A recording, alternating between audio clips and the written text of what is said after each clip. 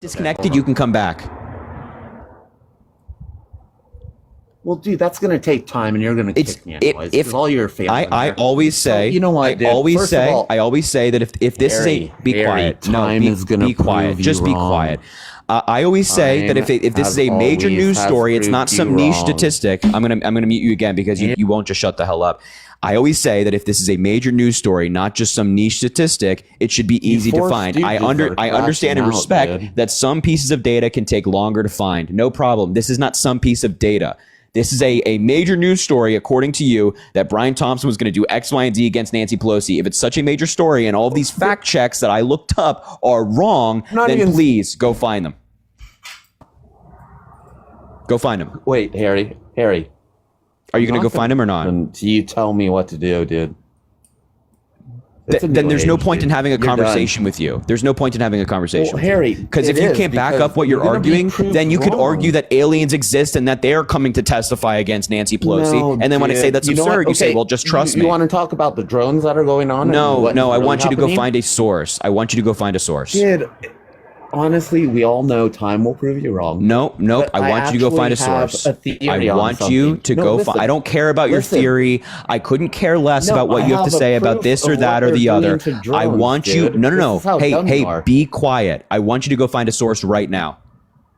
Or there's no point in having a conversation with you. Well, according to your live, I guess not. Yeah. So are you going to find a source or not? You want to kick people?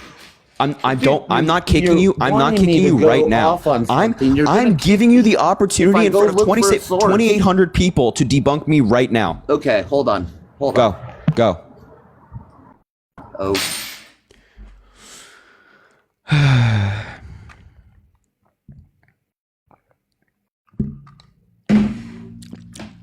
God, people like this are the worst. They're just most absurd, annoying people. Their entire source is like Twitter or Facebook or, you know what? Yeah, somebody in the chat made a good point.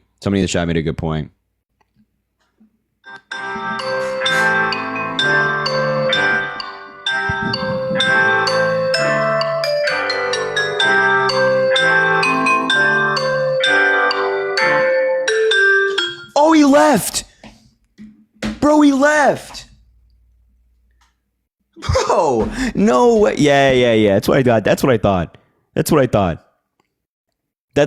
I thought. Bro, he left. No.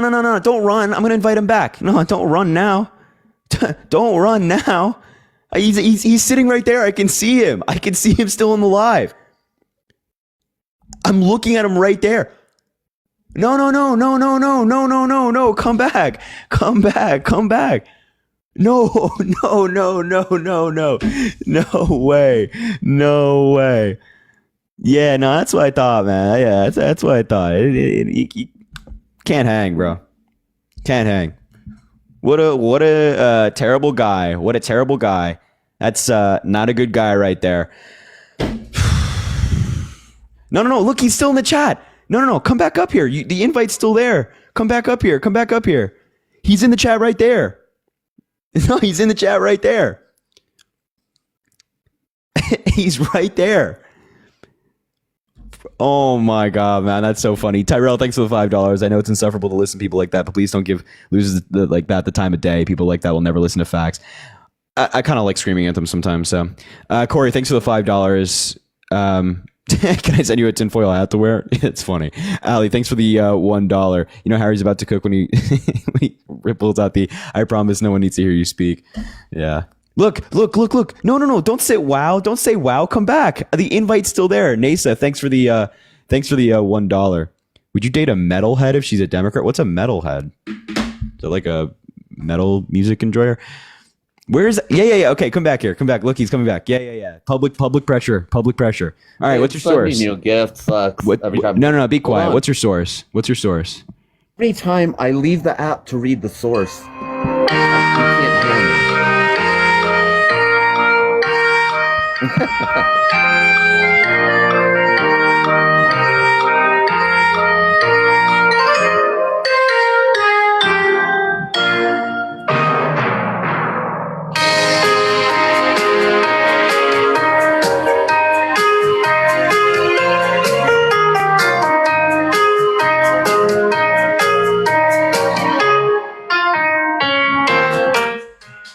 Double Jeopardy's over, numbnuts. Get back here. How much did you wager? Your integrity, whatever little was. You left again! Brother. Oh my God, dude. This guy. Oh my God, dude. No. Where is he? No. If he's still in this live, you guys let me know. If you guys see this dude in the chat, you let me know. If you see this dude in the chat, you let me know. No. We can't let him run away that easy. You don't come up here and look. Okay. Here, come back here. Yeah. All right, what's your source now, buddy? Okay, Politico. All right. What's the article title? Yeah. It says Brian Thompson scheduled to testify against Nancy Pelosi in the upcoming congressional hearing considered insider trading on the HCU, and the fact that that's all you need to know. There's no Politico article saying that. I'm looking at Politico right now. You're so wrong, dude. Really? Please, do you look up Politico and screenshot it, and then put it as your background. Dude, every time I go off there, you kick me and I have to give you not kick you. gift. I do not kick you. I'm so sick and tired. I do not kick you. Every time I leave, you make fun of me. What's that? Just here. Do me a favor. What's the headline? Say the headline again.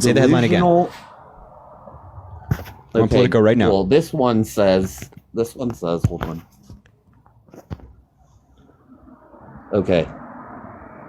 Harry Dean Parker. Oh, see, you exactly. You don't know. You don't have a source. You just made this shit up. They don't even know what they're talking about. No goddamn way. No, shut the hell up. Now you're getting muted. No way. You just made up a fake Politico article. Because I'm on Politico right now. I just looked it up. It doesn't exist. You just made up a fake headline. What's wrong with you? What are you doing? Do you not think I'm just going to I'm not going to fact check you when you do something like that? You don't think I'm just, you said that a Politico article exists. I'm just going to take him at his word. I mean, what's wrong? What are you doing? Oh my God, this is embarrassing. It was politicioso, sorry. It was what? Politicioso, not Politico. That just spells Politico. No, I know, but I looked up in another article. It says your guys' donations have gone down. Yeah, dude, exactly. You don't have anything. You have to. Oh my God. No, excuse me. Now, do you see the importance of verifying your information first? No, look it up. Do you see the importance now of verifying? Do you understand the importance now of verifying the information? Do you understand the importance now, or do you still not get it? Well, I told you, but you're not verifying it. I just looked up Politico, and then you said tried to bring up a title about me, Dean, and Parker. No, I was just making a comment. Yeah, no, you weren't just making a comment. You're trying to cover for the fact that you have no goddamn idea what the hell you're talking about. Oh my goodness I know, gracious. But the fact is, this is so funny, man. You know it's a fact. What's a fact? All your guys' donations have gone down exponentially. All of our donations have gone down? Yeah. What are you talking about? All your on live? Shoutouts are $2, $5. They used to be $100. Are you a stalker to the point where you calculate what we make? You invited me here. Yeah. How does that answer at all what I just said? How does that answer at all what I just said? I asked, are you a stalker? And you calculate what Dean Parker and I make in live? You're the one who calls me out.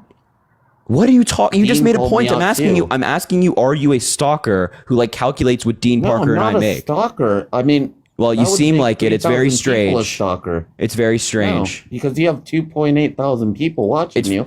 How would I be a stalker if I'm because it's incredibly. Did you not just hear what I just said? So stupid. You just said that all of our donations have gone down exponentially. I can't speak for Parker or Dean, but I can confidently say that is not. Dude, I don't really care. Excuse me. I can't speak for Parker or Dean, but I can confidently say that for myself, that's not the case, and I'm very thankful for all the people that watch. But if you're saying that's the case for Parker and Dean, then I'm arguing that you are a stalker who like calculates what they make in a live. You have like a notebook and No, oh well, this one was only $2. I don't write anything down. If I have to go to I know. live Well, and I see it drop 3,000. I know you don't read, you easy. don't write, you don't do any of these things. I understand. I'm very aware that you don't do any of these things. I'm more successful than you. I find that Every time you get on TV, I find that incredibly. Listen. Cry. I've cried on TV. What TV station have I cried on? That's what I thought. The silence is loud.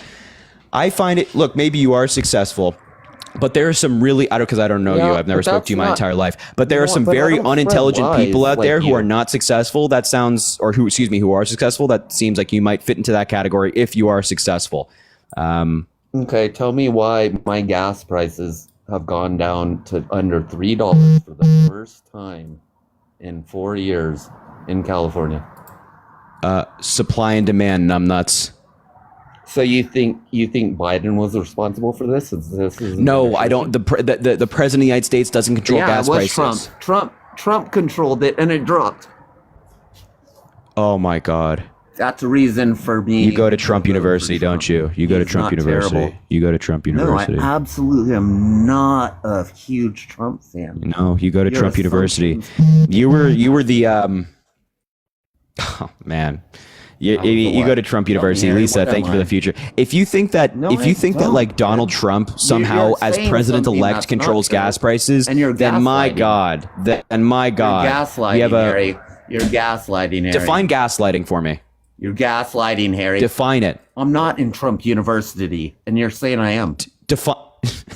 There you go. Define gaslighting.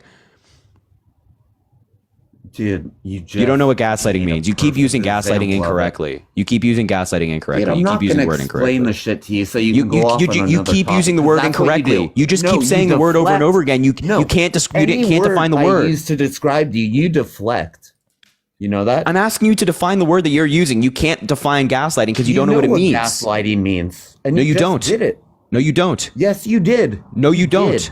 No, you do not. You do not. You said you do not. I went to You don't know what the gas. You don't know what word gaslighting means. Listen, you just Harry, use buzzwords to be like, "Oh, you're gaslighting me. Oh, you're gaslighting me." You know that. Harry, you understand that when I fact check you. You understand when I fact check you and I say, this is not the case when it comes to Brian Thompson testifying. That's not gaslighting you. That's just fact checking you. And also, when I make a joke about you going to Trump University, that's not gaslighting you. And then I said, "No, I don't," and you said, "Yes, you do." And that's that's what we call satire. It's a joke. It's a joke. It's called assumption of an idiot. Well, I don't have to assume. I know you're an idiot. I've been able to gather that in the past like 5 minutes of us talking. I have assumptions of my own. My God, I'm not sure you could do basic times tables at this point in time. I'm just not confident in. I'm not confident you've ever read a book before. I'm not confident that you've done any of these things. You couldn't name the 3 branches of government. You couldn't name the 3 branches of government. Dude, I am not going to go through your BS. No. It's not going through BS. You genuinely couldn't. You said executive and all that other stuff. Brother, this guy stinks. Dude, you want to deflect so bad. You guys want to put down. I'm not deflecting. Please tell me. How about this? Please tell me how Donald Trump has been able to lower gas prices as president-elect. Because since November, it was $4.79 in California. Okay. I'm not asking for numbers here. I'm asking what Donald Trump did to lower gas prices. What did Donald Trump do? I'm telling you what I am experiencing since. I don't care what you're experiencing. Quite frankly, I don't want to know anything about you. I don't want to know anything about you. I'm asking you a very simple question. Very simple. First of all, you talk about what did Donald Trump do to lower gas prices? What did Donald Trump do to lower gas prices? You want to talk policies? I'm asking you to talk policy right now. You're unable. In California, you're incapable. It's a policy to help homelessness. You're incapable. You're incapable of doing this. Please, and it was please. What? No. Hey, excuse me. No, I'm telling you the facts. No, be quiet. Be quiet. Yeah, what did Donald Trump do to lower gas prices? What did Donald Trump do to lower gas prices? What did Donald Trump do to lower gas prices? By him getting elected, he's made changes. He hasn't even. What changes? He doesn't have power. Exactly, but why are all the world leaders going to him?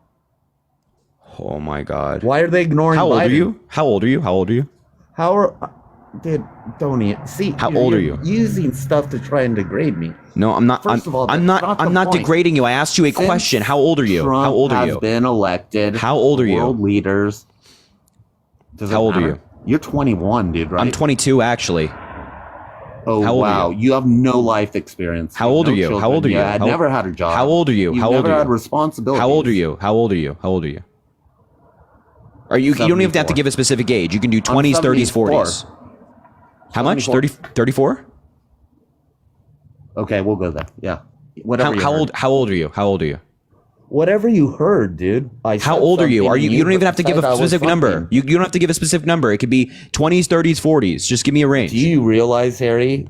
Okay, I'm gonna go with 30s. I'm gonna go with 30s. I'm gonna go with 40s. The point is, you're saying that I don't have enough life. Be quiet. I don't have enough life experience, and that's like an entirely different conversation to have regarding this. But if you're making the argument that all of these world leaders are going to Donald Trump and they're not going to Joe Biden, you are so incompetent that it actually hurts to speak to you. The reason why these world leaders are meeting with Donald Trump right now and like talking to Donald Trump on the phone is because he's the president-elect. He's going to be the next president of the United States. So, for example, when Joe Biden got elected in 2020, world leaders did the exact same thing.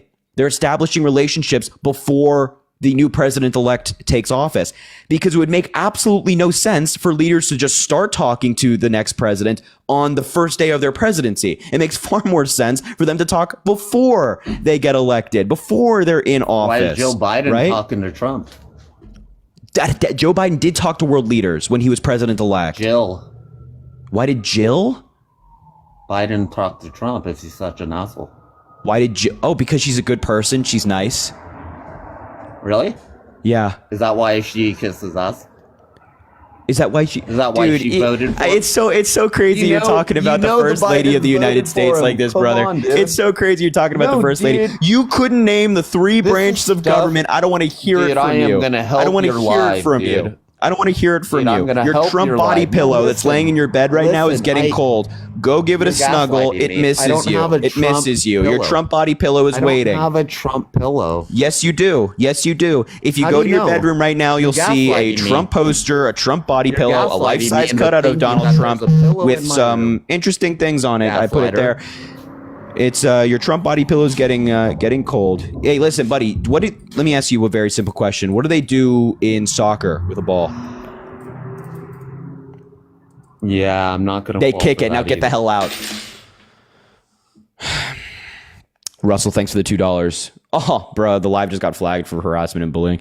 Russell, thanks for the $2. Sorry I didn't send anything yesterday. I feel bad. No, bro, you don't have to apologize. Come on, man. I appreciate you. Liv, thanks for the $75, Liv, with the blue heart. Oh, Liv, you're too good. I appreciate you so much. Thank you, Liv. You're amazing. I appreciate you. W's in the chat for Liv for the $75. That is incredibly kind. W's. Liv, I appreciate you so much. Ali, thanks for the $1. Gambit, it's okay, man. Many people struggle with critical thinking and common sense. You are seen. Dessa, thanks for the $1. I appreciate you. He has to be drunk on box wine. Yeah. Taylor, thanks for the $2. Tried to send this earlier, but I guess it was too long. Check my comment on the payment, please. You got it. Let's see. Just want to reiterate your points as a former D1 All-American. Women's sports are not in danger due to trans participation, and trans women have no inherent bio advantages, especially after hormone therapy. I just wanted to share and piggyback off what you said, just in case the guy is still listening. I feel like nobody ever asks actual female athletes these questions. Always love you. Bye, XX. I appreciate you, Taylor. Yeah, no, exactly. Good point. Good point. It's just such a weird issue that they make like at center of their personality. Nasa, thanks for the $1. Metalhead is someone who likes metal music. Ah, I see. I learn something new every day. Anthony, thanks for the $19. Tell Gambit to add this $19 to his calculations. Well, I know he's sitting there with his notebook right now. So there you go. There you go, buddy. Matt, thanks for the $10 as well. I appreciate you.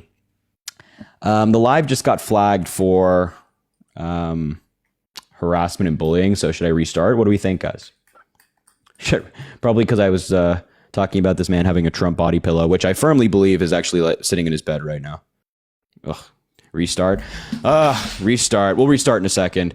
All right. I'm just going to restart the live. I'll come back in a second. So if you are MAGA, you want to come up and debate, just request back up in the new live and we'll be back. Yeah? All right. 1 second, everybody. 1 second. I'll be right back.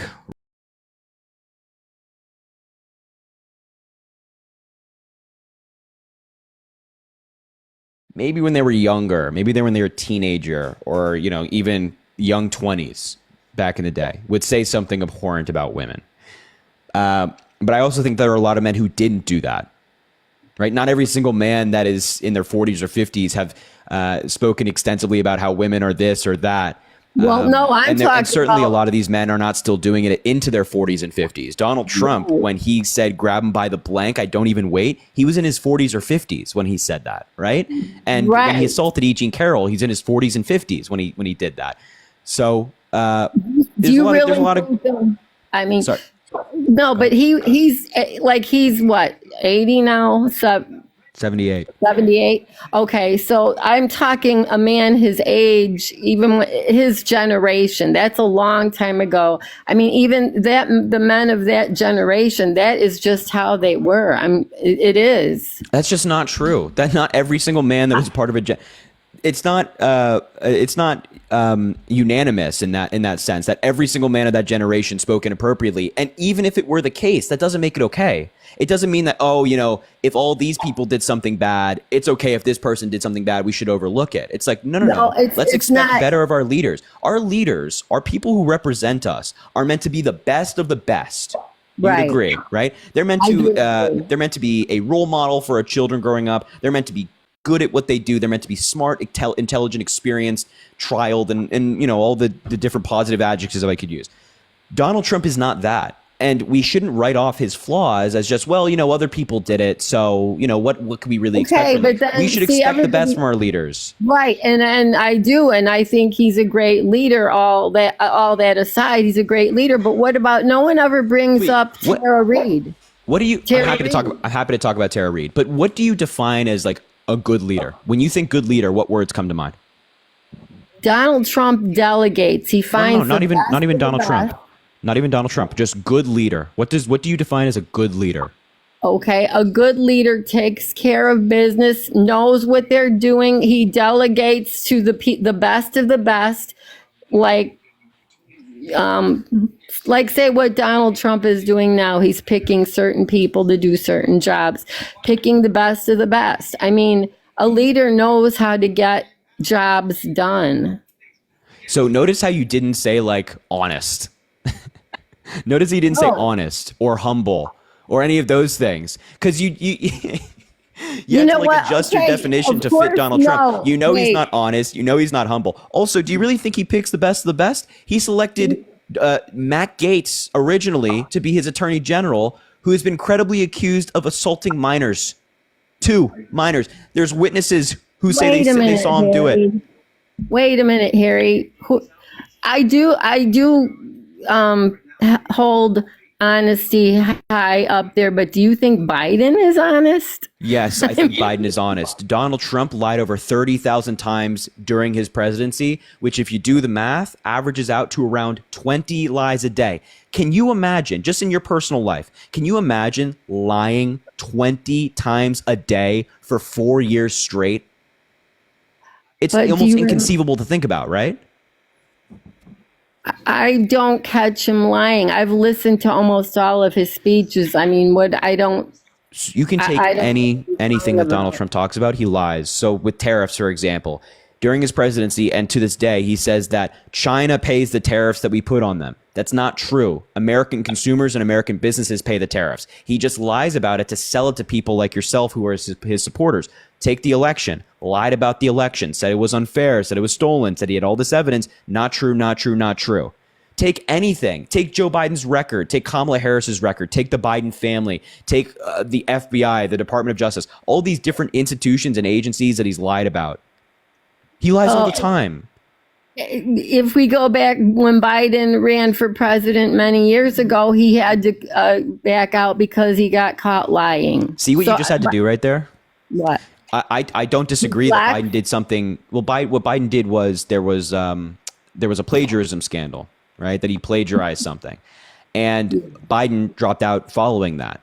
But see what you had to do there? You had to go all the way back to Biden's first presidential run a long time ago to be like, well, Biden lied then. I could go back to yesterday to find Donald Trump lying. Do you not see the difference here?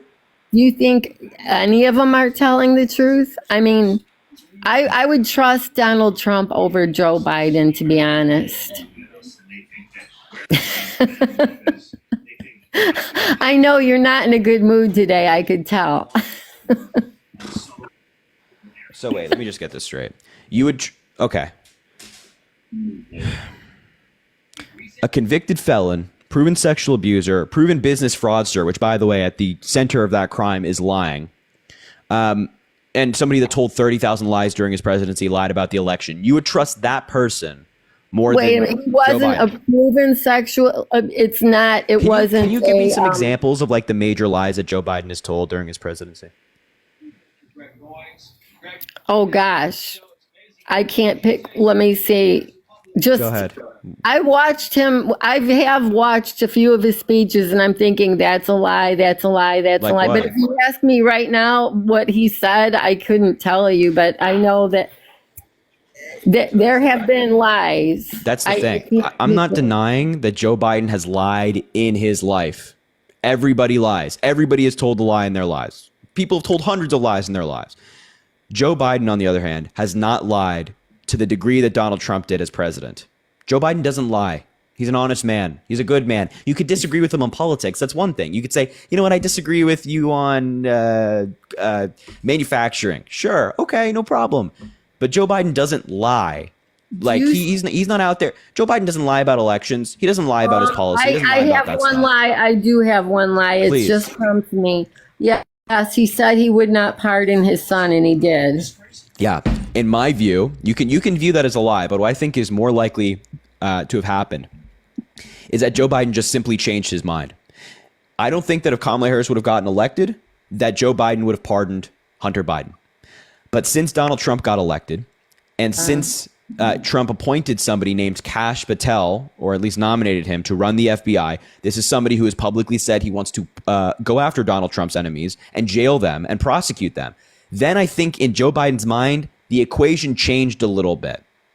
So then his mind changed, the landscape changed, I can't speak, the dynamics changed, and thus Joe Biden's decision thus changed as a result. I don't think Joe Biden lied. I think things just, the field looked a little bit different. I honestly, to be honest, I don't blame him, because if it was my son, I'd probably pardon him too. But if I would, but I mean, he said he wouldn't. I mean... But it's so crazy. It's just like, so first of all, like, I can Joe Biden's mind not change? Of course, Okay. So, but I also just find it like insane how it's incredibly likely that Joe Biden's mind just changed on this. But it's crazy to me how Republicans will pick on this and be like, well, Joe Biden said he wouldn't. He said he wouldn't pardon his son, and then he did. But then you guys do not care about the lies that Donald Trump told. Right? You don't even think about them. You're like, well, Joe Biden, but you couldn't give a damn less about the lies that Donald Trump told yesterday, the day before that, the day before that, the day before that. You know what, Harry? I just care about my country. Listen, I have a son who's a little older than you, and he's got 3 kids. And the amount of money he spends on groceries now, my son makes a lot of money, and he's barely making it.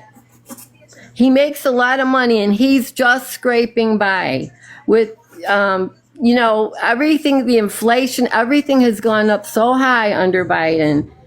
I mean, it's ridiculous. But you have to ask yourself, do you think that Joe Biden is responsible for the inflation going up? Yes, I do. Okay, what did he do? What did he do to raise inflation? You're going to fall into the same trap that all the other Trump supporters fall into. What did Joe Biden do to raise inflation? Well, I know one thing, that when Donald Trump was in office, all the prices went down and people were getting more money on their check.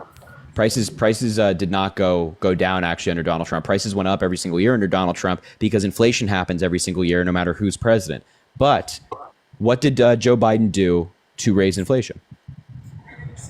Well, I know one thing. He on day one, he made a lot of executive orders overturning everything Donald Trump had done. There were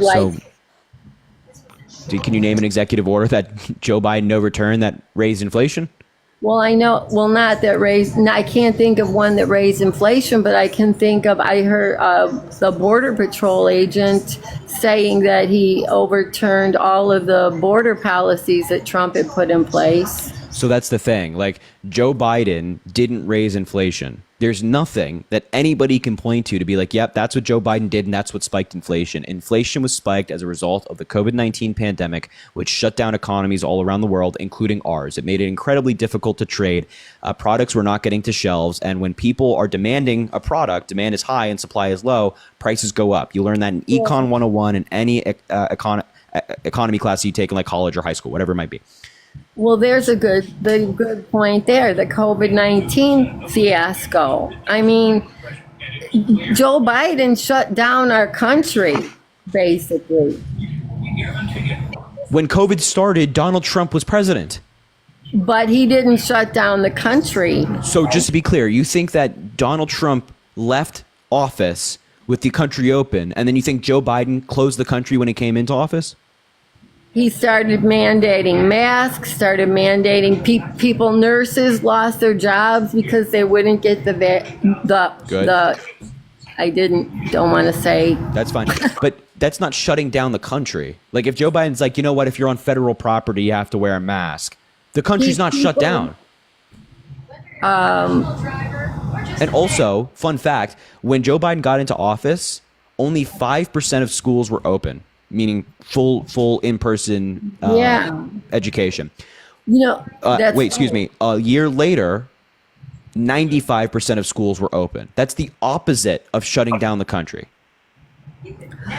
Well, I was babysitting two girls at the time when Joe got in office, and the schools, they had to stay home for almost 2 years. I think it was close to 2 years.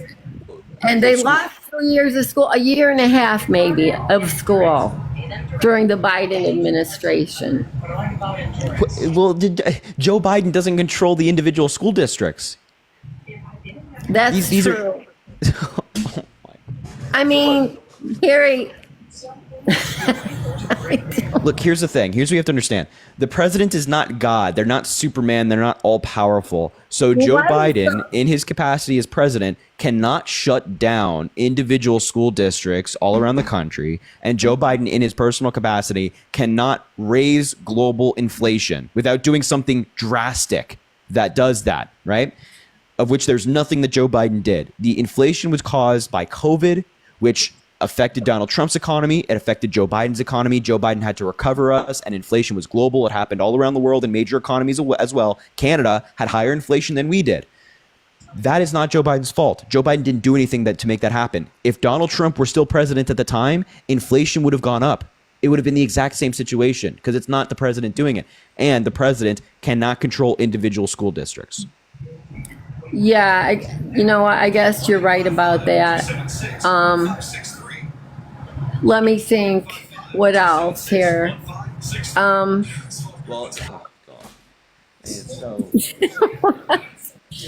Okay, I think what's aggravating me is Donald Trump is not. He's not a hater of the LGBTQ community, and there's a lot of that community that is for Trump, and so many people are so worried that they're going to lose their rights under Donald Trump. Well, they didn't lose their rights the first time that he was in office, so why would so many people be afraid that they're going to lose their rights this time? I mean, for a variety of reasons. Donald Trump did a number of things that were anti-LGBTQ when he was president the first time.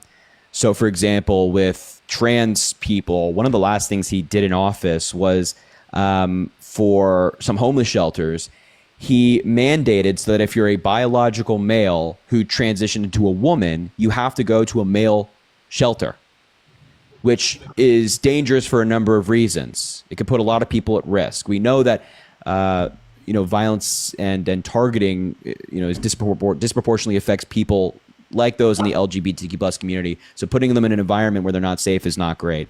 That's just one thing. But also Donald Trump has also said that he wants to appoint justices in the mold of Clarence Thomas. Okay. He says that Clarence Thomas is great, and he wants all the justices and judges he appoints at a later date to be like him. Justice Clarence Thomas advocated for looking at again Obergefell, which was the case that legalized gay marriage. He doesn't think that it was decided properly. He doesn't think that gay marriage should be protected federally. So when you have a president who wants to appoint judges like that who don't think gay marriage should be protected federally, I think it's justified that a lot of people are worried about their marriages.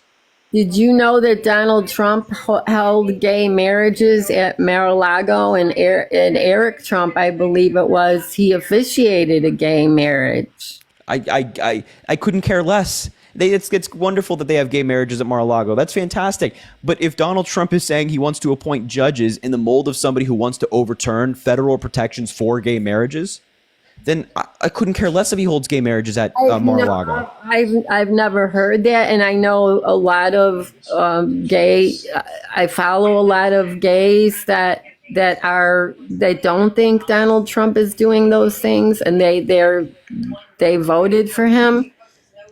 I think that there are plenty of people out there who vote against their own interests all the time.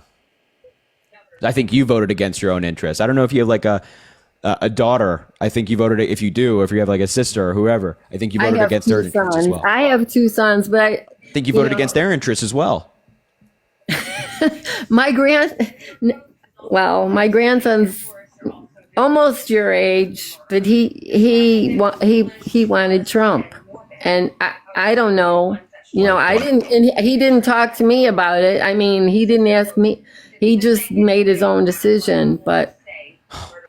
Well, I think he voted against his own interests as well. Because, he might, if he's straight, that is, he might have a wife one day. Yeah. And God forbid that wife, his wife, eventual wife, needs reproductive care. And they live in a state of which it's not available. So, Michelle Obama made a great point about this before, saying, like, don't take your anger out on us women. Because it might be him standing over his wife's grave one day with flowers because she got sepsis and couldn't get the care that she needed and died. But reproductive care, women do get reproductive care. That it's what you're talking about is abortion. That's what Donald Trump is. Yeah, abortion's reproductive care. Yes. Yeah. Well, I'm pro-life, so. Wait, so you don't think that like any abortion should happen whatsoever? I think if a woman was raped, I would. I mean, sorry. It's fine. Great. Yeah. Yeah, I think that in that case she should be able to. But I think anybody, if they're going to do that, should do it very early on. So, but if a woman if a couple, has intercourse and they use protection and they get pregnant somehow, a mistake happens, you don't think that woman should be able to get an abortion?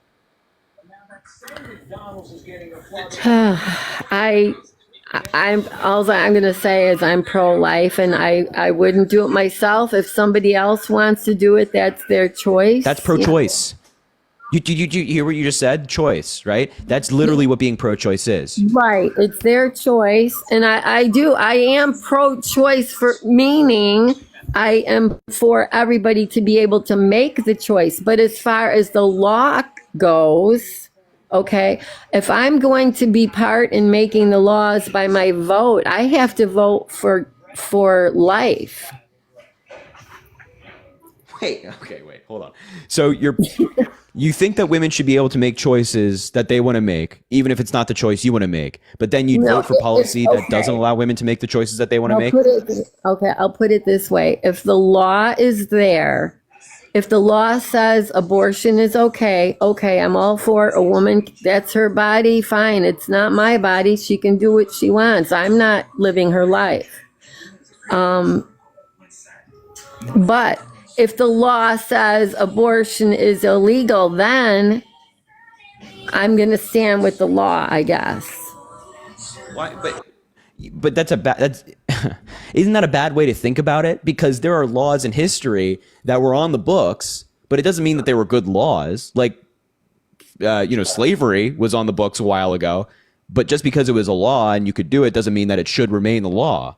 So if you're pro-choice and you're saying like, yeah, I think that women should have the ability to choose what they want to do with their bodies, and you should be voting for people who allow that. Because anyway, I could talk about but I just want to make that point. That, yeah, but it goes with my faith. I mean, if I have a vote, and if I have to vote for life, I'm gonna vote for life, and that's how I want the laws. But if the law says a woman can have one, then that's her choice to go and have one.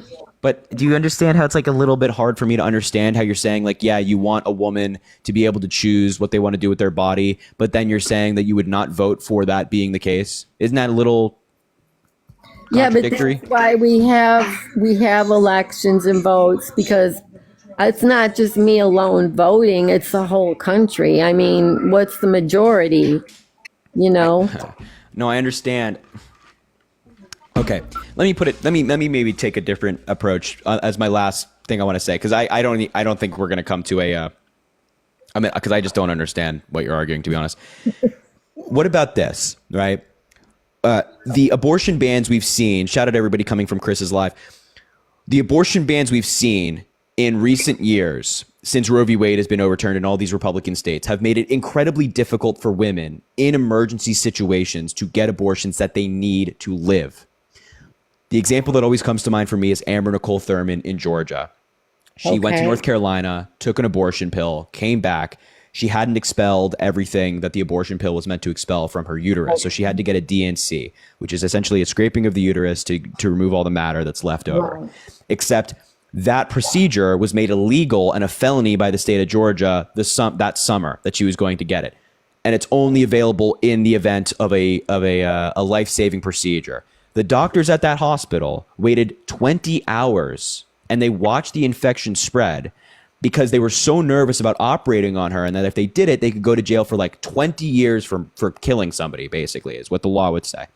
So they have to wait until it becomes like life-threatening. And when it's life-threatening, it's just that. It's life-threatening. It could kill her, and it did. And so Amber Nicole Thurman, who wanted to go to nursing school, had a 6-year-old boy at the time, wanted to be a mother, but not, have another child, died because abortion laws like that were in place. So don't you think it makes more sense to, instead of having laws like that and going through all of the annoyances that come with that and legislating for every possible outcome with abortion, which is impossible to do, don't you think it makes more sense to just have abortion protected so that women don't have to justify to anyone or any state board why they need one? Well, in the case that you quoted there, I would agree with you. Yes, it should be available for someone who had to have a DNC because the pill didn't get everything out. Yes, in that case, she should be able to do that. It's not like such a... Sorry, go ahead. It's not such a black and white issue.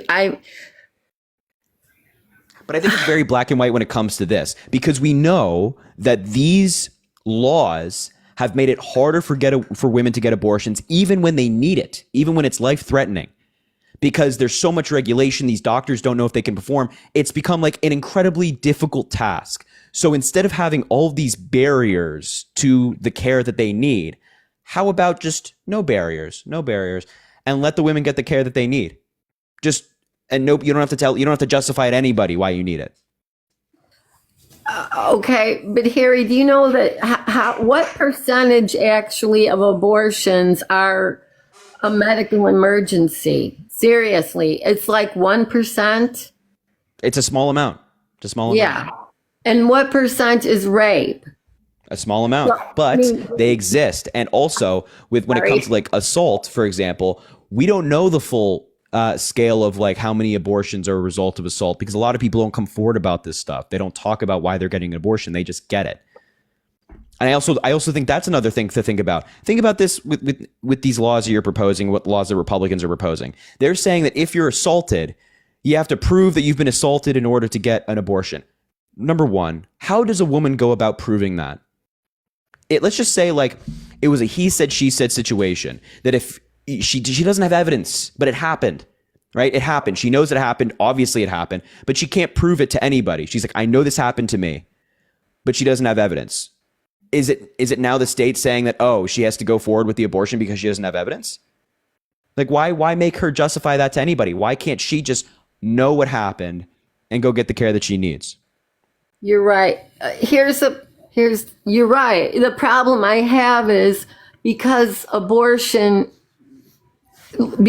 legality of abortion, it just becomes a form of birth control for so many people. And there's, I think that's wrong. I mean, but it's not.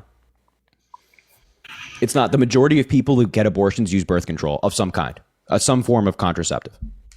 So people aren't, and I can tell you, I mean, it's kind of weird for a man to be saying this to a woman, but no woman out there wants to get an abortion. No woman's like dancing into the OBGYN's office saying, yay, I get to do this. There are often incredible repercussions that come with an abortion, especially if you're using a pill-induced abortion. There are tremendous repercussions with hormone regulation and whatnot. It can be incredibly difficult for some women after the case. So no woman's like dancing at the thought of doing this. It's just a lot of women do it out of necessity. So there are very, very, very, very, very, very, very, and I mean very few women out there who are getting multiple or using it as like birth control. People get them out of necessity, not because they want to. Okay, well, I'll take your word for that. Like I said, if it's legal, it's not my problem. You know what? If somebody wants to do that to their body and live with the consequences, that's their choice. Personally, I couldn't make that choice. That's you don't have to. You don't have to. Yeah. Nobody's. Oh, I think Chris is here. Nobody's making you make that decision. We're just saying our entire view is just that. Just like nobody would force you to make that decision, you shouldn't force someone else to make a decision with legislation. Yeah. I just wish that I hate the fact that this has to be one of the number one issues. It's, to me, it kind of blows my mind that this is our number one issue when we should be worried about our country is falling apart, Well, I think that when like the United States has the highest maternal mortality rate among the developed world, that is like a huge issue, Maternal mortality in Texas following Roe v. Wade being overturned went up 56%. We're the United States of America, the richest country on earth. And we have maternal mortality going up in one of our largest, most populated states by 56%. I understand that you see a lot of issues out there that you're like, you know what? This issue matters to me a lot. But this is certainly a crisis that just doesn't get the attention that it deserves. It is an issue.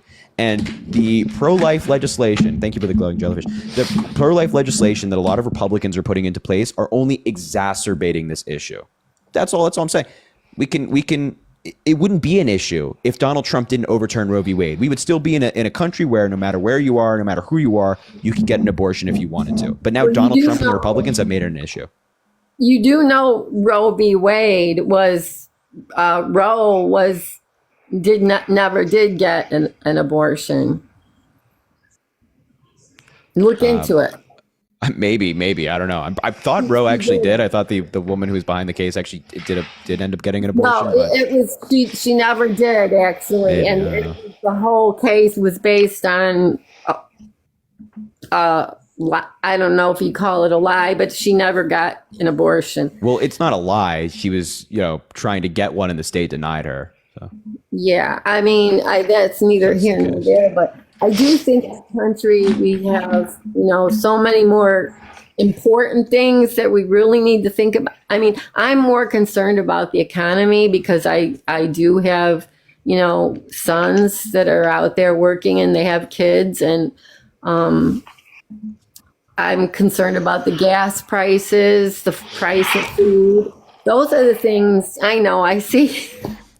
I mean, Donald Trump's not going to help you with any of those things. Well, I guess time will tell. Wait, Harry, you know what? Everybody might be surprised.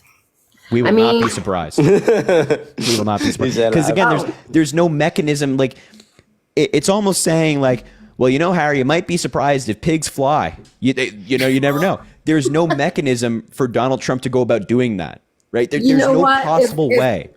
If Donald Trump doesn't fix the economy, I will gladly come back on here and say, Harry, I was wrong. You were right. Like, here's the thing. The economy is going to get better over the next few years. Because of Joe Biden. So you have to give Joe Biden his credit, though. Yeah, but also, like, even if the economy stops still right now, like, Donald Trump's being handed the most robust, strongest economy in modern American history. Like, the economy is fixed. It is ripping on all cylinders right now. The second The second Donald Trump gets in, he'll, like, the opinion polls will flip and he'll take credit. But, like, objectively, comparatively to, I mean, Joe Biden might be a top 5 probably a top 3 economic administration ever. It's almost unbelievable. I mean, right now the S&P 500 and the Dow Jones have hit, I don't know, like 57 all-time highs. Our GDP is crushing every other nation, and it's not close for the second year in a row. Our unemployment rate is the lowest it's been in 50 years. Inflation is almost at its 2% target. We've recovered so much faster than every other G7 nation. All of it's really good to see you. Every other G7 nation on Earth. And it's not close. It's like even places with a lower inflation rate, struggle with things like labor participation rate. Because of things like the biggest investment in infrastructure since Eisenhower and the CHIPS Act, which has caused the most spending in electrical manufacturing in American history, almost $1 trillion in climate change. We have all of these new economic sectors being put together that people like me can get hired from. You have a $9.8 billion high-speed rail that will probably be open in 30 years that we can all credit Joe Biden to. And he passed all of these things during the most tense time, the most divided time, under the most intense circumstances in American history. So I think if Donald Trump gets in tomorrow, this economy right now that he was handed is probably better than the economy he was handed in 2016. Yeah, because things got better when he got in 2016, and I bet you guys are going to say, well, that was because of Obama. It was because of Obama. Well, but the thing is, like, we're able to determine who's actually the cause and effect, right? So, like, I can say confidently this economy was caused by Joe Biden because I have a bunch of pieces of legislation, money flowing into the economy with data behind it to show, hey, this is the legislation that was passed. This was the cause of that legislation. Now the economy is good. Whereas it's similar quickly to Obama. In 2009, Obama passed a recovery act that was, I don't know how many hundreds of billions of dollars, that led to 72 straight months of private sector job growth. And it had its own problems, but logically I can say of the economy, Donald Trump's economy, he didn't really pass any major economic legislation. So why would I expect him to be the cause of an economy if he didn't do anything? Well, he opened the Keystone pipeline, and he got 11,000 people working. I mean, or more. Joe Biden closed that the first day he's in office, and all those people lost their jobs. But this is not fun. It's not fun. But you would agree that, like, okay, well, gas prices didn't go up because the Keystone Pipeline XL, because, like, it wasn't operational and it wasn't our gas. But also, like, you would agree on a macroeconomic sense. Like, I listened to guys who lost their jobs, who were feeding families, who were on that pipeline. It's very sad that people working in construction who lost their jobs from that pipeline. But you would agree on, like, a macroeconomic sense that, like, 12,000 people didn't, have a massive sway in our, like, overall economy. Yeah, gas was way cheaper. That's for sure. But it wasn't pumping any gas. So how did it affect gas? Yeah, there's also never been a pipeline in American history that's been built and gas prices then dropped as a result. It's like it's not a thing. Also, the Keystone XL pipeline was riddled with legal issues. There were already permits that were in question in court. I submitted one myself. It was called the Mowry. Just shut the hell up, would you? Just please? Mowry just dispute. I said it was. Oh man, Chris, that was so funny. I can. You know what? I have to say, it's not easy getting on this live and talking. I thought it would be a lot easier than this. So you're right. I don't know how you do this every day, to be honest. And you're very smart. You're a very intelligent young man, Harry. I watch you and I watch Dean and Parker. I'm a Republican. I'm MAGA, and I watch you guys. So have you ever seen me before? I may have seen you. I think I okay. have. It's okay. I'm like the janitor in the back. I don't watch any of the if there's Republican young men on here, I don't know who they are. You guys keep coming up in my feed, and you're the ones I watch. So well, thank you for watching. I can see though that it's really not an easy thing. I mean, you really have to have some intelligence to do this. No. Well, Harry's certainly lacking that. So Chris doesn't know how to count to 5, unfortunately. You all are. You're all very intelligent and. Thank you. Yeah. No, thank you, Sherry. I appreciate that. Yeah, thank you. And I understand. Excuse, Chris, just be quiet. I understand how these lives can be like. I understand how these lives can be difficult to come up. So I do appreciate you coming up and having the conversation, even if we disagree. It's always good to have a dialogue, and I'm glad. It's good to have a dialogue. Yeah, and I'm glad that you're, paying attention to people you don't necessarily agree with as well. That's also really cool. So, we'll leave it there, I guess. I'll let you. Pull somebody else up. I think people are getting sick of me anyway. No, not at all, Sherry. Listen, you have a good rest of your night. I appreciate you a lot. All right. Okay. Bye, Thanks, guys. Bye. Sherry was very respectful, but also I want to point out when Harry, Dean, and Parker, they have this big podcast studio. It's called The Big Three. I'm going to be getting paid $18 an hour. I'll be a part of a union to be the janitor in that building, and it'll be a big deal. It'll be a big thing. This guy, all this guy wants is attention from people to be like, no, Chris, you're not going to be the janitor. You get to be the janitor. Chris, we love you. I can't make a fucking joke. Chris, we love you. We love you. I can't make a all fucking joke. All this dude wants is attention from people, bruh. It's so annoying. So. Really? Are you fucking kidding me right now? I'm being dead serious. April, thanks for the $20. I appreciate you. Thanks for all that you did and did do leading up to the election. While we didn't win, your effort to spread awareness of the dumpster fire of human Trump is appreciated. Hope we survive the next 4 years. April, we're going to survive the next 4 years because of people like yourself who are staying in the fight and staying motivated. I do want to be clear. Can I just finish my sentence, please? No, why you gotta April, act like we're not? Can I thank April? She sent me $20. You can thank, yes, and I'm very thankful of April, but.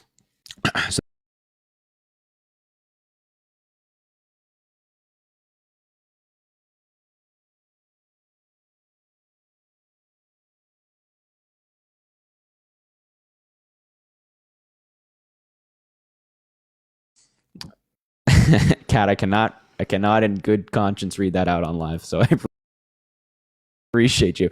Thank you for the $5. Why do you have to? Can you just be quiet? But like, can I finish this and then you can speak? Okay, sorry, I thought you were done. Thank you. Thanks, Kat, for the $5. Ali, thanks for the $3 as well. I also cannot in good conscience read that out, but I appreciate you. Michaela, thanks for the $1. Crazy that people say which one when talking about Trump's court cases. Can't believe he's going to be our president again. Yeah, when we say court cases and people have to be like, which one on in regards to the court case we're talking about, it's probably not a good sign. Elise, thanks for the $2 as well. Don't read on live.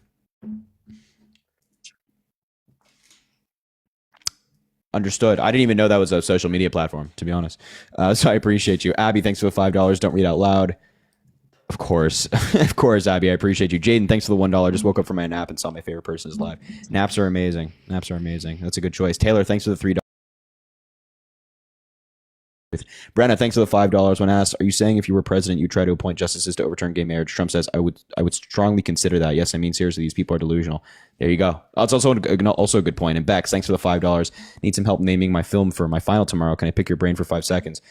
I can help. I can't promise that the results are going to be good. I'm not necessarily the most creative person. Harmony, thanks for the $2 as well. I'm worried about my marriage to my wife. Understandably so. Now, Chris, what were you yapping about, bro? I'm sorry. First of all, I wasn't laughing at that. That was bad time. I wasn't not laughing at that Venmo. No, I was just saying, like, you got to treat me, like off camera. It's like, oh, we're best friends and we play video games and we chat on the phone. And then when I'm up here on live, you just act like I'm some annoying fucking freak who just bothers you. Excuse me. I'm pretty sure that the other day on live, you were like screaming at me when we were talking to that woman. Yeah, because you're fucking. Because your sweater fucking looked like shit. See, it's okay. Okay. So wait. I'm sorry. Okay. Oh, I'm Chris. I'm a little flower. You need to be nice to me. But then you give it to me. You make fun of my sweater. Yeah, dude. Actually, Yeah. Yeah. Yeah. Your sweater looks nice, man. Why don't you No, show no, chat- no, no, Why don't you show no. chat the new shoes? No. Show chat. That right. Yeah, Harry bought No. Crocs. He's got I bought the a pair of craziest Crocs. I looking fucked Crocs. Lucas, what's up, man? Nothing much. How's it going? Good. How old are you? I am 20. Okay. It's an age. Why'd you vote for Trump? It sure is, yeah. It sure is. That's a terrific observation as always, Chris. Are you guys friends with Dean? Yes. Oh yeah. Can you just pass a message on to him for me? Because No. I was talking to him earlier. No. Oh, because No.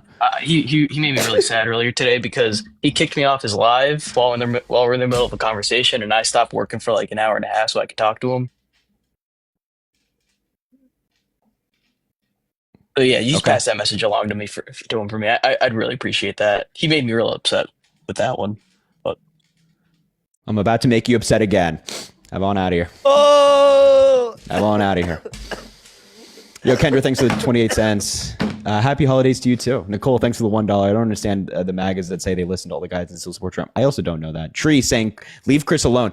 Yeah, thank you. Chris doesn't, do not feel bad for this man. This man is so brutal. You wouldn't believe it. You wouldn't believe it. And then when I get on live, I say something mean to you. Oh, I'm Chris. I need help. Oh, dude, I'm not Listen to this I want to dude. catalog what people think. to you. Like, I'm Jill, not thanks fucking mean to you. What just refresh my memory. How did you answer the phone today? I don't think we talked on the phone today. Yeah, exactly. No, don't lie to the people. Wait, did Jill, we? thanks Did for we the talk on the $1. phone I appreciate you. Yes, we did. Oh yeah. We didn't actually. I think it might have been yesterday. Morgan, thanks for the $5. Thanks for all that you do. It's sad how little people understand our government. I know. It is. It's very sad. I don't remember Jill, that. thanks for the $1. I hope everything you say is true because I take it as gospel. Well, I also encourage fact checking, of course. And Rebecca, thanks for the $2.22. Don't read. I see what you're saying.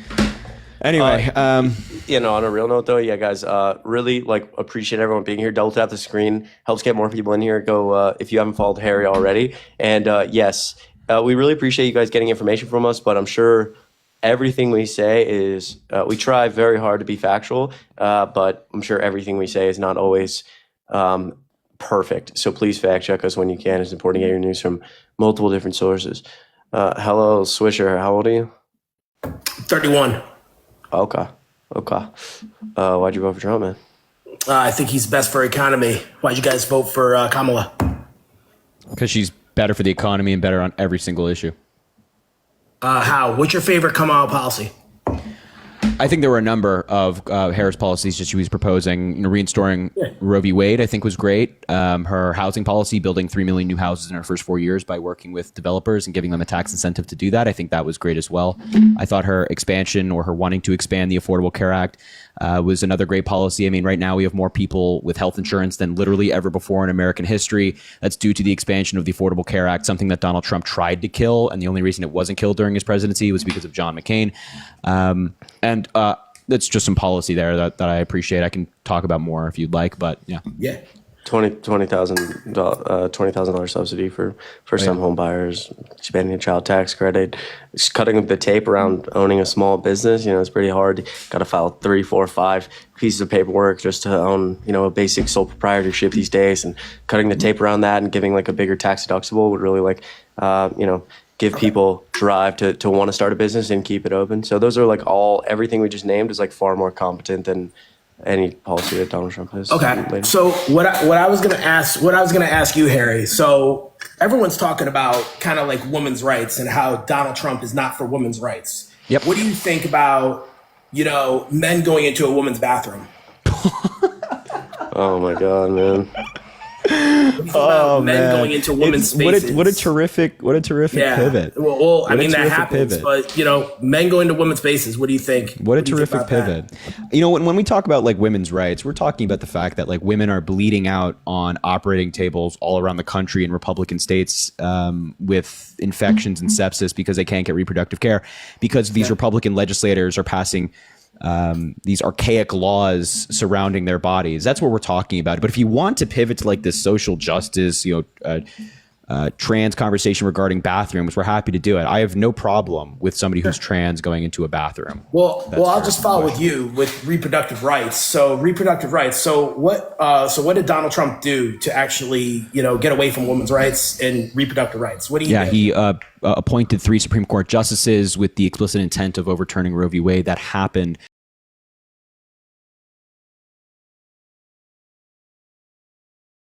As soon as Roe v. Wade was overturned, their abortion laws would be the new law of that state. So when Trump is trying to overturn Roe v. Wade, he said in the 2016 debate with Hillary Clinton, he knows exactly what's about to take place, and he did it anyway, and he brags about doing it.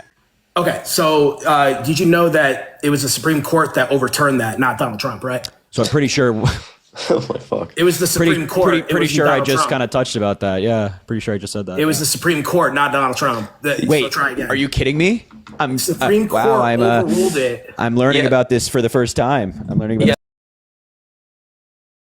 So as Harry said, like Donald Trump specifically selected 3 Supreme Court justices. I just said that. And Obama and Biden didn't have. There was no Democrats. Okay, so like that's not what Harry's saying. There was no Democrats in there. Harry, the court's conservative majority. Yeah, the court's conservative majority, and one of the key questions Trump was asking those Supreme Court justices was, "Will you overturn Roe v. Wade?" He literally ran saying, "I will, if I get in and I have the chance to appoint Supreme Court justices, I will appoint justices who will overturn Roe v. Wade." And after Roe v. Wade was overturned, he said, quote, "I was the one who overturned Roe v. Wade. Quote, I was the only one to get it done. Quote, I finally got it done. Unquote. I'm proud quote, to have done it." They haven't been able to overturn Roe Roe v. Wade. Quote, it wasn't Trump that did the ruling, though. Quote. They haven't been able. It wasn't Trump that did the ruling. It was the Supreme Court. You can't overturn the Supreme Court. Just think about this for a second.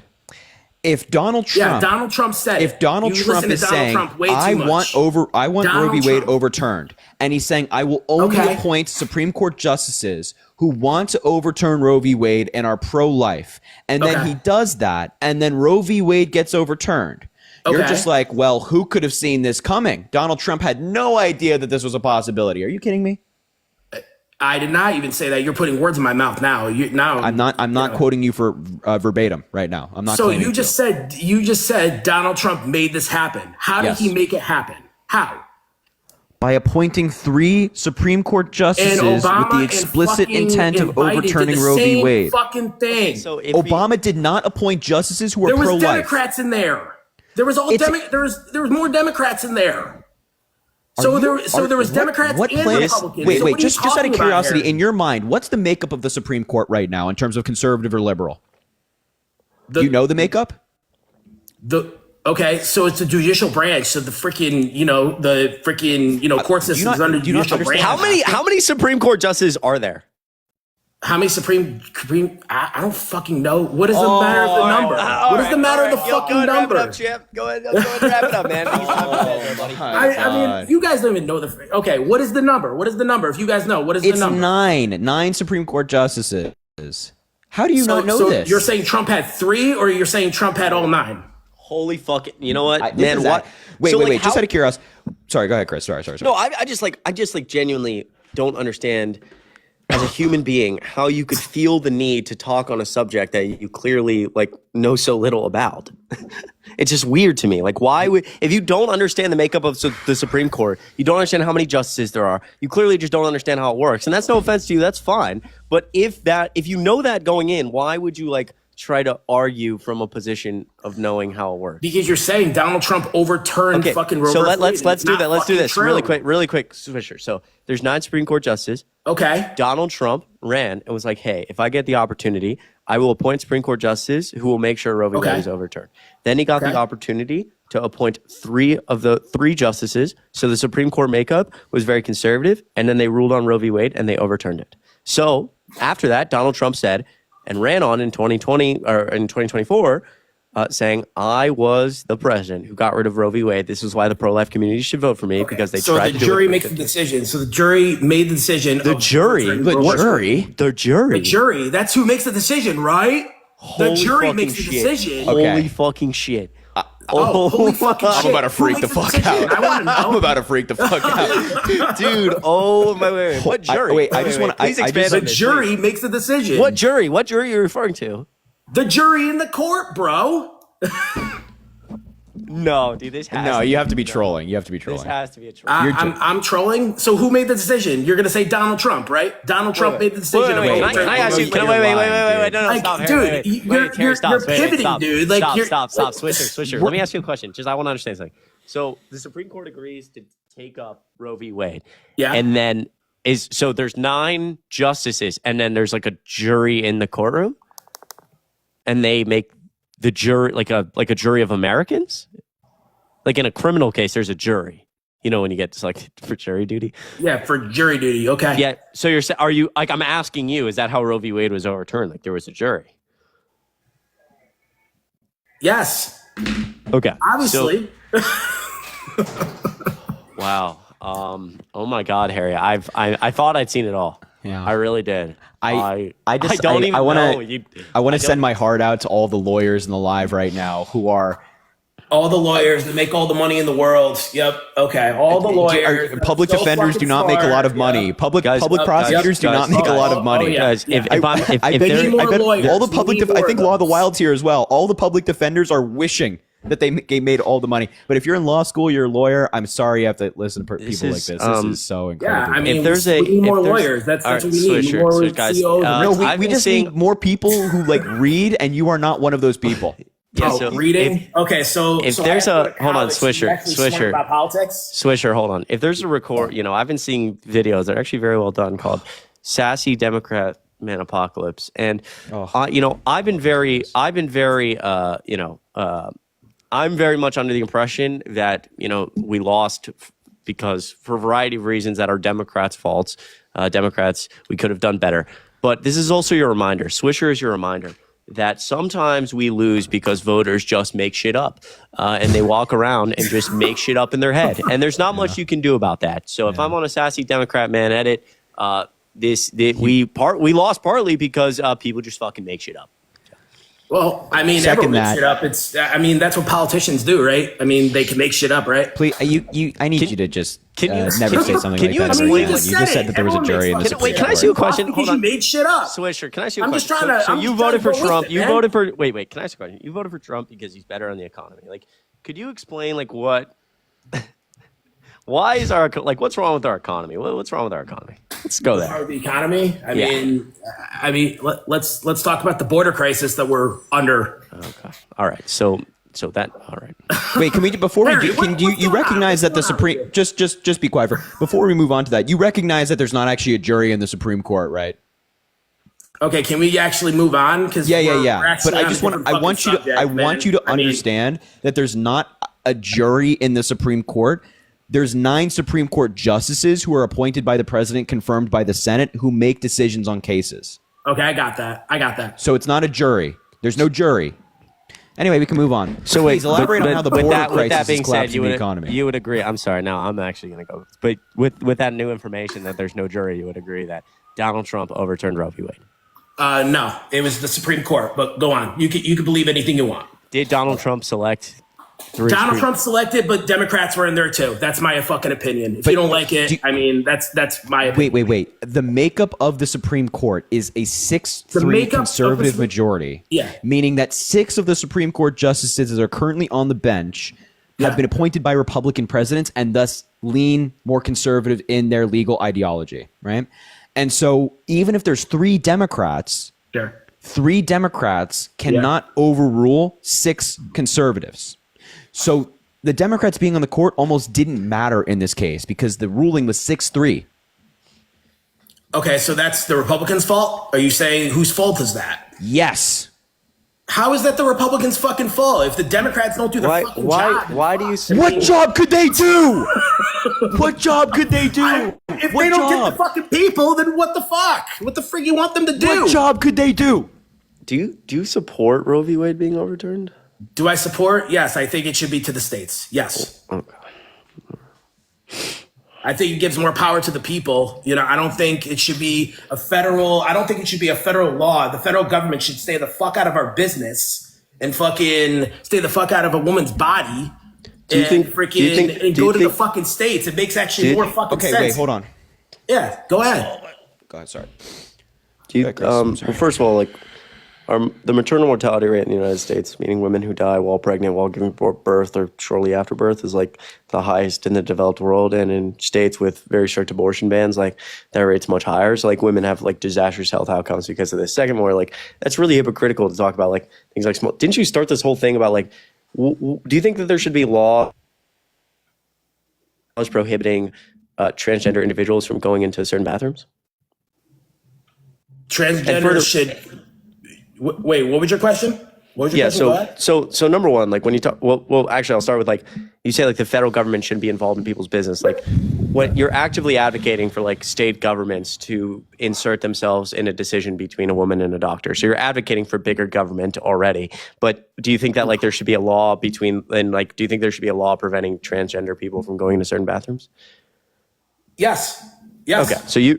So basically you think there should be bigger government when you feel like it, and you have the IQ of like I think the state should make up their own freaking rules to. Okay. I don't. All right. Can I? What's right for their fucking state? Can I ask you a question? Do you think that gay marriage should be left up to the states? Well, I don't have a problem if you want to be gay, if you want to be like that, if you want to be married to a man or a woman. I don't really care. That's none of my business. Do you think it should be left up to the states? Because right now you can get a marriage in every single state because it's protected federally. It should be left up to the states. Everything should be to the states. I think the federal government should take out of people's business. Should slavery be left up to the states? Slavery should be up to the states. Yes. Hold on. Okay. So do you think the federal government? Do you think the federal government should have a say in what you do with what a woman do should be her own body? Do you think the federal government should have that decision? Are you kidding me? Wait, just to be clear, the federal just be quiet. Harry. The federal government protecting having Roe v. Wade in law means that a woman gets to do whatever she wants with her body. Now, listen to me very carefully. If the state of Alabama, if there's 2 million people in Alabama, and 1,000,001 people vote in favor of slavery, and 999,999 people don't vote in favor of slavery, you think that Alabama should have slavery? I don't think there should be slavery at fucking all. I mean, But under your worldview, if slavery is left up to the states, do you think that Alabama should be able to vote in favor of having slavery if they want to? I mean, I don't know. I can't really make up the state. I can't really make up their decision. If they want it, they want it. I'm asking you, do you think Alabama should have the ability to do that? If they want to vote in favor of having slavery, should they have the ability to do that? I don't think there should be slavery at all, Harry. I know you don't. That's great. But do you think a state should be able to legalize slavery if they want to? Because you're saying leave everything up to the states. So should a state be able to legalize slavery if they want to? Yes. Yes? Yes. Okay, then if it's not the state's decision, then whose decision is it? The federal government? They can't even make up a fucking law, Harry. So what the fuck? They can't even make up a stupid they want to ban an app, but they don't want to freaking make up any tax fucking brackets. So you're like, yeah. You're like, yeah, I don't want slavery, but yeah, if Alabama wants it, that's okay. I want the government out of here because they're all fucking corrupt anyway. Wait, just listen to yourself, buddy. You're like, yeah. I don't want a slavery, but if Alabama wants it, that's okay. Listen to yourself. I can't make up Alabama's fucking decision. So does you know what you can't? You know what you actually can? You can stop states from making terrible decisions like that. It's called the federal government making these things not happen. That's what you vote for. That's what the state freaking votes for, Harry. If you want that shit, if a state wants slavery, if the state wants, serious? Okay, well then, I mean, if the state wants fucking slavery, I can't stop it. You got to vote the shit out. So you think that's why we have so you think that's why we have wait, Swisher, can I ask a question? Swisher, so you think the federal government should play I think the federal government should stay the fuck out of our business, Chris. That's the fucking and you should I don't give a fuck about the federal government. But state government should be able to literally allow for people to be enslaved. Okay. Yes. Okay. Federal government should be out of people's business. But if a state government is enslaving people, that is acceptable. Then whose decision should it be? If it's not up to the states, if it's not up to the federal government, then who do you think? You are fucking crazy. Okay, then who do you think? There's state fucking governors. There's fucking town governors. Dude. I don't think you have a concept of like. I think basic how the government works on like a very basic level. Like, do we need to fucking pull out, like, ever seen the video of, like, how a bill is made that's, like, recorded on a fucking toaster oven from 1990, dude? Like, let's go backwards. Like, how many branches of government exist?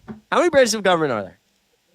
3, asshole. 3. I mean, how many branches of government? This is the guy. Can you name them? I can name them all 3. If Alabama wants, Go ahead, name them. Legislative, executive, judicial. Judicial? I don't think that's one of them, actually. Okay, Yes, how it many is. continents are there? How many continents? Oh, now you're gaslighting me. Nice, you're gaslighting me. How is that gaslighting you? what is the definition of Gaslighting, gaslighting? bro. What is the I mean, come on, bro. What is the definition of gaslighting? How is that gaslighting you? Asking you how many... Wait. Oh, okay. brother. All right, People need to let's- stop using Has words they nothing to don't do know. with Donald Trump. Like, okay, can so I- you're back wait, on this. wait, Prove me wrong. stop. Trump is terrible for America. Stop. Can we How does that have anything to do with let's the topic, okay, let's hold man? on. Stop. I need to ask a question. I need to understand. Sure. You came in here and you said you voted for Trump because of the economy. So can I just get your basic of an understanding of like what's Trump going to do for the economy? Put freaking tariffs on other freaking countries so it doesn't affect us. And why are tariffs good? Like And how why does are tariffs good? Yeah. Tariffs actually make it so that it's harder for importers to import to our freaking country because we don't need those. We need American-made products. Okay, wait, pause for a second. So can you just like explain on a very basic level like how a tariff works? So China wants to export a good to the United States. Now there's a tariff. So who pays this extra tax? China. There. So there we go. Yep. So yep, there we go. You don't know what a tariff. How's tariff work, Chris? So How's tariff work? tariffs. So yeah, sure. So tariffs are actually paid for by the importer, aka U.S. businesses. So the reason everyone's talking about how Trump is going to cause inflation is because when he says, "Oh, we're going to put 25% tariffs on Canada, Mexico, an extra 10% on China," U.S. businesses now have to pay an inflated rate to get goods into the country. They're going to take that price and push it on to the consumer. So that whole thing you just went on about how China pays the tariff, that's just a flat out lie, and it's actually something Trump lied about quite consistently. But no, that makes no sense. Like, how would it boost domestic production if China was paying us to send us goods? That makes no sense. Okay, so why do we need products from China anyway? Wait. But can you address what the fuck I just said? So like, why? Like, don't you think it's now that you've learned what a tariff is? Like, don't you think it's a problem that, like, are you scared about like things like inflation? Okay, so everyone, you guys were talking about how everything is cheap, how Republicans are basically complaining about gas prices and all this other shit. But now you guys are complaining that the prices are going to go up now because Trump is in office. Well, no. So what does that make sense? Wait, no. Okay, all right. So we can talk about that. But like, does it concern you that Trump led you to believe that tariffs were paid for by places like China, but they're not?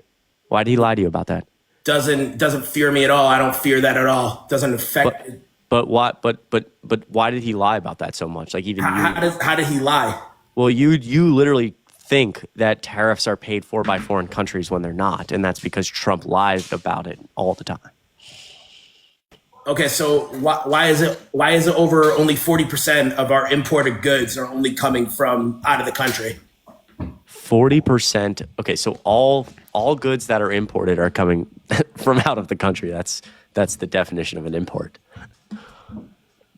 But I don't really understand the question. Like, are you saying all goods in America, like 50% of them are imported? I don't know, for a variety of reasons. But what else is wrong? So Trump places these tariffs, it causes inflation. Like, what else is he going to do? Gina, thanks for the $1, by the way. And Mads, thanks for the $1 as well.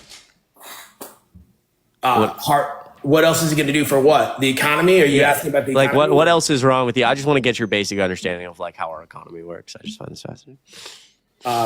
Basically, we have to import. I mean, we have to export a lot more since we were importing a lot more when Biden was in office. So we actually weren't at all. Yeah, because we were getting a lot of the stuff from China and all the stuff from Europe and Russia and all that stuff. Did you know that for the first time since World War II, we're net exporters of oil? For the first time in 70 years, we're exporting more oil than we import because we're producing so much of it. I want the proof on that. Okay, sure. I don't know why I was paying like $5 a gallon for fucking gas when we're the biggest importers of gas. Tree, thanks for the $1 as well. And Jill, how can we Venmo Chris?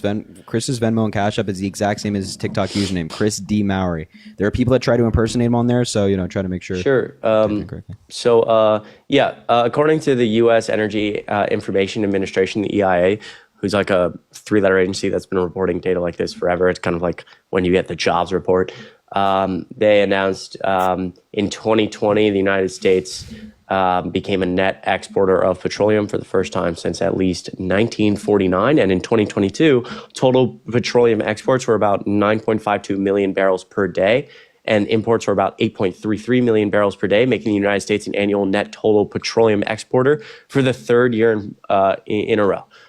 What's the source? Yeah, sure. This is EIA.gov. The exact title of the article is oil and petroleum. Well, this is it's oil and Doesn't explain why we're paying higher prices 4 years ago. So I'll explain that. But you can just look up the United States became a total petroleum net exporter, and it should be the first link. It's EIA.gov, the Energy Information Administration. Okay, so do you think everything runs on energy? Holy fucking shit. Yes, dude. Actually, never mind. Yes. Really quickly, the reason your gas still was high was because of like supply and demand issues. So like supply and demand. So there's a lot of people going out going out in 2020 working. But they're staying home. Well, actually, it you like sort of started to get it. Like at the end of Trump's administration, everyone was like locked inside. There's no vaccines, and so demand for oil was very low. Vaccines. Are you kidding me? I'm just saying what vaccines were not like widespread available and like they weren't. Yeah, like they were still being developed. What? So in 2020? 2020? Yeah, like when the vaccines COVID became like started. Yeah, the vaccines. There was no vaccines. COVID vaccines, numbnuts. Yeah, COVID vaccines. I just said COVID vaccines. Yeah, when Biden got into office, only 8% of people were vaccinated. 8. Yeah, the vaccine didn't really roll out until 2021. I mean, that's because more people are getting sick from the fucking vaccine. Okay, so we can talk about this hold on. We can talk about that in a second. But in 2020, nobody was going outside because there was no vaccine. And so demand for oil was very low. And so the suppliers around the world cut their supply because they weren't making any money. Supply is low, demand is low. Biden gets in, people get vaccinated, the world opens back up. All of a sudden, there's a huge surge in demand for oil, but the supply is still really low. And when demand is very high and supply is really low, it causes inflation. So that's why you paid more for gas. No, not in 2020. I paid $1.50 for gas. Yeah, so the reason in 2020 you paid $1.50 for gas was because there was no demand for gas, so there was no supply for gas. So at that time, there was way more supply for gas. No, there was way more. No, actually, barrels of oil on it was actually it really had to do more with the demand for oil. There was no oil, there was no like demand. So because everyone was locked inside, barrels of oil on a global market were trading for like $5, $10 a barrel, and normally they're trading for like $100. And so you were paying $1.50 because nobody wanted oil, so it was easy to get it cheaply. But obviously that is not sustainable because nobody wants to. You just said supply and demand. So if we're paying $1.50 a gallon, there must be a lot of supply, right? No, it's actually because there was really low demand. Well, there was no demand. There was no demand. There was no demand. Donald Trump struck a deal with OPEC to cut oil production by 10 million barrels a day during COVID because the demand was so low. No, because it's the fucking pipeline. The fucking pipeline. We were getting our fucking oil from the pipeline. This guy has no idea what's going on. Okay, so no, I don't even know how you wake up. I'm fully convinced he's trolling. He has to be. I don't know how you like. I'm not trolling. I'm a fucking full-on Republican, dude. I don't know. No, I don't even know how you get up and like brush your teeth in the morning. Like, how the fuck do you successfully do that? I don't think that you are a productive member of society. I don't think you can go to the grocery store and shop. I don't think you drive your car. I don't think you do any of this. Yeah, okay. All right. I've been driving my car since I was 17, so go fuck yourself. Fuck yeah, dude. Yep. And you also thought that juries on the Supreme Court decide nuanced constitutional issues. Yeah. So Yep. You have no work experience, so fuck it. What happened? What happened? Really? You don't know what it's like to fucking go to work. You're sitting here on here. I worked. Oh yeah. You're sitting on here and make money. Okay, but I worked in a restaurant for like 5 years. I was a server. I worked at AT&T retail. That's all that awesome. good stuff. Retail job. That's awesome. I did it too for 8 years. I did it. That's good. How old are you, man? I already said it. Yeah, so you're like fucking 40, right? You're talking to two 22-year-olds. So like most 22-year-olds. Now you're lying. You're lying. Most 22-year-olds. Oh my God, bro. What do you want me to How old work? are you? How old are you? What job do you You just asked the question. I'm 31. Oh, my bad, bro. Most 22-year-olds have not worked much more than a fucking retail job, believe it or not. So, Yeah. I don't know what, Haven't worked our way up the corporate ladder quite yet. Yeah, my bad. Now, can I because just we need more CEOs and fucking doctors, right? We need more of those and lawyers. Maybe we should like blame smart the voters. people? Yeah. Maybe we should Smart blame people, the voters. yeah. Right? I mean, everyone talks about how Democrats shouldn't blame the voters, but like, really? I mean, yeah. I mean, really. Really? Yeah, let's be This guy thinks that juries. Let me just. Can I just ask you one more? I want to ask you a question about this state thing again because I just can't get over this. What state did you vote in for Donald Trump? Florida. If Florida passed a law that said you and your family could be enslaved, you'd be okay with that because the state passed it? Would that happen? If it I did don't happen, know. hypothetically. If it did happen, no, I would not. Okay, so you'd want the federal government or some body of government, the federal government, to make sure that a state couldn't do that, right? If I trusted the federal government, which I fucking don't. Okay, but you would want the federal government to block a state I don't want from no doing one that, making yes? my fucking decisions. I can make my own decisions for my fucking family. Let's just say the state of Florida passed a law that said you and your family are getting enslaved. You would probably be against that. You'd probably be against the state passing that law, and you would want a federal government protection so that the state of Florida couldn't pass that law. Yes. If I trusted the fucking federal government, yeah, maybe. But I mean, it's Okay. not. So I when don't- it comes to I don't trust the slavery, federal government, so see, I don't that's the give a thing. shit. That's the thing. Do you hear? See, this is why it's so crazy because Yeah, we because I don't just trust spoke the federal about. Excuse government, me. you fucking do. Excuse me. Just stop talking. As we just spoke about earlier, you were like, yeah, no, like if a state wants to vote in for slavery, I'm perfectly okay with that. But when it applies to you and your family, then you take a second thought about it. Then you're like, well, if I trust the federal government, I would want them to block that. I don't Rules trust for the thee, federal but not for government. me. I tell you It shows how what. your whole state crap is bullshit. Yeah, you don't care about us. So the state should be able to decide this. A federal government. I think the state should decide for their own fucking life and human beings. Okay, so then Florida decides to enslave you and your family. You have no objections, right? No, I do. I wouldn't. That wouldn't fucking happen. Nice. Jerry. Nice. How does that Well, fucking happen? it's, okay. Yeah. How does that fucking happen? What if it happened in your fucking state? I don't want states to be able to do that. Yeah, it wouldn't fucking happen. I don't want asshole. states to be able Wouldn't to do fucking that. happen. I You're- don't want states to be able to do that. Okay, so you want the federal government to take over everything? I want the federal government to say states can't do this. Harry says, I want protections from slavery. And this guy says, you want the federal government to do everything. I don't Take want over the federal everything. government to take over anything. That's the fuck? that's all I'm against the federal fucking government. I don't like that. you know what's possible? Do There's a gray area. You could want the federal government to protect you from some things and play a role while staying out of The federal other government things. hasn't protected me in 31 years, so why the fuck would I trust them right now? What have they not protected you from? What are you talking about? All they do is take fucking money and use it for useless shit. Okay, So did you drive today? Yes, Do your kids go to public school? I don't have any fucking kids and I don't want them. oh. I just fucking answered your question. Why Did you go to laughing? public? It's something Did you go go to on fucking public school? scared. Did you go to public school? Yes. So you drove today on roads that were built probably by funding from the federal government. You went to public school They're that has state. funding from That's the state. state government and the federal government. Yeah, the federal government gives them money for the state, but that's state fucking roads, Harry. It's fucking. Yeah, it's so- not federally funded. So Joe Biden passed the largest investment in You infrastructure. ever driven on a highway? Yes.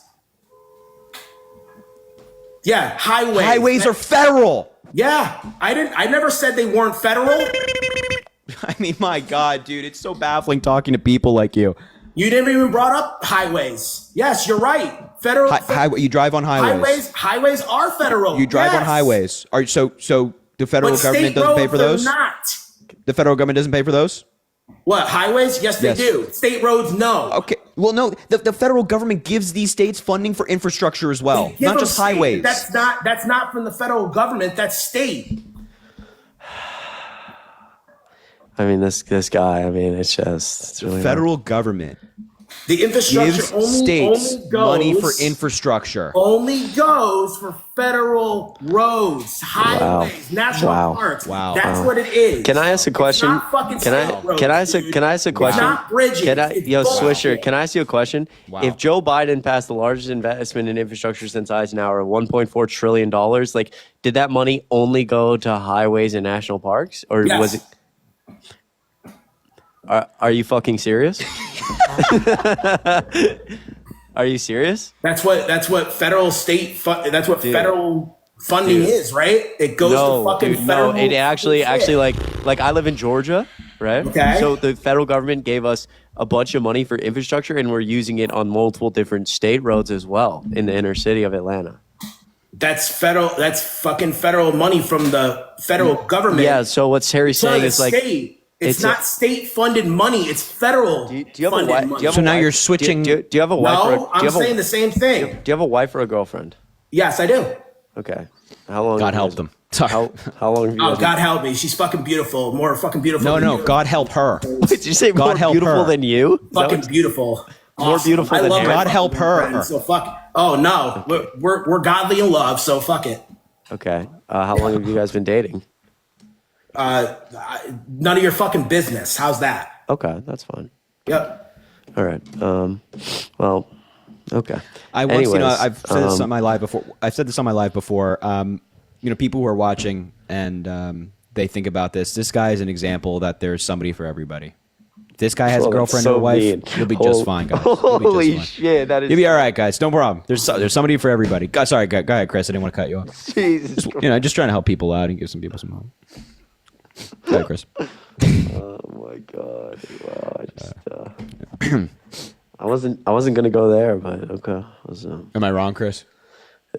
No, I think this individual is a. Get him on the record, man.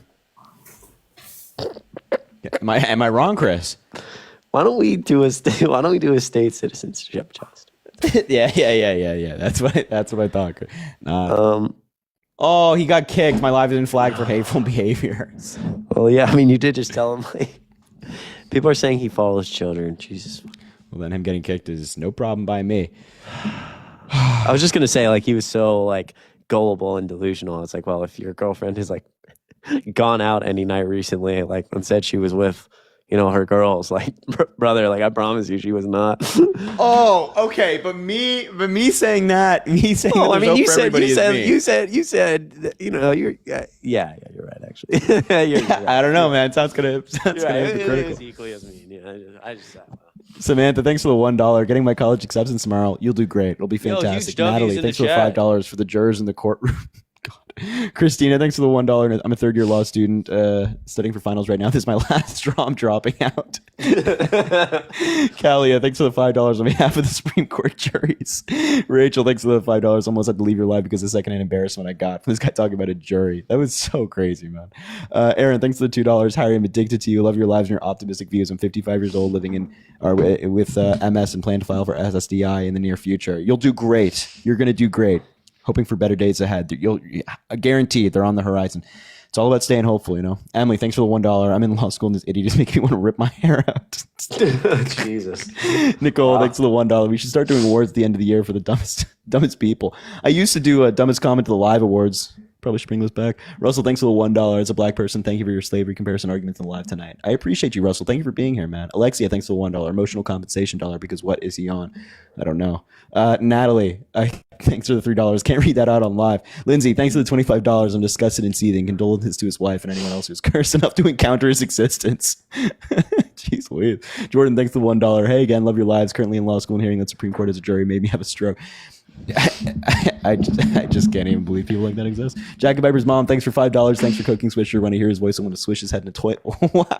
God, you guys feel the same way. Brand, thanks for the $5. Only these numbnuts understand how gas works. Never. It's never happening. Tessa, thanks for the $1. This conversation is so painful. I give you all props.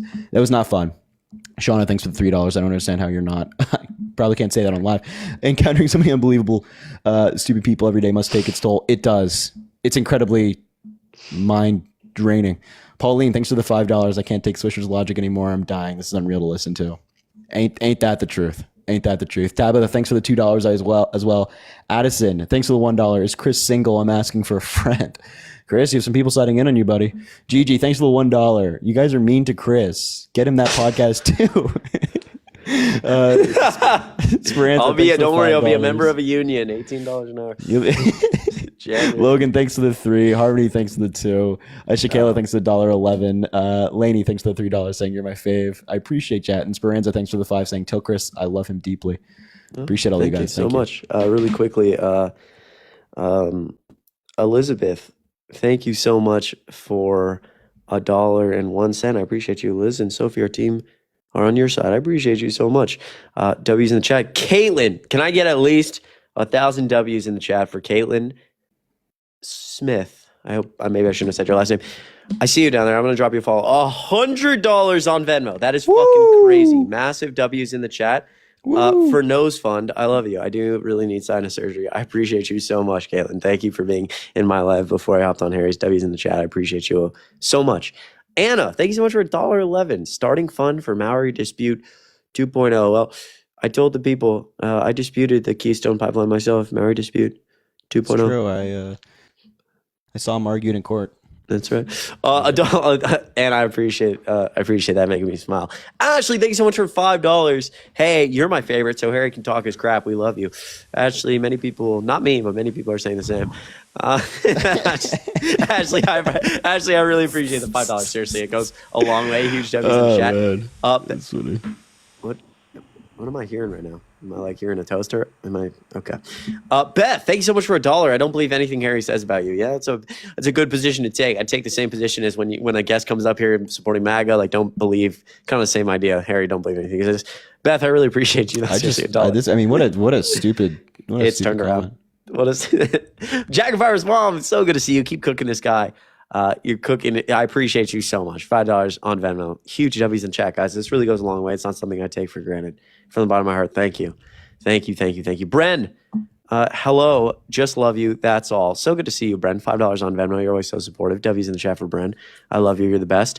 Pauline, thank you so much for $5. You rock. Seriously, goes a long way. Swisher is making me realize we live in a world partly full of idiots, and it's getting worse. You said it, not me. I have no comment on that. Pauline, I have no comment. I really appreciate you so much. Thank you for $5. It truly means the world from the bottom of my heart. And Blair, thank you so much for $1. I really, really appreciate it. Love you guys. Hope your night goes well after this guy. Blair, I appreciate it so much. Truly, from the bottom of my heart. Thank you guys so much for all the support. It means the absolute fucking world. You guys are the best. Oh, really quick. Lindsay, thank you so much for $18. Holy shit on Venmo. W's in the chat. For your first janitor duty. Those mopping skills are top tier. Lindsay, thank you. $18. That's what I'm going to get paid an hour. That's 1 hour right there. I'll be part of a union. Lindsay, I really appreciate you. Huge W's in the chat. All right. Sorry. Let's go ahead. My brother graduated college today. My twin brother graduated college before Congratulations, Chris's brother. I watched him graduate. I cheered for him. He's an interesting guy, weird guy, my twin brother, but he's a guy. I mean, proud of him. I'm allowed to say that because he's my brother. Right. Make sure to drop a follow if you haven't already. We do these lives all the time. Follow Chris. He does lives sometimes. Make sure to double tap the screen as well. Let's try to get to 600,000 likes. Also, Venmo Cash App in the link in the bio for me. Chris's Venmo and Cash App is the exact same as his TikTok username. Maya, are you MAGA? I'm not MAGA, but I did vote for Trump in this election. So I guess that makes me I'm not. What a disaster. I know. What the heck? What a complete disaster. Do you regret it yet or no? I don't regret it. I think more than anything, I'm just sad that like our political state is like this, like that I had to choose between Harris and Trump. I feel like we've had so many great options that just like the DNC and RNC don't even give us an opportunity to vote for. Who would about Bernie? Oh yeah. This is where we're going. Yep. What? Who would you have preferred? I kind of saw where this was going. We have think we might have a leftist on our hands here. It's I used to be a leftist. people that's are why. saying horseshoe. People say horseshoe theory is it exists. No, I'm kidding. I can go back. There's nothing wrong with being a leftist. There's nothing wrong. We're we're progressive, pragmatic progressives. Anyways, so why not Harris though? I will say kind of how she got even in the position of being nominee really like threw me in a weird spot where I feel like I didn't trust her. And also like just I think that seeded like distrust in the Democratic Party also. Like the way they just like swiftly removed Joe Biden after his like horrible debate performance. When like people have had concerns about his cognitive decline for months. I thought his debate performance was just fine. Against Trump? I was being sarcastic. Continue. Oh, good. Okay, I couldn't tell. So wait, let me just get this straight, right? Yeah. So with Kamala Harris, you felt like you couldn't trust her. But with Donald Trump, the pathological liar who lied about the 2020 election, lies about his policies, lies about tariffs, lies about like everything possible, lies about the criminal cases against him, that is somebody that you felt you could trust more? Slightly more, yes. I'm not saying Please he's truthful. explain I know. that to me. Explain that to me. I mean, honestly, I didn't even really know what Harris's policies were. I feel like she's changed a lot over the past like 5 years. She kind of like, and she took a long time to like even announce what the policies were on her website. For a while, it was just like asking for donations with no policies. So she gave like a bunch of speeches talking about her policy. You know that? Do you see those speeches or no? I don't think I saw any full speeches. I watched some interviews, which were all pretty disappointing. Can I ask a quick question as you continue this? Like, would you, if the nominee was like, okay, so who would you have voted for in 2020? I don't know if you're able to vote. But. I was 17 and 11 months old, so I could not vote in 2020. Okay. So actually at that time, Andrew Yang and Tulsi Gabbard were my favorite candidates. Okay, got it. So I just Kind of need to crazy understand. because now Tulsi's Yeah. right. I don't know what she is exactly, but yeah, those were my two favorite then. Got it. Syrian Go. agent, Putin fan, Tulsi Gabbard. She loves Assad and Putin. She's very upset that Assad had collapsed. Is she really? What has she said that's so like pro-Russia? She said, "I love Assad." No, okay. She didn't say that. She didn't say That's crazy. That's a lie. No, she didn't say Assad.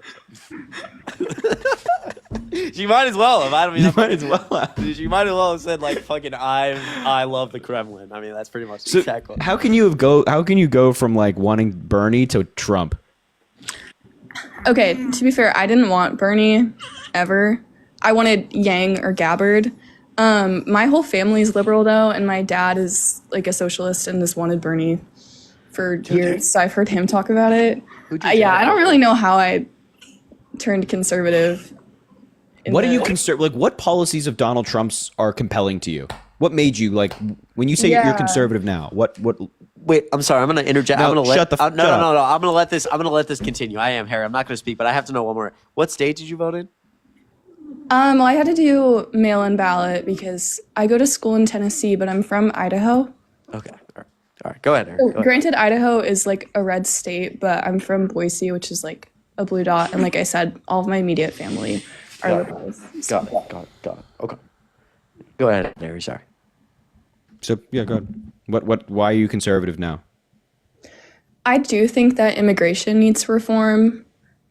I'm not saying I like think Trump's is perfect or anything, but illegal immigration is a concern to me. I think it like strains the economy and increases crime unnecessarily.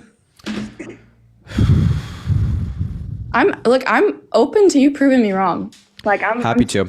So, undocumented migrants commit significantly less crime than native-born Americans and legal immigrants, for that matter. This is across the board. This is when you adjust for population as well. It's per capita. They commit significantly less crime. So there's not a spike in crime. Matter of fact, crime has gone down virtually every single year of Biden's presidency via FBI data. It spiked in 2020 under Donald Trump because of COVID, and then came down subsequently since in all the major cities as well. Even major cities where immigrants have gone because they're seeking asylum, for example, which, by the way, makes them legal. That's also an important note here, that a lot of the people that have come in recent years are legal immigrants. They're using asylum, where they're claiming that they're being persecuted based on a protected trait in their home country, and they're allowed to claim asylum here in the United States. It's a legal process. It's legal under international law, legal under American law. A lot of these folks who have come in recent years have been through that process, making them legal. Also, undocumented migrants do not strain the economy. Matter of fact, it is the opposite. The spike in migration has actually led a number of economists to believe that our economy is going to grow over the next 10 years. For example, the Congressional Budget Office has a projection out that over the next 10 years, the economy is going to be $7 trillion bigger and federal revenue $1 trillion more because of the unexpected surge in migration. They fill gaps in the jobs market and helped keep the American economy alive. Also, last thing I'll say is that right now, older Americans are retiring at a faster rate than younger Americans are filling those jobs. So these migrants, these asylum seekers, or just undocumented migrants generally, filling these jobs has kept the American economy afloat and made us, over time, of course, the strongest economy in the world, but especially in recent years with COVID, we've prevailed over other countries. We've had the best recovery in the world because our job market was strong. So, yeah. Yeah, can I respond? Yes. I'm very much for increasing the number of people in the labor force, but when you have undocumented people in the labor force, hirers can pay below federal minimum wage, and it's keeping minimum wage lower than I think it should be. Also, if workers are undocumented, they don't have to pay state income tax or federal income tax, so they're benefiting from the taxes, but they're not contributing to the taxes. So that's what I mean when I'm like, they're straining the economy. Yes, I know that they provide labor, but they're not being equitable with tax. So it's actually not true. Undocumented, first of all, there's no data to suggest that across the board, people are paying undocumented migrants significantly less and like exploiting them for their labor, so much so. But second of all, undocumented migrants, and this is just specifically undocumented, it doesn't even account for the legal immigrants who are here on like asylum, for example. But they contribute around at least in 2022, $90 billion in taxes, because a lot of people pay taxes through an ITIN, which is essentially like the social security number for people who don't have a social security number. They pay state sales tax. So when you buy something, you pay a tax on that. There's a variety of ways as to how undocumented migrants pay tax, and they take in less money from the federal government than they pay in. So it's actually a net positive overall. And also, if you're like, yeah, I think they're not paying enough taxes, they're not doing this or whatever, then why wouldn't you support a pathway to citizenship for these people? Because a lot of the migrants, undocumented migrants who are here right now, there's estimated to be around 11 million. These are folks mainly who have just overstayed their work cards and green permits and things like that. And they have families here. There's 4 million families in the United States of mixed immigration status where their kids are American citizens because they were born here, but the parents are undocumented. So why don't we offer them a pathway to citizenship as opposed to deporting these people who are giving back to their society? They have families here, they're working jobs and whatnot.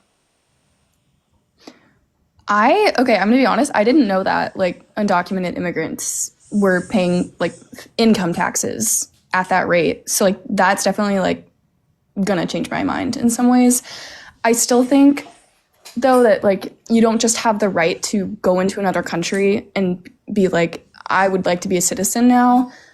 I don't understand why America has to be like the country where anyone who just says they're seeking asylum can do so and just come in, regardless of like if they're criminals or not. So, well, criminals are not coming in via asylum. Asylum only can be applied to some people. There are restrictions on asylum. So if you just say, hey, I'm seeking asylum, it doesn't mean you get into the United States automatically. What is asylum though? Like, are people...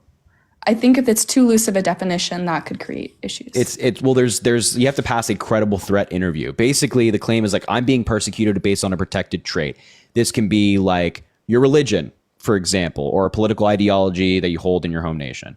And if you're being persecuted on that, you come to the United States, or there are plenty of countries with asylum laws, and you have a credible threat interview where you answer questions to see if you're at least at an initial process, if your claim is valid or not. And then you're let into the country, depending.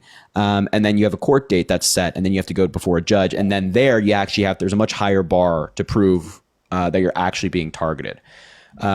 So it's only like a temporary stay. But this is not just the United States. It's legal all over the world where countries or people can seek asylum in different countries. It's just the United States has experienced a lot of it in recent years. Canada has also taken in more immigrants than they have, ever in recent years because of the COVID pandemic. That's why more people came to the United States as well. Okay, I guess I'm talking more about people who are like undocumented entirely. Like they're not going through any legal process to get into the States. Like I think asylum would fall under like a different category. If you are in the United States legally, you were interviewed, like the risk assessment was done, I have no issue with you being here. I'm pro-immigration. I just think that when immigration isn't controlled or studied and you have people coming in who aren't checked, that's where you could have like higher crime. Like through the southern border, especially I have concerns with the amount of fentanyl coming through. I gotta remove you now. Fentanyl's the leading cause. No, you said you can't say that drug. You can't say the name of the drug on TikTok Live.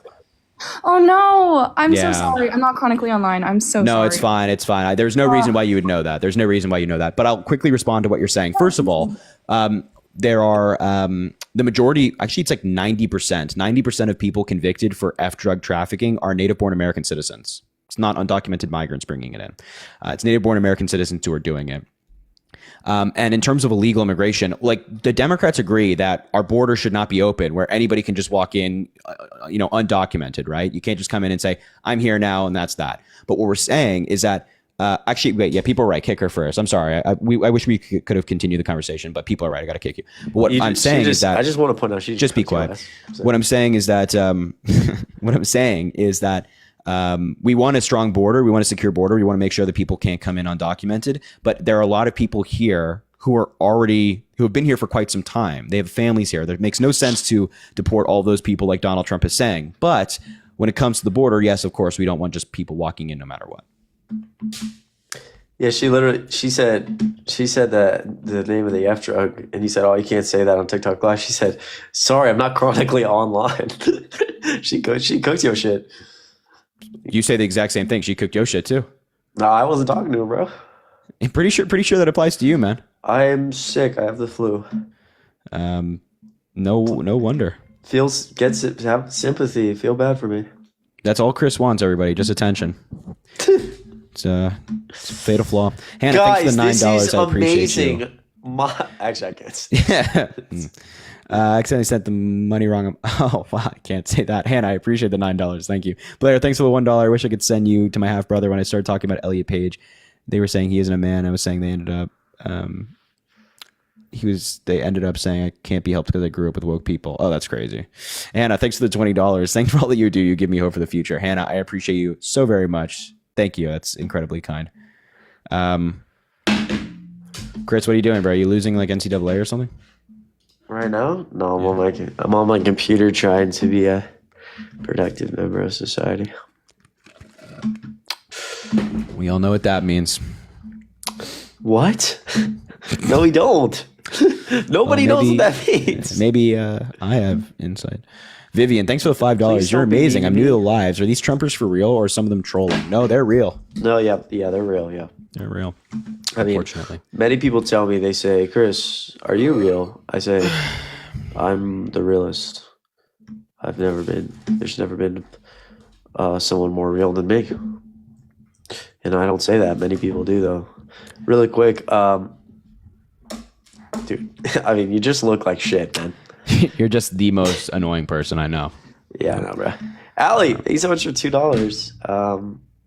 I really, really appreciate you. W's in the chat for Allie. Isn't it strange how Harry hasn't showered in 8 months? Yeah. No, I What? I'm lying. I shower twice a day, actually. Isn't it strange that Harry hasn't showered in 8 months? I'm lying. I want him, but he doesn't need to know that. Can't feed that ego too much. Love you, Chris. I would not want a man who hasn't showered. Allie, I really appreciate $2. Thank you so much, truly, from the bottom of my heart. BEX, Bex. I live in MA. Dream of living in Georgia in the next 5 years. Are you included? Please ask Harry to answer my Venmo comment. I need to name this film, and I'm stuck with like 8 different options. Your opinion matters too. Would love to hear it. Well, I'll give you the opinion on the film for sure. The name of a Nate need to name a film. That's sick. Well, Harry, respond to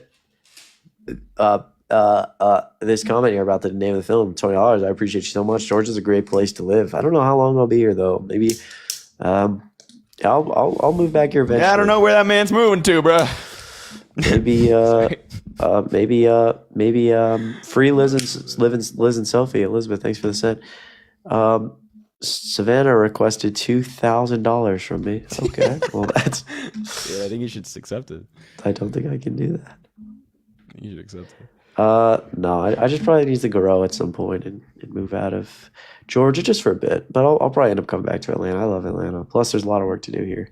I've just never moved. I've never lived outside of Georgia, so I feel like I gotta. Dude, I am so sick and fucking tired of my sinuses, man. They hurt so bad. I can't breathe out of one side of my nose. It's every day, every fucking hour. I have to just pump Afrin into my veins, dude. Can somebody fucking help me? And the ENT says, "Oh, Chris, yeah, you can get the deviated septum surgery, but your sinuses are so inflamed we can't see. You need to get a CT scan so we know what we're doing." I say, "Okay," and I don't get the CT scan. Is that my fault? Not really. I'm not afraid. It's not a problem. It actually really be easy to get a CT scan, but I have to schedule it and I have to go and I have to do it. And that's hard. It's hard for some people, many people. It's a hard thing to do. And then I have to go get a fucking surgery that has the worst fucking recovery. I'll be fucking sitting here on live, like messed up out of my mind on painkillers because apparently it's super painful. I'll be like, "Why are you voting for Trump?" My entire fucking face will be bruised to fuck. I mean, this is just. There's never been. Oh, they've never treated anyone worse than me. I'm one of the worst treated people in this world. And I need Afrin. Honestly, that's all I want for Christmas. I want an unlimited supply of Afrin nose spray. Is their stock public? I will invest fucking thousands of dollars. Afrin public. Who owns pretty sure Afrin? this is illegal. I bet it's like, well, what's illegal about? Oh, because I'm not telling people.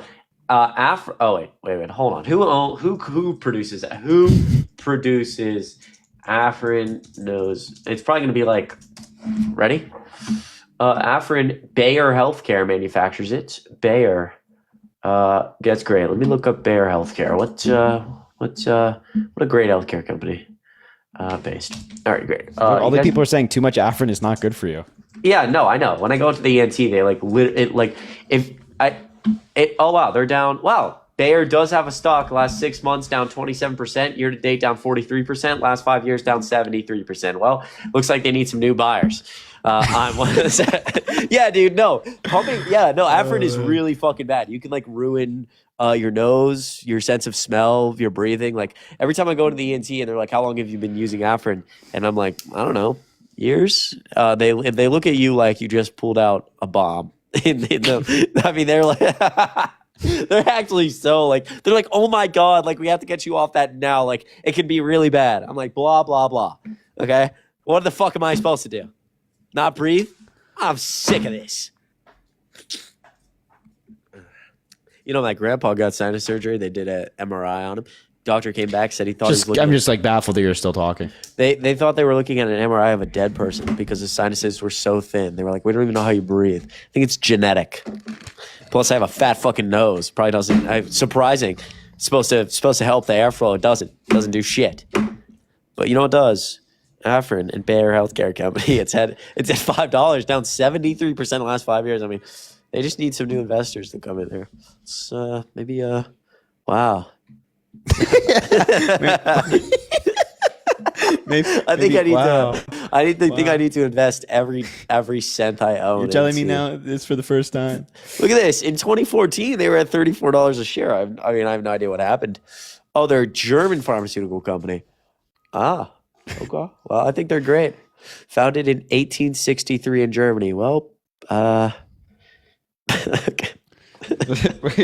Hopefully, I wonder what. Wow. Well, there's some history in between here I'd like to know more about.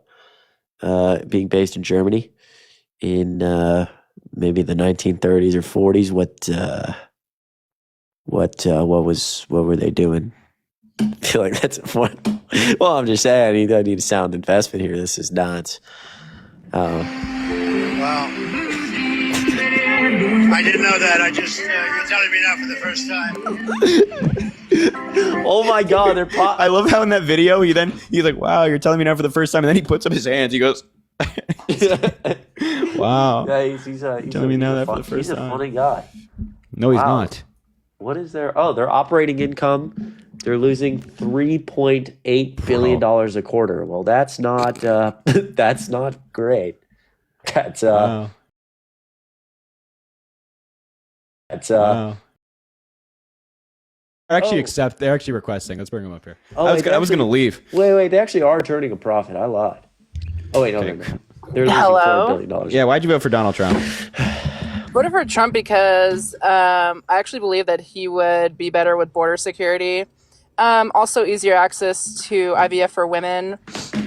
Wow, yeah, and I believe that I'm going to grow to 6'7" and get to the NBA. We all have, wild, fucking absurd. Well, we already absurd. had a secure border under Trump before, so. Yeah. So Really? what policy that did Joe Biden remove, or subsequently, what did he change at the border that caused it to? They got rid of. Didn't they get rid of Title 42? And, No. They actually argued. were made in Mexico. No, they actually argued for Title 42 in court, but it was no longer constitutional because actually a federal judge ruled on this because the Biden administration was trying to argue that they should have stricter asylum laws. It would help curb the flow of migration. And a federal judge said, no, because Title 42 is no longer in effect. We don't have a public health emergency. Unconstitutional. Get rid of it in 2 weeks. Furthermore, Remain in Mexico is like super niche. It only applied to 60,000 people total. And Title How is 42 it expired in racially May applied?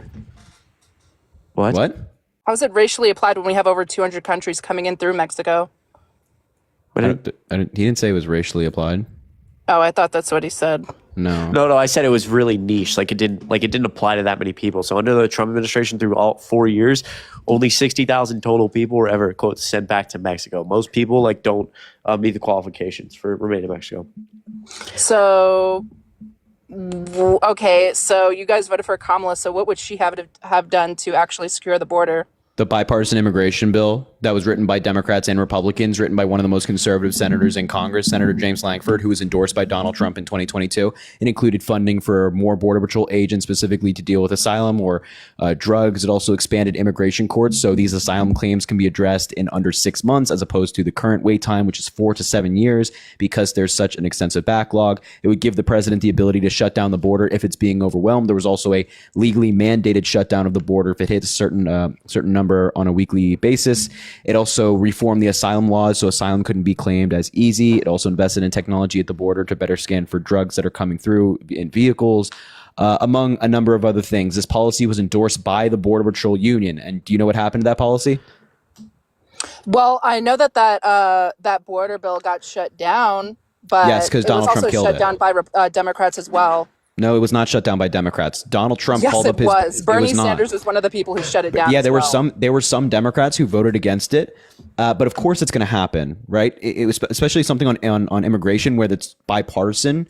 It's typical that when something's bipartisan, the people who are farther left in said party and farther right in said party are not going to want to come to the center because they're in the farther wings of the party. Whereas more moderate Democrats and more moderate Republicans are willing to meet in the center, and there are more moderate Republicans and moderate Democrats in the Senate than there are farther left people and farther right people. So when you see 8 Democrats voted against it, 42 Democrats were still in favor of the bill. The overwhelming majority of Democrats in the Senate were. The overwhelming majority of Democrats in the House were as well. If just a couple Republicans, if what was it? I guess it would be 18 Republican senators would have been like, yeah, this is a good bill, then it would have got past the Senate. Okay, but what else was in that bill for the reason that it got shut down? Because it had one page pertaining to Homeland Security. Nothing. It was strictly an immigration bill. It had one page pertaining to Homeland Security. It was strictly an immigration bill. After the bill that got shut down, the 2 other bills that they tried to present? What 2 other bills are you referencing? The bipartisan bill, HR 815. Yeah, I don't know what that bill is. Yeah, that's the bipartisan border bill. Okay, so yeah, that's pertaining to Homeland Security. What was it? It was a Senate bill. That's the one that got shut down. Yeah, I don't think that's the one that got shut down, but it was a Senate bill that was introduced in the Senate. And that one was shut down by Republicans. Okay, so let's put it this way. If Kamala stated that all the numbers are down, the number of crossings, the number of substances coming in through the border in 2024, then why would they have needed a border bill in the first place if the numbers were down? Like, because the immigration system is broken. It has been broken for some time. Like the It reason is why there broken was such an because of influx them of for the last migration in 4 the United years. States in an uncontrolled way was because the immigration system is broken. It's not because of Joe Biden. It's not because of Kamala Harris. It was because the system was exploited.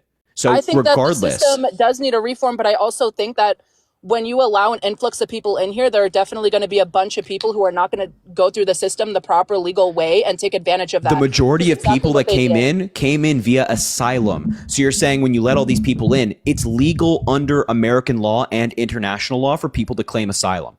So, Yes. like, I'm just if you out of read curiosity, what would you the want Biden to protocols do of about that? asylum, What would you want Biden to do about that? If it's legal under American law, what would you want him to do about that? No, I'm stating that when you have an influx of people coming in that aren't going through a secure vetting process, which I believe the asylum process definitely needs to be reformed, and people legally coming in here does need to be reformed. There needs to be a better process. But when you allow a bunch of people to come in here, especially through the CBP One app that allowed people to come in here with criminal charges in their previous home countries, yeah, that is a big issue. It's How not many a secure people came vetting in with process. criminal charges in their previous country via asylum? Who did? How many? How many? Yeah. How many people came in through the CBP One app? We wouldn't know, right? They Since it's not even a secure vetting the process. CBP One app is just there for people to have court dates and track their court dates. It doesn't They allow you to also come got into the flown country. in here. They got flown. Okay, so if No, that's wait, the wait, case, wait. then People why were- did they get flown in Excuse here? me. Not all asylum seekers were flown in here. The people that were flown in here were people that had to pay for their own plane ticket and had to have a sponsor in the United States as part of a humanitarian parole program, which vets people, and then they come into the country and work for around 2 years, and then they have to go back to their home country. So we're not paying for their are you flights. aware- We are not flying them in hold here. on. We definitely are. We Where's definitely your are. evidence of this? Where's your evidence of this? Where's my evidence? Okay, I Yes. can give you evidence on how CBP One is not a secure. No. process Where's of your allowing evidence that people in we, here. the federal government, is flying people in here and Who is paying for it? Who is paying They for are. it? They are. Who's they? The people who are flying in. The people who are using Do humanitarian you parole, they have to pay genuinely for their own believe plane that? flight. Do you genuinely believe that? Do you have any evidence to the contrary?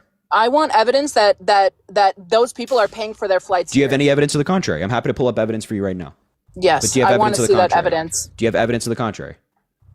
I have evidence that the people coming in here are not coming in vetted. I'm asking, do you have, wait, I'm happy to talk about that as well, but do you have evidence that we, the federal government in the United States, are paying for their flights? We are paying for their benefits, so I'm pretty sure paying for their flights. So do you have, you keep saying this, do you have any evidence of this? I'll say no for now. So then why would you say it? Say what? Say that it is the case. I'm waiting for the rebuttal of evidence where it shows that they are paying for their own flights. No, you made the claim first, so I'm just curious if you have any actual evidence for it or no. I mean, I would have to look it up right now. So you should do that. Yeah, but I want to see the rebuttal. I'm happy to. It's this Associated Press article. I'm trying to read the specific paragraph and find it to you. I can read you just it generally if you want. But you should also go find your evidence as well. Yeah, I can give you evidence that like the CBP One also allowed criminals to come in here. Like Lakey and Riley's unaliver came in through the CBP One app. So I'm asking for evidence that we're paying for their flights. can you also give me evidence that we're giving them benefits, which we are, out of our Yeah, what taxpayer benefits? dollars? What benefits are we giving them? We're giving them shelter, food, hotels, clothing. To undocumented migrants? Well, we have a lot of undocumented. We have over 11 million undocumented migrants come in the last 4 years. I'm pretty sure we're paying for them as well. So what's your evidence that we are paying for like undocumented? By the way, the federal government. What's your evidence that the federal government? Okay, federal is paying for all this government. stuff? Where does their money come from? Us. I'm just no. I'm curious. Where's the We are evidence that the funding them federal? with our money. Where's your evidence that the federal government is paying for all this stuff? Are you kidding me? I'm asking you. Where's Are you your kidding evidence? me right now? So they're No, not I'm getting, not kidding so you. They're not getting any food, any housing from their own money. They're getting all that from their own I'm money. asking right? where's the evidence that the federal government is paying for that? The question's not that difficult. They're literally able to apply for these benefits online. They're able to be Undocumented given migrants these are not able to resources apply by for these. taxpayer That's just not true. dollars. That's just not Okay. true. Can you give me evidence that So- that's not true? Yeah, I'm happy You to keep do saying that. But let me, everything that I'm saying is not true, happy but to you do have that. not given me evidence of Happy what you said. happy to do that. But by the way, you're making the claim, so the burden of proof is on you. So when you say that we're giving them that, when we're saying that we're giving them, excuse me, when we're saying that when you're saying we're giving them benefits, it's on you to prove that we are. And also, what's the mechanism for somebody that's undocumented to apply for these benefits? Because they don't have any identification that's relevant to the United States, like a social security number or an ID to their relevant state. How could they possibly apply for benefits? They can still apply for benefits. How? They can still apply. There's still resources What's the for them mechanism? while they're being placed in these hotels. What's the mechanism? And all of these things that they will still give them those What's the resources to apply for mechanism? benefits. What's the mechanism? Because only native-born American citizens or immigrants who become citizens or just citizens generally can apply for these benefits because they have IDs, they have social security numbers, and they're also legal. They're here legally. By the way, let me read this to you. This is from the Associated Press. Fact Focus claims Biden administration is secretly flying migrants into the country are unfounded. This is the evidence you were asking for earlier. But migrants are not being flown into the U.S. randomly. Under a Biden policy in effect since January 2023, up to 30,000 people from Cuba, Haiti, Nicaragua, and Venezuela can enter the country monthly if they apply online with a financial sponsor and arrive at a specified airport, paying their own way. This is from the Associated Press. By the way, we can't hear you when you're off TikTok Live, so we can't hear anything you're saying right now. Still can't hear you. Oh, sorry. I was looking for my source to what I stated. Did you hear what I just read to you? Can you repeat that? Yeah, but migrants are not, this is Associated Press article, quote, but migrants are not being flown into the U.S. randomly. Under a Biden policy in effect since January 2023, up to 30,000 people from Cuba, Haiti, Nicaragua, and Venezuela can enter the country monthly if they apply online with a financial sponsor and arrive at a specified airport paying their own way. So the idea that we're paying for their flights is utter nonsense. You just made it up on the spot, I believe. No. Okay. What's your source for that? Where's that That's the from? Associated Press. The article's called Fact Focus claims Biden administration is secretly flying migrants into the country are unfounded. It was published March 6th, 2024. Okay. Okay. I'll give you that. What else? Yeah. So I'm still wondering what the mechanism is for undocumented migrants to apply for benefits. Well, if you stated that they're being federally funded, right? That's what you stated, that they're being federally funded, which no, I did not. money is going to them. No, I did not. Undocumented migrants are not getting federally funded social programs. So what programs are given to them for their necessities and all that stuff? Undocumented migrants are given nothing. Really? Yes. Okay. So then why is it like in California, they have 0% interest on That's not the down federal payments on government. homes and all of those things in Oregon? It's not Why the federal is that government. happening then? It's not the federal government. Not the federal government. Correct. So where is it coming from then? That state government's making decisions for their states. You're talking about Biden right now. We're talking about the federal government and the presidency. Biden is not doing that. Listen to what you just said. You just said California's doing this. Oregon is doing this. You are even differentiating state policy. So you recognize that that's not federal policy. You recognize that that's state policy. Yeah. So it even states on the budgethouse.gov. Still can't hear you when you go off live. It even states there that we are funding them Still can't hear you. with Medicaid funding emergency services. So what is that for? So are you asking what the emergency Medicaid fund is? Yeah. For the federal government?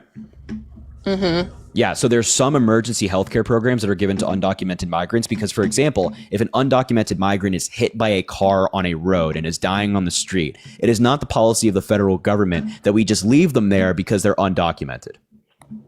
We would take them to a hospital and give them the care that they need, and they'd fall under this emergency Medicaid program. Furthermore, things like FEMA has a fund for homelessness, for example. It's this year is $117 million. Same concept where FEMA isn't trying to determine who's documented and undocumented. So it's possible that if there's an undocumented person who's homeless, they will receive those benefits because they're just trying to help people who are homeless. But I don't think that those things you're suggesting they're receiving those are obviously those type of programs are much different than social programs you're referring to. Also, that program just as it was also funded under Donald Trump, just as emergency Medicaid was by the federal government. Okay, so okay, so what about with all of the FEMA funding during the hurricane and all of those things? What happened with that?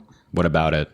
What about it? Why did Mayorkas say that we don't have any funding to make it through the next hurricane? So, oh Why? man, yeah. So Alejandro Mayorkas, yeah, he was referencing the fact that we needed more funding approved by FEMA, by Congress for FEMA, so that we could address these hurricanes. That's what he was saying. Okay, 'Cause where did all there's- of that funding go? to hurricanes. There's two separate funds. So the fund for hurricanes and emergency relief is different than the one that Chris was just citing regarding homelessness. And Mayorkas No, I know and that. I know. Yeah. Hurricanes.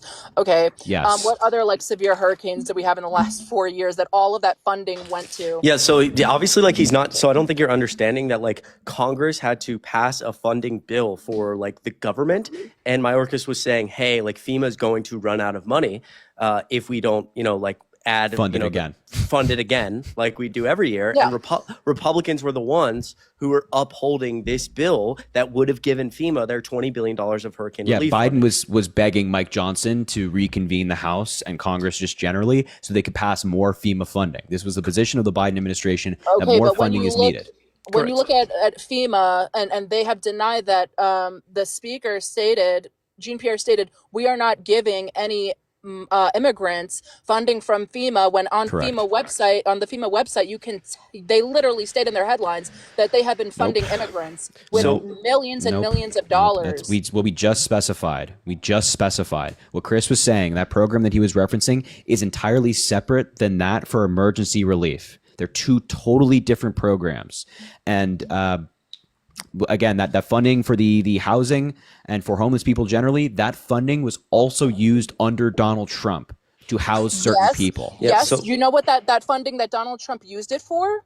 For unaccompanied migrant children, so that they're actually Just- fed no, while they're no, waiting at no. the border. He actually gave funding to those unaccompanied children, and I've looked at it myself. That's fantastic. But what we're talking about is they're two totally separate programs. I just want to get us back on track before you go on a rant about how good Donald Trump is regarding immigration. But under I mean, Trump, it I'm was happy to talk never about his spent to the inhumane max policy, where, like but they're under the two 4 years totally under different Biden and Harris. programs. So you're asking where did the Trump money did go? not The money run went to out of hurricanes. money for FEMA spending. The money went to under- hurricanes. under, The money went to hurricanes. So That's I all. don't. money went to Just to keep hurricanes, us on right? track, before you go on a tangent about how great Donald Trump is, the money went I'm to not hurricanes. stating he's amazing. So I don't think you have, like, really quickly, I don't think you're understanding, like, how the federal government, like, works. So like FEMA has a $20 billion fund now for disaster relief. It only goes to disaster relief. As Harry's saying, there's other funds like for homelessness that are completely separate. So it started this whole giant conspiracy with Trump lying out of his ass about where's all the FEMA money going. When Mayorkas is saying, like, hey, we need funding for FEMA or we're going to run out. That's like, every single year when Congress appropriates money and tries to pass a budget and like things like the federal government gets shut down. You remember when stuff like that happens? It's because Congress, like hasn't allowed money to flow to places. So he's saying, like, hey, if we don't pass a bill, the government's going to get shut down. FEMA's not going to be able to do the work that they need to do. And furthermore, again, like the reason that this is happening, the reason Trump, you think these things and Trump is lying about it is because it's politically advantageous, right? So like FEMA operated in the same way under Trump as it did under Biden. They had the same funding. Money wasn't being directed other places. But there's actually people in Western North Carolina right now who have not applied for funding that they would probably be able to get because of what you're saying right now and because Trump lying. Because they're all sitting there like, oh my God, the federal government doesn't help me. FEMA doesn't have any money left, so I'm not going to apply for help when they would be approved. And that's politically advantageous because now that they're in the shittiest point of their life and they're not applying for funds, they think that their answer to that is Donald Trump. And so they will go vote for him. So I actually think, again, it like wraps back to this idea of like why we're even talking about this in the first place. He's lying about it because it's extremely politically advantageous and he's willing to use people and their suffering for his political gain. There's no evidence that FEMA is working like any differently. And you clearly do not have a concept of how like Congress appropriates money. How does Trump use people's suffering for political gain? I just explained it to you. So when he's lying about FEMA and he's saying like, hey, FEMA doesn't have any money left, we have evidence that people That's in West. what Senator Mayorkas stated. No, that's himself. He's not a senator. First of all, senator. That's what Homeland Security labels him as. The Senator of Homeland Security. That's what they Secretary label him as. Secretary. So a great example of like what you just asked would be people in Western North Carolina who could be approved for funding, not just the $750 is an immediate payment. They could have access to other funds that People FEMA were denied. Yeah, so People can I were finish? denied. Can I finish? So under Trump, that immediate payment was $500. Now it's $750. They could be applying for help that FEMA could give them money for housing, for example, they're not doing that because they believe that FEMA has run out of money when they have not. Or when FEMA is on the ground and they have to literally, they at one point they were obviously have spent a lot of time going house to house. At one point they had to stop in an area of Western North Carolina because there was armed people there saying, quote, we are looking for FEMA. And they had weapons because they were under the belief that FEMA was there to steal land, which is another like alt-right pipeline thing that Trump has pushed. He's using people suffering. This is all politically advantageous because people who are watching, like you, think that these people aren't getting help from the federal government, and you think that Trump will fix it. And so these people are suffering unnecessarily because of you and because of Donald Trump. There's a great example. Yeah, because of me. Well, they're also arresting Yes. people who are trying to actually go out there and help. Right. See, exactly. See, this is like a prime example. You're doing it right now. You're doing it right now. You understand that, like, in a place like an area like North Carolina, the last thing you want is like a bunch of people trying to go to help because A, it's dangerous, and B, there's like a lot of logistics that get set up. And so it makes it more difficult for people like FEMA to do their jobs when people are showing up. So what FEMA always Do you advocates. guys get your word salad So- from like Kamala? Like, is this like, No, I don't know how do you guys so this get is this paid is what you still? call How this is this what you even do. This is what you possible? do when you get angry and you can't No, argue. because Yeah, you're stating people like me when it comes to Trump. No, I'm sorry, but Okay, majority so of people, nobody's getting arrested for going up and helping. What there is was already a man who was what who is was already trying to be what is arrested. always advocated for in these natural disasters is like FEMA, Red Cross. They will beg people to call or go on their website, find ways that they can help through them, or donate to groups, but not go, because it makes it very difficult and dangerous when FEMA and Red Cross are trying to save people's lives and do their jobs, and you just have a bunch of random people showing up and they're like, oh, I want to donate. Like, obviously that's great, that's amazing, but like, it hurts the ability to like do things. Similarly with Trump, when he says, oh, Biden won't show up to North Carolina. Well, for Biden to show up to North Carolina, they have to clear out hospitals to make sure if something goes wrong with Biden. Okay. Let me finish. If Biden shows up to North Carolina or Kamala Harris shows up to North Carolina, Western North Carolina, they have to clear out hospitals to make sure that they're available if something happens. They have to shut down airspace. They have to shut down roads. A lot of these areas in Western North Carolina, like especially, Hold on, especially, hold on, 'cause you're saying a no. lot of things, but I want to get to one thing that you stated. Okay. Yeah. You stated that Trump went to North Carolina. All of these things. Who went first to these states who were? Okay, I didn't. Who went first? Who went Okay, first so- to the states so that were Is that affected not first? the entire Who fucking went point? first? This is the Okay, exact. but hold on, So you're this not is- just so okay. this is- But I am but gonna answer you. I'm gonna answer you. I'm going to answer you. But If you I'm let me saying- speak, if you let me Oh my speak. God, dude, you've been speaking the whole entire time. 1 second, because Kamala went the next fucking day. Okay, so don't sit here and say, well, oh my God, we have these hospitals and all of these people trying to help, when she literally went the next day and Trump went there first. I'm sorry, it's utter bullshit. And then she handed out $750. Oh my It's God! fucking ridiculous. So Kamala Harris went to very specific areas where it was okay for her to go. Right? Donald Trump, and I think Chris can speak to this. I forget the town. Chris, maybe you can remind me. Was Trump went with gas, with aid. He in had Georgia? trucks of gas going to Georgia. Can you stop talking? Albany. Wait, that was affected by the Remember hurricane. that, he went to a town in Georgia and like shut down all the roads and took people away from the recovery effort. Do you remember he was like giving that press conference in front of that building that'd been destroyed? It was bricks. Hold on, let me find that town. But this was during this hurricane that we're referring to right now. Trump It would have been in went to South Georgia. I'm sorry, who was doing podcasts during the hurricane? Yeah. and went on Call Her Can Daddy? I speak, please? You're like literally steam's coming out of your ears. Can I speak while Harry looks something up? Yeah, but you're kind of Valdosta. Yeah. So wait, just be quiet. Trump went to Valdosta, Georgia.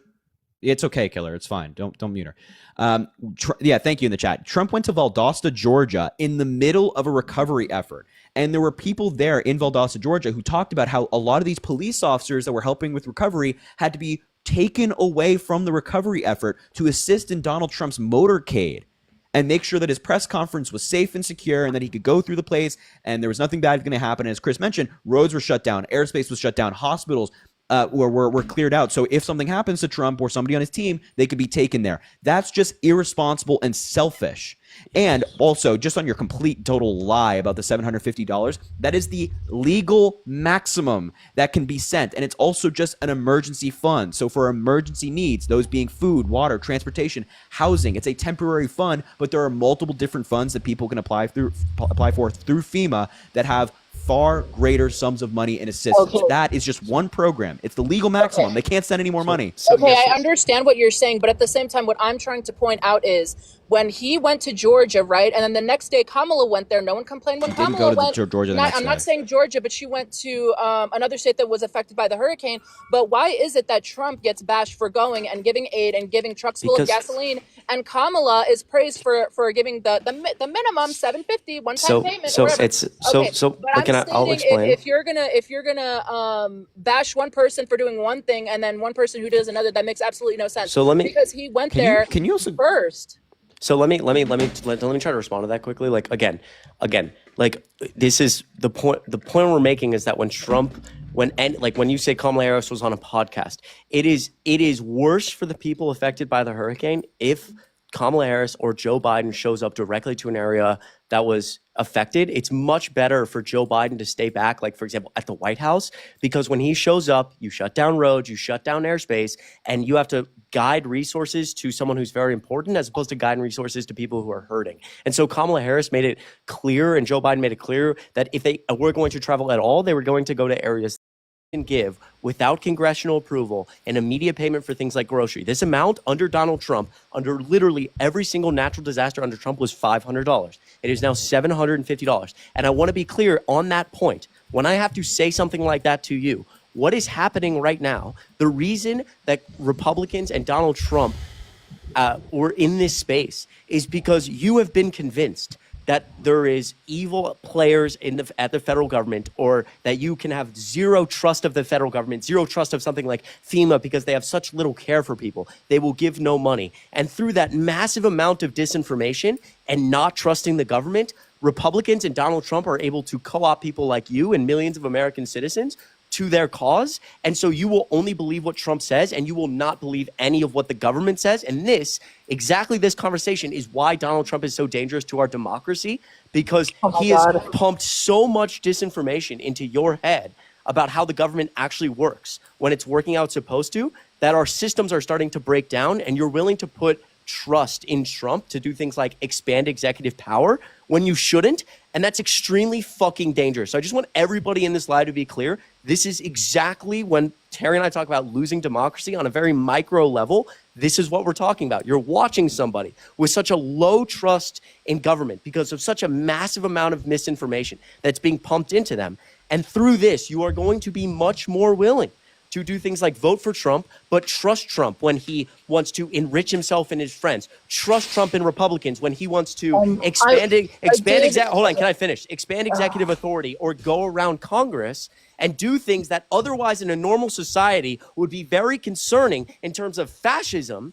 He's able to do that because he has pumped so much disinformation into the American public that people like this will turn a blind eye. And that is how you lose democracy. It has happened over and over and over again. That is how you bleed from democracy into authoritarianism and into fascism. So please God, when you have these conversations, be able to look at it in that direction. This is why this is so dangerous. I don't think you know. We don't say pledge allegiance to the democracy of America. We say pledge allegiance to the republic. Can I ask you a question? Can I ask you a question? Can I ask you a question? Constitutional republic and democracy. So can I ask you a question? What is the difference between a constitutional republic and a representative democracy? Sure. So democracy typically would mean majority rules, right? And we do have a bit of democracy in our country, but you cannot sit there and vote against, the majority cannot vote against the Constitution, which is why we have the Constitution. Right. So that's called. So when you talk about Trump being a fascist and all of these things, I just want to know, what is Trump implementing, or what has he implemented already that is fascist or authoritarian or whatever? So quickly, and I will tell you that quickly. A constitutional republic is interchangeable with the term representative democracy. If you want to go on and contest why people like John Adams, for example, a founding father, use terms like democracy when talking about the United States of America, or some of the most famous Supreme Court justices have written about the democracy of America. If you want to disagree with them and tell John Adams we're actually a republic, I'd feel free. But if you look up difference between constitutional republic and democracy, there's a simple little like first grade gov page that'll explain they're basically the same thing. Sure. Now to your second point, this is like pretty well documented. So at the end of, obviously he tried to overturn an election. He didn't win with evidence. He didn't win it. But at the end of 2020, he signed an executive order called Schedule F. It would essentially take civil servants servants, people who work at 3-letter agencies, and give him the ability to fire them. Previously, like a president cannot fire civil servants who work at 3-letter agencies. These 3-letter agencies are mainly non-political. They have very strict rules about, like, on a day-to-day basis being influenced by politics. Donald Trump has pledged day one that he will re-sign that executive order, Schedule F, give him the ability to fire pretty much whoever he wants at 3-letter agencies. This plays pretty exactly into things like Project 2025 and the argument for unitary executive theory, where Donald Trump has shown over and over again he's willing to test the bounds of how much power the executive branch has. And so already, obviously, I mean, I don't have to go on a whole thing about trying to literally lying about an election you didn't win, caring more about yourself than the will of the American people. I don't have to explain why that's authoritarian-like. But signing Schedule F and firing civil servants like he's already pledged to do, he'll replace those people at 3-letter agencies with loyalists. The executive branch will be really unchecked, will be so big that it will start to fundamentally break how our country works on a day-to-day basis. He will enrich himself and all his friends, and he will use 3-letter agencies to dish out favors and dish out punishments to who he feels best. When the CDC and the FDA want to figure out if abortion drugs are safe and effective, they'll be more concerned with what the White House thinks about that, as opposed to the experts at the CDC or the FDA. When the FBI wants to know, hey, what should we be doing in terms of going after domestic terrorism or going after political opponents, it's going to be really important that goes through the White House first. When the SEC, when a company wants to IPO on the stock market, you've made it, you're successful, you want to be, you're ready to IPO and you filed to the SEC, I want to be a publicly traded company. Well, the SEC is going to find it more important to go through Donald Trump and figure out what Donald Trump and his friends feel about your company IPOing. And if Donald Trump and his friends are in businesses that compete with that IPO, maybe the SEC will deny that claim. And you quickly see how the executive branch is far too big under this unitary executive theory. So yes, if he successfully does all that, it will fundamentally break our democracy forever. And in 25 to 45 years, your children will blame you. Okay, I want to know, do you think that it's fascist to want more government oversight on what people say and also threatening to arrest people for freedom of speech and what they say? Because that's what Hillary and Kamala and Tim Walz were stating that they were going to do. They said that there's no guarantee on freedom of speech, and I don't believe that these people actually defend the Constitution or what it stands for. Do you think the First Amendment is absolute? I believe that you should still have the right to say what you want to say or share your beliefs without being persecuted or arrested. Okay, so for them. can I yell fire in a crowded movie theater? You technically can. No, I technically cannot. That would be called the freedom of speech not being absolute. Okay. I can get arrested for that. But when Tim Walz says, calling for violence or whatever, but we know that people are being censored and where are they Biden being and censored? Kamala also censored information on Facebook, and Mark Zuckerberg came out. I'm and sorry. That. Can you Holy. where in the First Amendment does it say you have a right to Facebook, Twitter, Instagram, and freedom of speech? Okay, so let's get to that. So those are private companies, right, which have the ability to make their own guidelines on what they feel like they can censor, whatever. But why should politicians be involved with that then? Why are they suppressing information? Like Trump did? Like Trump did, like Kamala and Biden did, and Mark Zuckerberg went out and stated the Trump that. administration. The Trump administration did the exact same thing. They reached out to companies like Twitter and Facebook to take down certain information. Yeah, actually, this is like incredibly common. Yeah, actually, I want to be clear. Like, Trump did that because, and that's perfectly within Trump's right, because as this very conservative Supreme Court ruled, like, the government has a First Amendment right too. And so, since the dawn of radio, administrations, White House administrations have made it clear, both publicly and privately, what they want to be shown to the American people. I mean, Donald Trump every day got on a screen and said, you, all of you are fake news. I hate your story. Take it down. And it's been very common practice for privately those people to do that as well. I mean, we've seen the evidence that Trump requested through his administration for Twitter and Instagram, Facebook to take those things down, along with Biden, Harris, et cetera. Most of the times those claims were denied, and the Supreme Court themselves ruled that this is fairly common practice. Like, these private companies should not feel a reason that they're going to be punished if they say no. But if they're going and stating misinformation and they're spreading misinformation themselves, listen, I don't believe that things should be taken down just because it's misinformation. I believe that people should have the right to say what they would like on social media, Why do you And think that I don't social believe media is a in right? extreme government oversight on social media. I don't believe that people should be arrested. The government for doesn't have. The reposting government certain doesn't things. have any. The government doesn't. I don't like. The government has no sway on these social media sites. Why do you think social media is a right?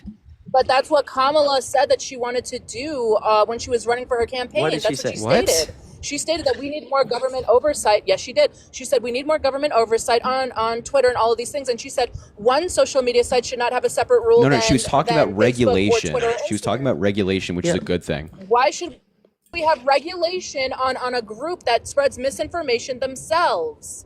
Why should we have regulation on social They media spread sites? misinformation themselves. Wait, are you Wait. You're. No, I'm stating if the side who's saying misinformation consistently spreads I don't- misinformation Oh my themselves. God. I don't think she's advocating for regulating. I think she's advocating just in general to regulate social media companies and regulate the rules around them. Is that a problem? Why is that? Why? Why would I she don't know. wanna Wait, do we have- that? we have regulation on cable media. Why after 2000?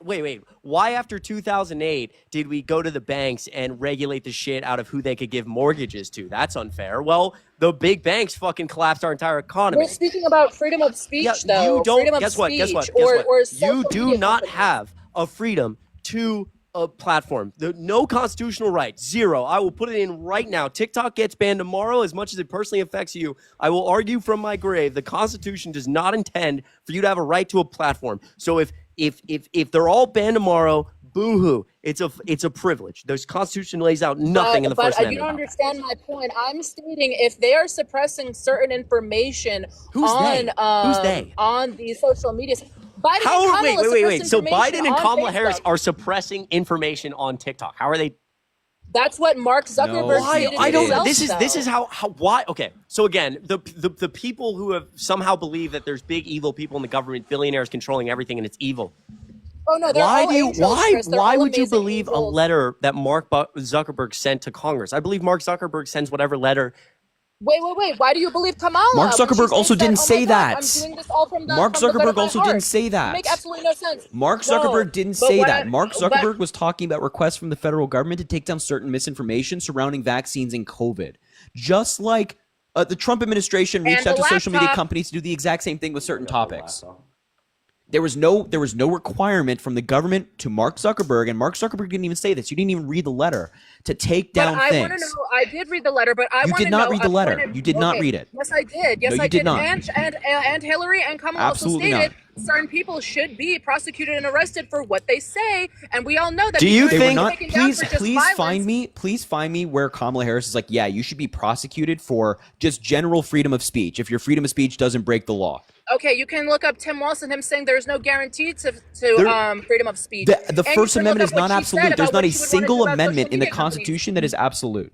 Yeah. So again, if you yell fire in a crowded movie theater, you will be arrested. You understand that, right? But you also, that's not what I'm saying. I'm saying you cannot say that you want to take down misinformation while she spreads misinformation herself. What? Okay, so Kamala Well, okay, Harris, let's make Kamala this very Harris simple. is not. Who You just determines what you're just misinformation you're is? completely confused. Kamala Harris is not saying that if you spread misinformation, you should go to jail. That's not. Kamala Harris was never advocating for that. What she was advocating for is more regulation on social media companies, because with social media companies, where are you going?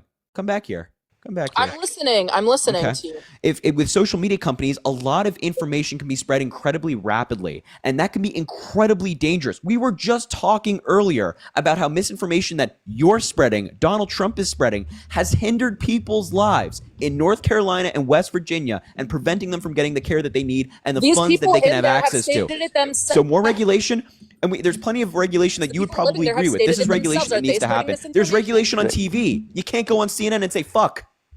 Can I say this? Can I say something real quick? First of all, But you can say that God. Trump needs Can to I- get can I- shot on CNN, so can, right? can I You can I say that. first- can I That doesn't can I get hold on censored. really quick? Sorry. First of all, I think Law of the Wild disagrees with my take, which I think Yeah, is funny. so That I'll that's tell you later. I'll tell you later. okay. Well, that's wait. Tell me.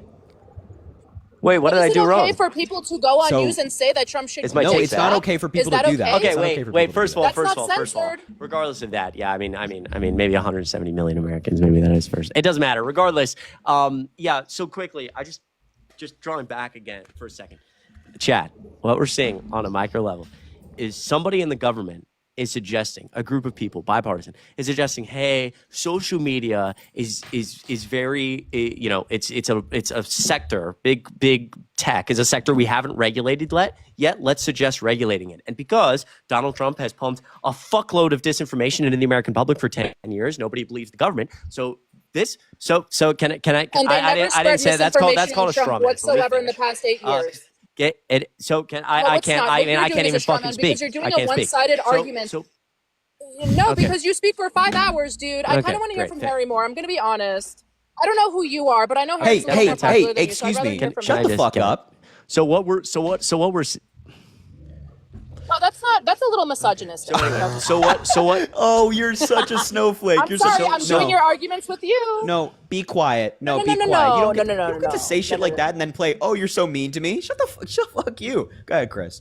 No, be quiet. I never said so that. what we're saying again is like Are you Oh getting no, offended, you're just like Harry? incredibly Did I piss you annoying off? and uneducated. And so when you combine that together, it's almost like I want to bash my head through a wall. Really. So when you can't handle what You your just side no, does, you just it's don't okay. you It's just okay. They don't can know say- what they you're say that no Trump should get shot excuse me. You just on don't know what national you're talking about. television. And then you come up here and try to say to Chris, who's making really good arguments to you, of which you can't rebut. I don't know you. You do this Chris and has that. been rambling My like God. Kamala Who the for hell do 40 you think fucking you are to years, come up here bro. and say I don't know you when you're getting dog walked by Chris right now? It's pathetic. You're getting dog walked. I am not getting You're dog walked. dog I wanna walked. make a point. Chris I just wanna bought make a you a point. brand Chris new said- leash and it's No. red. It's a beautiful red leash. Chris said- It's very Chris thick said red we need leash. to say- Come on, it's Chris time is to making walk. points It's about- time can to I walk. I'm He's gonna dog Wait, park. he's making points. I'm gonna Okay, let you To the speak. dog I'm gonna park. let you Let's speak. go. I'm gonna Let's let go. you speak. Boys, It's time to let's go. keep it short. Chris I'm gonna stated- let you Oh my speak. God, I'm gonna hold let you on, speak. hold on. Please, Chris let me stated- just say one more thing and I Chris- will let you speak. I think part of fighting against Trump administration will be people like realizing on a micro level what is going on here. So again, the government wants to regulate something that has never been regulated before. Donald Trump pumps a bunch of disinformation about not trusting the government. Nobody can touch this. Nobody can regulate this. But if Donald Trump gets in and wants to push social media sites to be helpful for him, Elon Musk is literally the CEO of the largest social media But- site of all time. but Chris, what you're the largest stating- news network in the world. Then all of a sudden it's acceptable. AKA again, we only listen to one man. Cult like this is how Well, who you. This is determines how, what misinformation this is? How is? you Who lose determines your that? democracy with things like this. The government can't. Yo, Okay, can I ask you a okay, question? okay, Do you hold ever on, hold on. shut Back the to fuck up? democracy. I did Do you wanna talk ever back be to quiet? democracy. Do you Oh, ever they're be mad. quiet? They're You're just mad. like so. They're upset. You don't clearly. You've been talking for 5 hours. Shut the fuck up. Shut We have a little up. triggered snow. No, don't mute her, please, mods. Don't mute her. Don't mute her. It's fine. I appreciate I appreciate mods putting in the work. But Point. I wanted to go back to his point about democracy. Save It'll our be democracy. insufferable Our and- democracy. You don't Okay, even let's know go what back it, to you that. don't know what a democracy You're not is. letting me speak though. You said You that just you were said gonna give me a democracy chance. wasn't I the. wanted to- You just okay, said we're but- not a democracy. We're a republic. Do you Chris, need I'm government giving you 101 your first grade? attention. I'm giving you your attention, Chris. Hold on. You stated about democracy and all of these things, how Trump is spreading misinformation and it hurts our democracy. Okay, let's go to that. Because your side has spread countless misinformation that has made this man almost get shot once and almost get shot again. By So Republicans? let's not play this fucking... by the Republicans, Republicans the who vote- the who Democrats fucking spread donated to misinformation that almost made Democrats. Republicans shoot him. Yeah, Harry. Yes, Harry. I'm talking about the Republicans who donated to Democrats. That's what- exactly who I'm talking about. Okay, wait, let's just not to be play clear, stupid. the first guy, no, Let's not excuse play me, stupid, Harry. the first guy whose house he lived in had Trump signs, the first guy whose classmates said he was always very conservative, the first guy who was a registered Republican, and then the second guy who said that he voted for Donald Trump in 2016 and was advocating for Nikki Haley and Vivek Ramaswamy to win in 2024. Those are Democrats? Really? The same Really? guy, the Okay. same guy who What- has what- made countless. Wait, the second guy who made countless tweets, anti-Trump tweets. Let's not forget about What- that. He what This voted is for misinformation Trump. I'm talking about. He voted You guys for pick Trump and was choose what advocating. information you Wait, wanna so I'm bring up. sorry. I'm sorry. The Democrat lies were making him vote for Nikki Haley. What What are you misinformation? planet talking are you about? living on? So are you denying that he made countless tweets, anti-Trump tweets? That Did he that not? second guy was just unhinged. He made a lot of anti-Trump tweets, but the idea that it was the I Democrats agree, he spreading was lies unhinged, about and I Donald think Trump the that led first him to guy do is such a too. thing is ridiculous. It's But completely I'm unfounded. stating, okay, you- but what- but hold on, but you guys are the ones who are saying he's fascist, he's Hitler, he's all of these things. But Chris what you're didn't not say that. understing is Is that He didn't well, call I'm him saying- mustache. I'm talking He didn't about, liken him to he Mustache did say Man he's once. a fascist. is that the so He so did- wait no, he did call him a please this fascist. is He very did. important. This is very important. Are you claiming that the misinformation or what you call misinformation saying he's dictator like or a fascist is what got him shot? Yes or no? No, I'm saying the rhetoric that you guys push is exactly what got him the shot. fascist and the dictator like. Is that what you're referring to? Oh yeah. Okay, so for sure. What I'm please stating is stop. This is extremely fucking important because who called Donald Trump a fascist? That would be his hand-selected chairman of the Joint Chiefs. Called him a Can fascist. I please finish speaking? His chairman of the Joint Chiefs, which is the highest military officer in the land, who is in the Situation Room every single time there is a military event under the Trump administration. Trump hand-selected him. That guy who served in Vietnam called Donald Trump a fascist. That guy. Donald Trump's hand-selected Secretary of Defense, the first and second one, both said that he was dictator-esque, said he had no concept of foreign policy. What anyone said, Chris. His chief of staff and his vice president. You just claimed that our rhetoric. You just claimed that our rhetoric is what got him shot. That's the rhetoric of his own administration. The people he hand selected said that. General Mark Milley said that, not us. You are fucking delusional. No Democrat called him a fascist.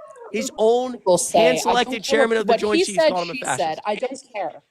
Okay. Oh, so now you don't care what people say. He called him a fascist. You said our rhetoric got him shot. Wait. Our rhetoric got him shot. And when I tell you the only person who called him a fascist was his hand-selected chief of staff, you say, "Oh, it doesn't matter."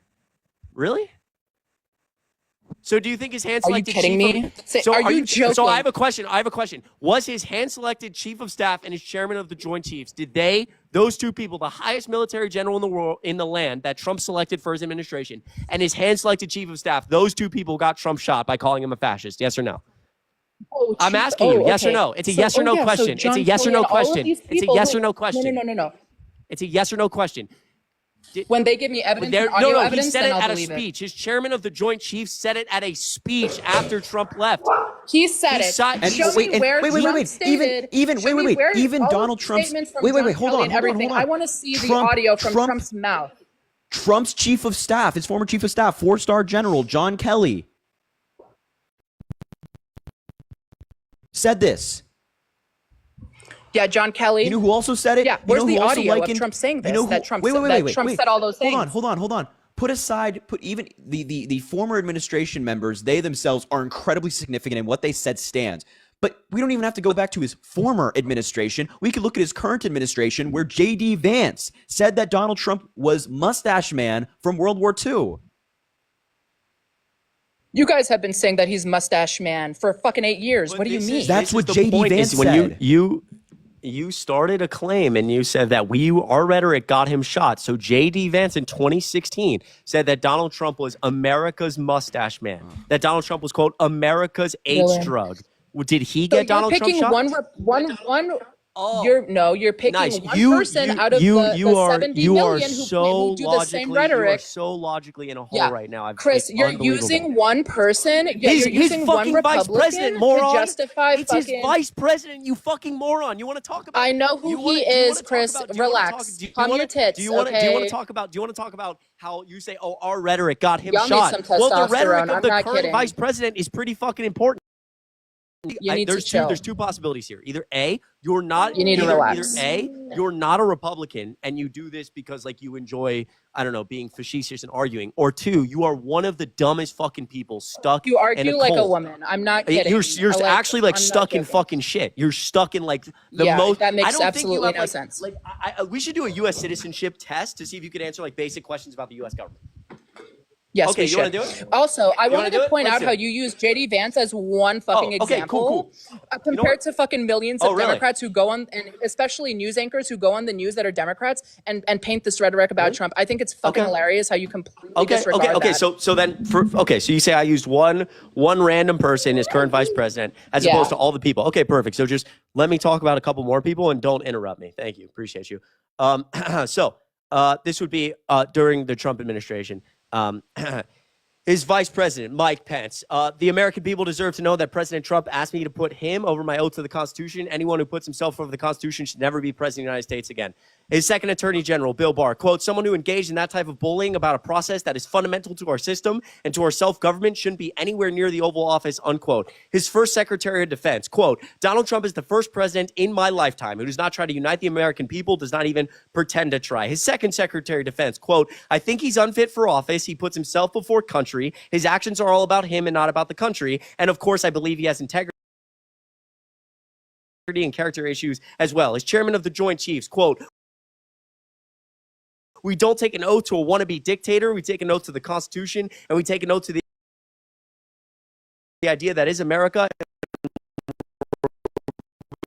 willing to die to protect it, unquote. His first secretary of state, quote, Donald Trump's understanding of global events, his understanding of global history, his understanding of U.S. history was really limited. It's really hard to have a conversation with someone who doesn't even understand the concept for why we're talking about this.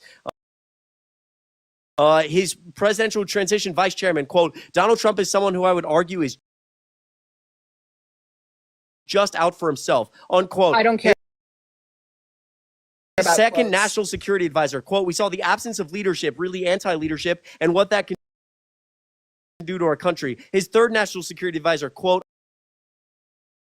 I believe foreign leaders think he's a laughing fool. His second chief of staff, quote, Donald Trump is a person that has nothing but contempt for our democratic institutions, our Constitution, and the rule of law. There is nothing more that can be said. God help us, unquote. Quote, one of his comms directors, quote, he is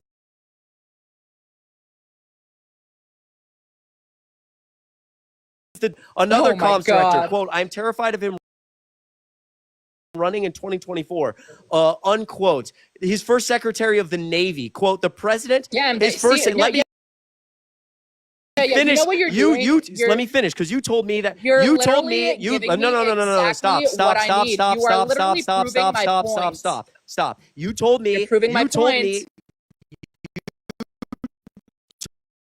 Trump, if you also think that these people got him shot with this type of rhetoric, then you're in a cult.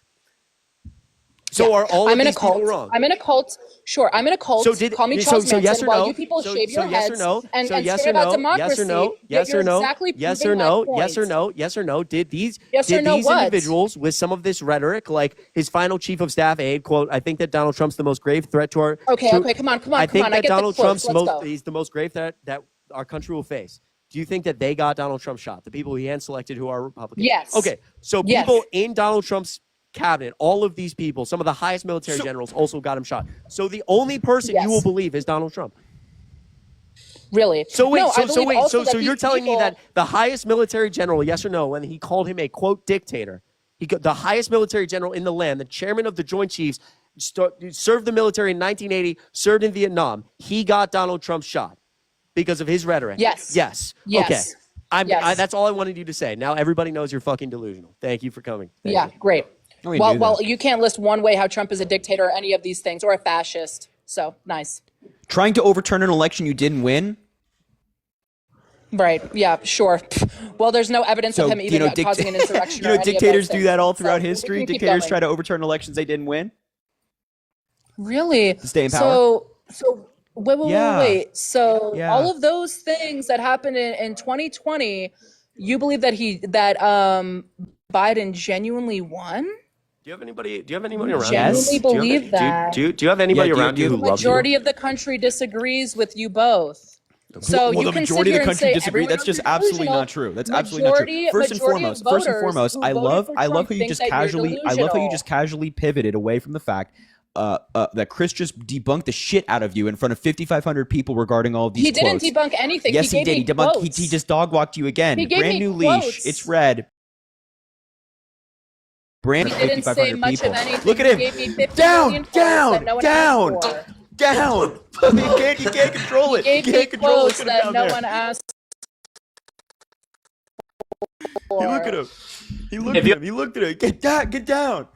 Anyway. I don't understand what's happening. So first of all, I love how you just pivoted from that. And second of all, if you think that the majority of the country agrees with your batshit insane conspiracy theories that the 2020 election wasn't fair, you need to be admitted to a psych ward. You do. You do. Yeah, the leftists need to be admitted to a psych ward. Please, what's So your did evidence? so What's your evidence? Wait, I just want to ask really quick. Did John from the DNC like forget to plug in the router this time? Like we had, Yeah, I did we swear to forget to God, rig this is it what this happened. time or what? We were gonna steal the election. We had it all set up. I told John to get a new Ethernet cord because Oh my God, Chris! If you're afraid of Project 2025, I can't wait for you to hear about Project 2026. It's going to be so amazing. Okay, so I cannot wait, fucking why wait. was the election not rigged this time? Why was it not rigged this time? Yeah. What do you mean? Why did they stop counting the votes in 2020? Wait, no, I'm asking you. Wait, I'm asking. Stop. Seriously, for a second. For a second. Wait, listen now. I guarantee. Just be serious. Why? It doesn't make logical sense to me. In all seriousness, how we could steal the 2020 election, but we didn't steal it in 2024? Yeah. How did that happen? Like, I genuinely want to know. Because Trump won 3 times. I don't know if you miscounted. So this once, doesn't answer but the he question. did. This doesn't answer the But question. like, why? Yeah, no, I'm being actually dead serious. Like, logically, how did we manage to pull off this steal in 2020? Biden's the president, but then this time it wasn't stolen. Well, because we didn't have as many, I'm pretty sure we didn't have as many mail-in ballots this time, not to mention we were through a pandemic in 2020 where we also had evidence of a fucking water leak, people boarding up their windows, all of this shit. utter nonsense.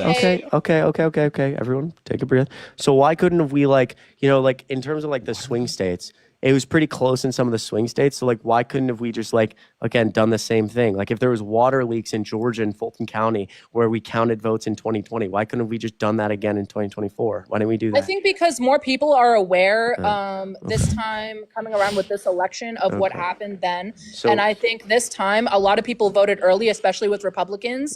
So I think why that's couldn't we rig also it? a major There was reason why. early voting. Why? Okay.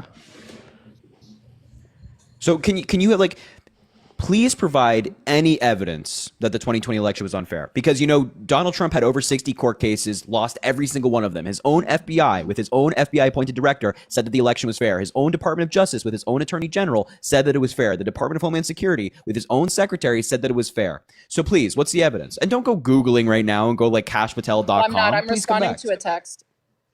What's your evidence? But I'm listening. You remind me of like the female version of RC. So if there is anyone texting you claiming they like fuck with you or they want you to come RC? yeah, they're lying. They're lying. I don't know Nobody who fucks with you. RC is. But I know. Don't worry about that comment. If there's anybody texting you right now, you're like, yo, baby, please come over. I promise they're lying. I promise, dude. Nobody wants you. Oh, don't worry. I'm actually with a conservative masculine man, not a beta. But Oh, it's let's okay, Chris. fucking You wouldn't go, know what dude. that is. Yeah, dude, this person needs her Super RC low in this human being. testosterone Dude, I energy bet coming from RC you, in this Chris. human being could like they could like run off in the distance Chris, together. you're rambling. You're rambling. Stop, please. Oh my God. It's Your boyfriend does You not. whine speak as- more than you my speak dog, as if- bro. Come on. Your You boyfriend speak does as not if enjoy your people actually want presence, to I listen promise. to the sound of your voice. Nobody does. Nobody wants to hear the sound of your voice. I'd rather hear like You know what, nails on a Harry? chalkboard than hear you be like, Harry. read the election, read. You. God, it's so irritating. I'm surprised you don't work at McDonald's right now with the fact that you lost. I'm really surprised, and this is your only way of making money right now. Do you think that like How are you not working at elections McDonald's? just like do you not think that like people still are interested in politics after an election? No, I think you guys just keep spreading BS misinformation. Here we go. Why don't we do a US? And yet Why don't we do a can't US? debunk us. Why don't, do you want to do a US You citizenship cannot test to see debunk if- us. We're sitting here right now. And by the way, I just presented to you Well, the I fact can't that debunk Donald Trump's when Chris FBI, keeps DOJ, yapping. DHS, and all the different court cases he had, none of them found any widespread fraud. I'm asking you, what is the evidence that the election was unfair in 2020? And then we're going to do a With citizenship all test, by the of- way, to see if you'd be able to pass it. Are you kidding me right now? I'm dead serious. I don't think you would be able to pass fucking levels of testosterone. I think it's pretty low. But anyways, we what can a talk weak about rebuttal people from a weak boarding up, person. People What boarding a up. loser.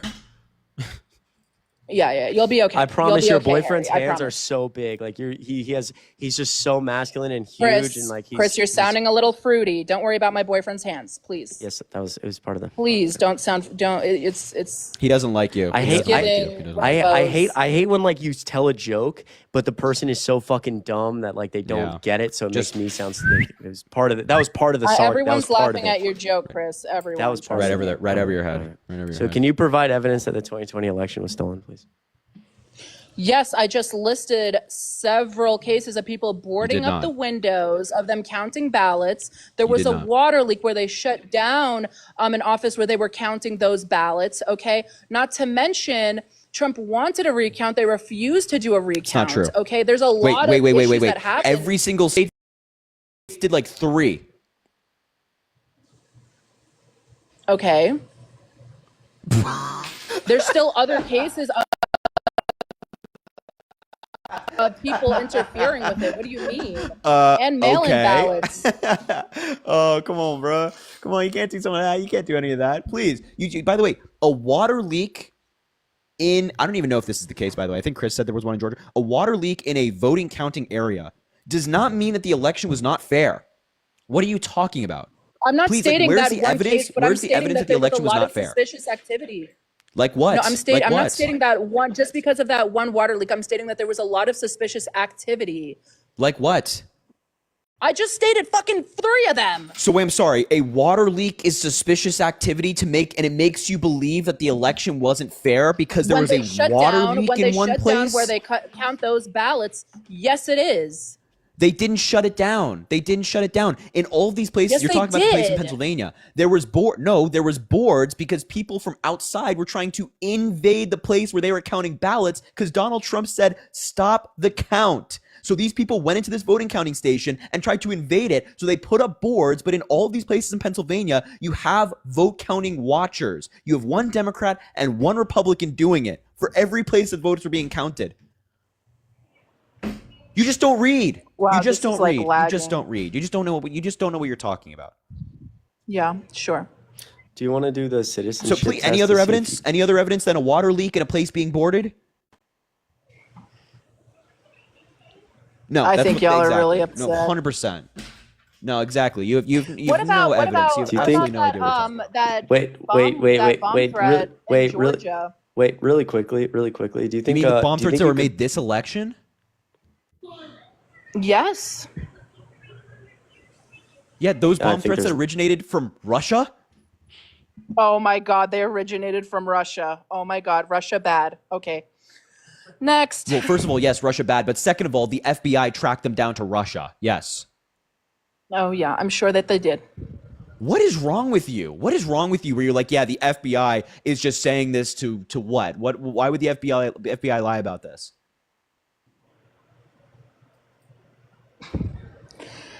I just think it's quite ridiculous. I don't know how you guys are still making money at this point. It's like mind-boggling. Can I, to me. can I, Okay, so you can I don't have speak an for saying answer. so? Is this you don't gonna have go an on? answer. Wait, are you doing this for the next 4 years? Like, I genuinely want to know. So I've been in politics. I started on a local level since I was like 16 or 17 years old. If you think that I'm 22 now, if you think that, oh, the 2024 election didn't go my way, so thus I'm just completely exiting politics, you're goddamn wrong.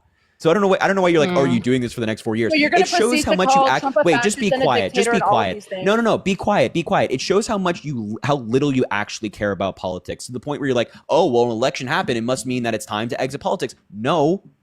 If you win an election or lose an election, you don't just stop. Nothing's a given. You keep pushing and keep advocating for what's right. Grifter who says whatever Donald Trump says and believe whatever I'm a Donald Trump grifter while you believes. sit You up do on all of here that. every No, single day and that's get just who you gifts and are. all No, of these it's things on okay. We TikTok, understand. sure. We I'm understand who you're you are. We definitely not a understand what your grifter, goals are. Harry. You just repeat whatever Donald Trump says. When we provide you evidence after evidence after evidence, when we're citing the FBI saying like, yeah, Russia, a bunch of Russian hackers or whoever these people might be, bad folks in Russia, were targeting voting locations with bomb threats to disenfranchise people, make sure people didn't vote. You're Why like, would they do oh that? yeah, I'm sure the FBI. You Would question they it. You do not like America. You do not like I don't America. like America, sure. No, you do not. If you question, if you're like, oh yeah, if you're like making a joke like, oh yeah, Russia bad when they're targeting voting locations to disenfranchise people, yeah. Why would they I don't want think to I don't think you like this disenfranchise country. people from voting? Why? What do they So gain from you, that? so the three of us get in an argument about it, and it causes a bunch of division in America. You fucking idiots. That's how they help Trump win. Well, you're the one who allows Republicans on here and debate them every single day. Right, I'm so- surprised they even got on, honestly. All right, so But so you're what the can we? ones who do that, can and we- while you can resort we- to insults, can we- Chris, can like we- you have can been we- doing for the All last right, you know hour, what? You know you what? just You know what? resort You know to what? You're insults. I know. You are literally. I know you don't know who RC is, but you should look him up. It's like identical. It's crazy. Let's do quickly a couple questions of the citizenship citizenship test to really. Oh my God! Hold on, let me speak. I did want to argue. I did want to debate about yeah. So other here she goes. topics, She's gonna though, run. such She's as gonna. She's gonna. No, abortion. she's gonna run. I really We're happy to did talk wanna about go abortion. to We will. the We will abortion talk about topic. abortion. Yes, We will talk but you're about gonna abortion. answer. We will, but you're gonna answer a few of these questions because this is how you. I don't go have to about answer this. shit from you because you Okay. haven't answered any of my Okay. questions. No, that's You fine. have pivoted That's fine. the entire I'm time. just gonna start- when it I'm came just to gonna what I start- wanted to I'm say. just gonna start Not to asking. mention, you have I'm just- interrupted listen, me multiple Listen, times, so I'm I just don't gonna. have to answer I'm any just of your gonna. fucking I'm just questions. gonna. So this is what they do. Like someone who's very like arrogant and all these things. They No. This is what you do. Okay, No, so you try we're gonna to- be no. quiet. What you're Yo, not I'm gonna do ask is a you're not gonna question. try to put me I'm gonna in ask a fucking- question. no, in a fucking I'm gonna test. ask a I'm sorry, but you're question, not and gonna we're gonna fucking do remain that with me. quiet. I I'm am gonna not ask the a fucking question. one. I'm gonna No, ask no, a no, question. no, Oh my no, God, no, she's no, freaking out. no, It's no, a no. U.S. citizenship I'm sorry, test. you're not It's doing a this U.S. with me. citizenship test. It's the most basic questions to get into the country. You should be able to Yeah, answer I know. them. My mother took that Okay, test, perfect. Chris. So you should I be know able what to. that So you should fucking be able to test is, answer it. Chris. Here we I go. know what Here we that go. test What is, do Chris. we My call mother the took that first test 10 to get into amendments? the fucking What country. do we call I the know first? what that test fucking is, Chris. Then So perfect. no, Perfect. I'm not So then doing it won't this be a with you. You're problem. not going to try to put me into What do this we fucking call the test first to try 10 to test my amendments to the fucking intelligence Constitution? while you think that we live under a fucking democracy. What do we Chris. call We're the not first 10 fucking doing this, amendments to Chris. the We're not fucking Constitution? doing it. What We're not do we fucking call doing the it. first I 10 did want to amendments to talk the about Constitution? abortion with Harry, and if you wanna talk about it too, but you're not going to try to put me into this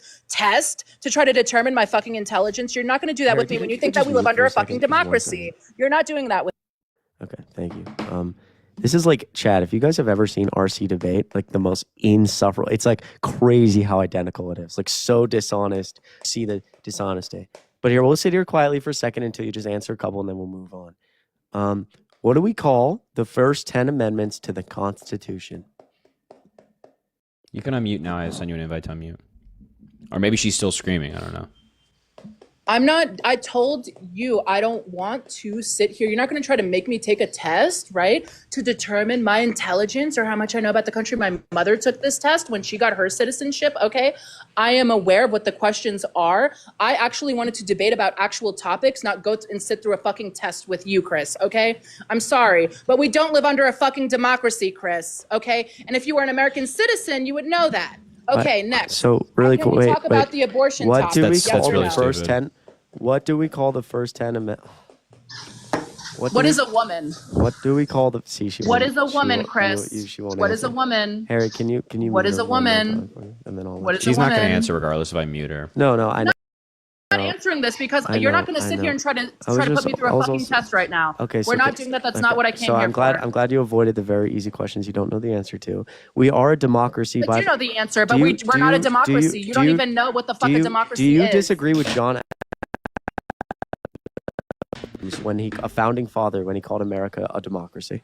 We are not. So do you one nation disagree? under God, Do you under a disagree fucking with John democracy. We are Adams? not. We are a Do you- constitutional republic.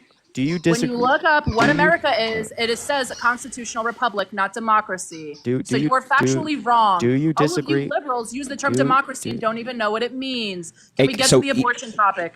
So just to be clear, as Chris said earlier, a representative democracy and a constitutional republic is the exact same thing. They also both fall under the system of government that's labeled as a democracy. So there's different types of democracy, because you would even concede that a central part of democracy is voting, right? Yes. Yes? Okay. So who do we Yes. vote for? Think about all the things we vote for. We have amendments that can be voted for on a state level. You vote for your house, for your state, your governor, and then on a presidential level, the popular vote winner of your state gets the electoral points. So if you think that voting is central to a democracy, then you'd have to agree that we, the United States, are a democracy, a type of democracy. We are a type of democracy, but we are not labeled as a democracy. We are labeled as a constitutional republic. Wait. So if we are a type of democracy, that makes the United States a democracy. Just like if you have the broad definition of soda, like soda, a Coca-Cola is a type of soda. Just like a representative democracy is a type of democracy. You would still call Coca-Cola a soda, just like you call representative democracy a democracy. Yet you cannot. Okay, what is democracy then? What is the definition of Or I can give you my definition. Yes. You want a dictionary definition? I want your definition of what democracy is. So my definition or dictionary? dictionary definition. You can give your definition. Let's go dictionary. Let's go dictionary to be safe. Oxford, right? A system of government by the whole population or all the eligible members of a state, typically through elected representatives. Man, that sounds really familiar. Elected representatives. Yes, I golly, never that sounds denied super familiar. that is what it means. I never denied that. But then, if that's the case, then why do we have a constitution in place then? Why is it considered a constitutional republic? Why is it considered that then? Do you think that like I'm pretty sure that they do. However, you're the one who says democracy, yet your party shows anything but fucking democracy. everything you're saying right now describes a democracy. You acknowledge that democracies have governing documents because like what democracy out there doesn't have governing documents, and you're recognizing that voting is central to democracy. And if voting is central to democracy, then definitionally by democracy at least. Constitutional republic, though, Which We have a is constitution which in is place. which is a type of what? But the majority of Americans cannot vote against our constitutional. Our You are one of the constitution. dumbest people. that has I ever can't- come to this life. Chris can't even tell me what it is, but okay. You don't even you. And you, Harry, it's you're right in lagging. front of, Chris? Am I lying? Yeah, everyone in the comments is saying that you're All right, one lagging. sec. You're I'm gonna actually drop lagging you. a lot I'm for gonna me. I'm gonna drop you and then I'm gonna bring you back up, and then we'll see if that fixes it. All right? Okay. Okay. All right. Let's see if it's better. Is it better already, Chris, or no? Yeah, it's been like going in and out. Give it a second. Like, wait, speak. Hello. No, it's flagging really bad again. Wait, hold on. Let me see it. Big chat. You were It's saying like way it's not better. like the Way no. better? Oh, it's really bad again. All of a sudden, hold on. I don't know if people. It's like it's not like the normal like internet lag. It's like fucking yeah. People are saying no lag. It's like you talk clearly for a second and then you like freeze really badly and like you're super delayed. I could restart the live. I could drop out and see if it helps. I don't want to fucking talk to this lunatic anymore, anyways.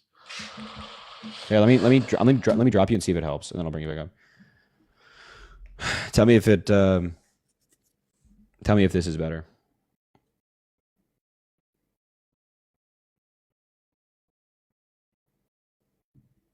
No, is it not better?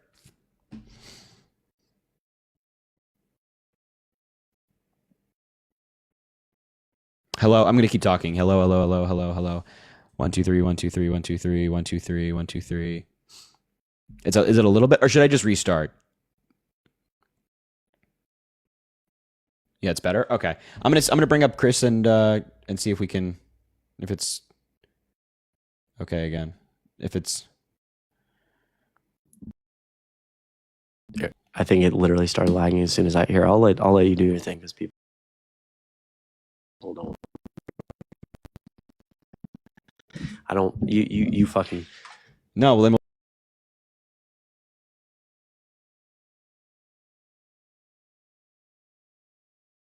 we'll just restart. No. Just go do your. Well, I guess. No, if I bring her up, it's gonna lag anyway.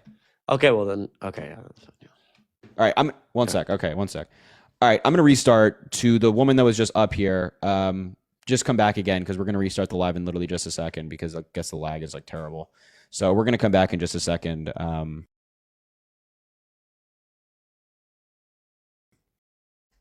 And yeah, all right, 1 second.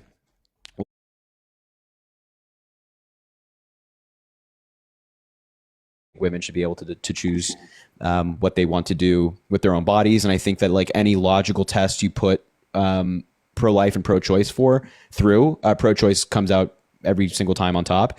From a data perspective, what we know is that from the WHO and other major medical organizations around the world have reviewed countries that have strict crackdowns on reproductive rights and very lenient laws on reproductive rights. In the countries with lenient reproductive rights, where women have access to reproductive care, their life expectancy is better, their financial status is better, their quality of life is better, and more. So there's better life circumstances. But also from a legal perspective, I think that abortion is protected by the 14th Amendment, the Due Process Clause specifically, or the Equal Protection Clause. You can make an argument for that as well, maybe even a stronger argument. And I also don't think that the state should be involved in like a woman's body and her doctor's office before 20 weeks. That makes no sense to me. Okay, well, I would say that I'm pro-life. However, I do believe in some exceptions. And also, I do not believe that it is a woman's bodily autonomy simply because it is a separate DNA within her body. However, I still don't feel like that is I don't feel like it's a decision for her to make, especially when it's a fetus who cannot consent to, being unalived or being terminated.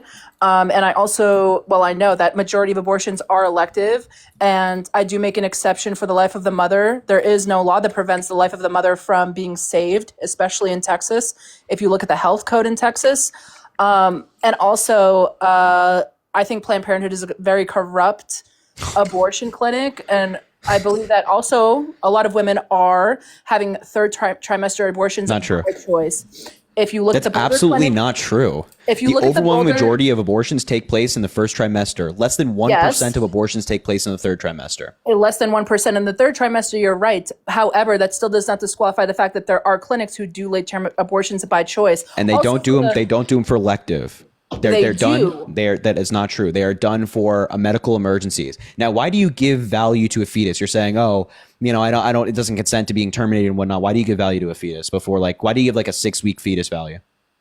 I believe all human life has intrinsic value, and that is a human DNA. That is Well, you're okay with taking life in other circumstances. In the event of self-defense, if somebody's attacking you and you take their life, or generally if somebody's being attacked and their lives are taken, so that, you're okay with that. Or when a family member wants to unplug their brain dead family member from life support, you'd have no problem with that. But those people are both living.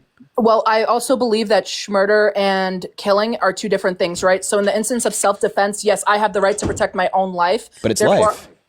But it's life. But I also have my own life, too, that I have to regard for. But also, I don't view killing and murder as the same thing. If I am completely healthy and so is my fetus, and I choose to willingly go to an abortion clinic and abort it, I view that as wrong. And I view that as murder. Especially then are you not okay with a family member pulling the plug on their brain dead family member? I view that as wrong as well. You don't think that people should be able to pull the plug on their family member who's on life support? Well, why? Okay, so are you okay? I want to know. No, I don't think that's right. However, no, I don't think that's right, especially if there's a chance, or say, for example, someone's in a coma, there's a chance of them waking up, right? We're not talking about a coma. I'm talking about somebody that's brain dead. And even with comas that last 10 years, a person's not waking up. Okay, it's but incredibly let's say if I was, right, then in that instance, that person has already lived their life, right, had experiences. But it's still cellular life. It's still life. It is, which is why I am against that still. So, that is insane. How is that insane? Well, who's going to pay? If you have a family member who the doctor's there's a 99.9% chance that this person is not waking up, and you need to pay, $5,000 a fucking day to the hospital to keep them alive and have someone take care of them and have them on this ventilator. I mean, that's a hard choice. But you want the state to do that? Well, who's paying? Don't they already write that in their will if that is what their wish is? No, not everyone has a will. Yeah, so some people are put into brain dead states without wills. Okay, sure, but I'm just saying okay, great, but that doesn't. I mean, yeah, we can talk about people who have specific requests, but who's supposed to pay all these millions of dollars a year to keep someone alive who's probably not coming back who's probably not going to be, who's going to be alive anymore. Okay, but we're also tax dollars are also funded. Our tax dollars are also funding Planned Parenthood, right? Wait. Pause. Are you? So obviously, if you're keeping a person alive in your family and paying the hospital millions of dollars a year, that's you individually paying it. Are you suggesting that taxpayers or the government should pay for that? Pay for what the person being kept alive? Yeah. Well, I don't view. Okay, so I would say yes, because I don't believe that we should determine to unalive someone at the end of the day. Not to mention, even people who are brain dead still have brain waves, even though that they're super minuscule. They still have some sort of brain waves. Wait, okay. So if a doctor determines that there's a 99% chance that this person is not going to wake up from their coma, you think it's going to cost multiple millions of dollars a year to keep them alive in a hospital. You think that taxpayers should be paying that? I don't think that is like, I don't think that's an accurate like correlation though. What? I don't think it's an accurate correlation because this is, okay, if we're pertaining it to a fetus who has a life with potential, they're healthy, they're fine, the mother's healthy, and the mother is willingly choosing to terminate that pregnancy for whatever reason and her life isn't at risk, I view that as unjust. You're comparing it to someone who has already experienced life. But why should that be the law? That's the question. You could view it as unjust for you. You might not do it, and that's fine. Like, we're pro-choice, so if you want to make that choice, it's fine. Why is it unjust for someone who lives in California you've never met for her to get that abortion if she so chooses? Why should that be the law? Why do I view that as wrong for her to choose? No. Well, you can view it as wrong. Why? We're talking about what the law should be. So you could have a view thinking that, like, yeah, I disagree with abortion, but why should that be the law? How does that make any sense for it to be the law? Well, because a lot of people voted, a lot of people have that choice now within their state to make that decision. Like I live in, well, I'm not going to say where I live. I live on the West Coast, not in California, but I voted against it. But my state is pretty lenient. So they didn't go for what I chose, right? So everyone can make their own decision on what they want. I believe that is less government in the body where the people within their states can choose what they would like to do for whatever regulation they want to. That's definitionally more government. If the federal government with Roe v. Wade is saying that abortion rights are protected in every single state, so no matter where you are, you can get an abortion, that's the government saying, yeah, if you want one in your state, you can get one. That's no problem. If you don't want one, you don't have to. Whereas in these Republican states, they're saying you don't have a choice. That is more government intervention. But okay, but if that's what the people voted and that's what the representatives decided, then why should it be federally protected if majority of people well, actually, there's a lot of Republicans who are pro-choice, but why can't those people in their state decide that? Because everyone disagrees when life begins or when sentience begins, right? So it's like... That's a good question, actually. So yeah, so obviously, like, we have to determine, like, what the role of the federal government is. So, like, in my opinion, like, if we're seeing significantly worse health outcomes in places with very strict abortion bans, like, I think the federal government has a role to, like, just protect people's lives. So in general, like, a woman in Texas doesn't have a significantly worse health outcome getting pregnant than in someone in New York. But secondly, I think that, like, that goes to a better question about, like, your state government works much different than mine. So, like, in Georgia, you were like, oh, you can just vote on it. I can't vote on it in Georgia. Like, our Constitution doesn't have referendums in it. So we're, like, dominated by Republicans. We could never have, like, an individual vote on anything like abortion or marijuana. And obviously, like, not everyone in Georgia is, like, voting based on abortion. And we see this in other states where, like, Kansas is, like, very Republican state, but they voted to enshrine abortion rights. Mississippi is extremely red, but they just had a referendum to enshrine abortion rights. Like, we would enshrine abortion rights easily in Georgia. We just don't have the opportunity, and not everybody's voting for state legislature based on, like, abortion as opposed to what they need in their community. So you start to get in these very, like, niche discussions. It's like, okay, why doesn't the federal government just protect everyone at a base level? I can understand what you're saying. At the end of the day, I believe that it was a good decision. And I believe elective abortions should be banned. I think that is true. And there is no law that prevents the mother's life from being saved if that's the case, which I'm 100% But why should it be banned? Why? Because you're taking an innocent life based off of the mother's autonomy, which isn't technically even her DNA. So why should she have a decision on the fetus's life when the fetus doesn't even have a decision? And especially if the mother and the fetus is both healthy, there's adoption, there's all of these things, and we can get into adoption and all of that thing. Wait, and how. Can I ask a question really quick? Like, yeah. Where do you assign, like, if you think, like, conception starts, if life starts at conception, like, when does valuable life begin? Like, is valuable life at the moment of conception? Right when that egg is fertilized. Okay, so you would support banning IVF? Because IVF is taking an egg and a sperm in a lab, combining them, making an embryo, and then freezing it. And over time, like, I was looking at these stats, 100,000 women in 2021, I think, had birth via IVF. There's 100,000 new lives. But right now, through that process, you're going to take a bunch of eggs. A lot of them are going to be frozen, and then eventually they will not be used. So they're always being thrown out. So if you consider life at conception valuable life, then you must assume that these embryos that are frozen in all these labs across the country, then IVF needs to be banned. Well, I would say this. I think IVF is a good thing, but I think the way that it's conducted now is not moral, especially if you're freezing a bunch of extra embryos and then throwing them away. I think that is unjust. You should use one. Okay, but that's the whole point, is that obviously pregnant, already to get pregnant just in natural circumstances is not particularly you don't have it's not likely percentage wise. Most likely you're going to have to try for 2 or 3 months, but in IVF that chance is even lower. So the reason that they're taking many eggs, and they're doing cultures of eggs to see which eggs are the highest quality, essentially, to confirm that you're going to be able to get pregnant. So that's why people do it. They have multiple. They harvest as many as they can and freeze them, because you don't know, the chance is pretty low, and you don't know what's going to work and what's not. So I feel if you did just one, that doesn't really make any sense. So if the position is banning IVF, that's fine, but then that leads into a further discussion about do you think IUDs should be banned? I'm not against contraception. I'm not against that whatsoever, but to the IVF point, I believe that we should do it in a more moral way where we're not throwing out embryos, and I believe that we should at least wait until that is accessible. So what if there was no other more moral way to do it? Would you if it was either hey, they're going to be frozen, people pay for them to freeze them. Should be against it. Try it's lagging. Because if you are disposing embryos, right, then technically, by my argument, that would be disposing of a life. So if I was for that, then that would be contradicting in what I believe.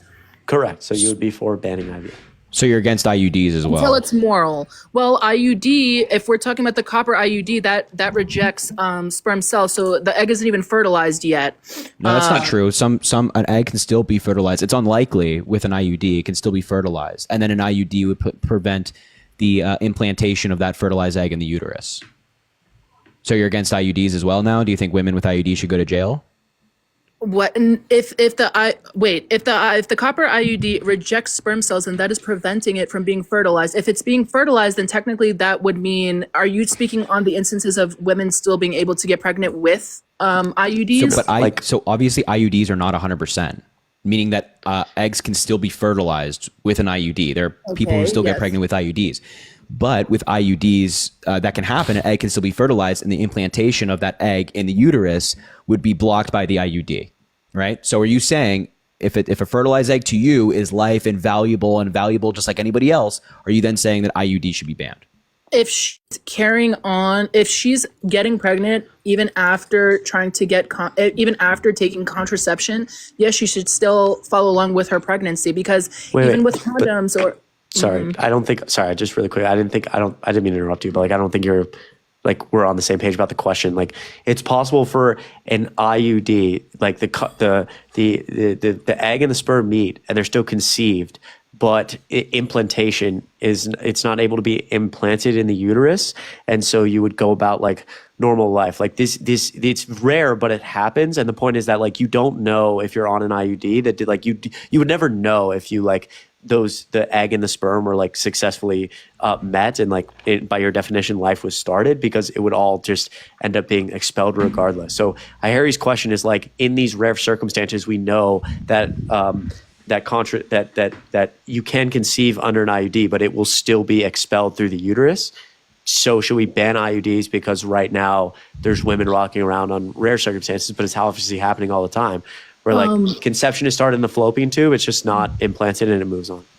If it's being expelled anyways, then I wouldn't say that you should be arrested for that, because then wouldn't that be just that something that the IUD was not able to prevent, and then she just excretes it anyway. So she's not following along with her. Right. She's not getting pregnant and carrying it for 9 months. Well, right. Well, that comes to the basic question of what is valuable life? I mean, there's instances where people conceive and they don't their egg and sperm are not implantation doesn't happen. And so like a lot of like when we talk about like you have to try for an average of 3 months or 2 months to get pregnant, like a lot of times the body doesn't even see, Nurse Heather, who's here, literally said this yesterday, it was beautifully said, like a lot of times the body doesn't even see an egg and a sperm as valuable life. It'll excrete it anyway for a variety of reasons. So like if the body doesn't even view it as valuable life, like why do you view it as valuable life? And for the record, Nurse Heather should speak on her position on pro-life or pro-choice. Hi, Nurse Heather. I love you. Sorry for taking all your talking points. You're the best. I would say that I would view that kind of in the same lens of a miscarriage if the body is expelling it, right? And I wouldn't put that blame on the woman then in that instance. She's not inflicting that onto herself.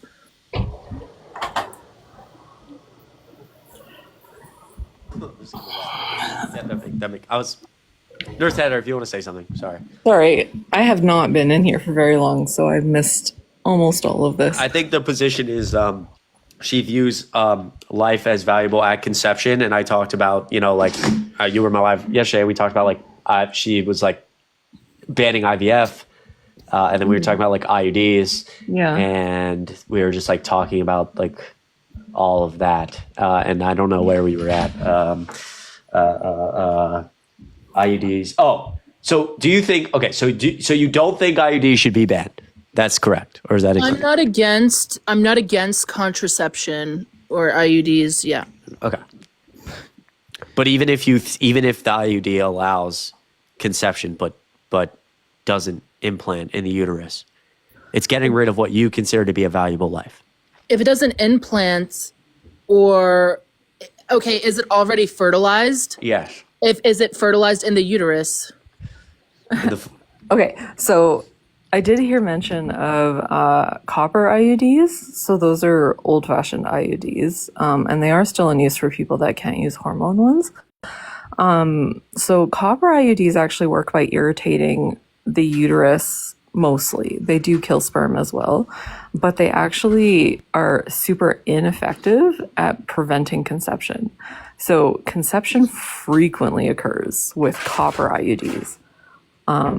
It occasionally occurs with like progesterone IUDs as well. They just don't allow implantation. Okay. So you have a conceived zygote with either of them, but you don't get pregnant. Okay, but then, like Chris said, it's in the instance of those rare cases, if the woman's body rejects it,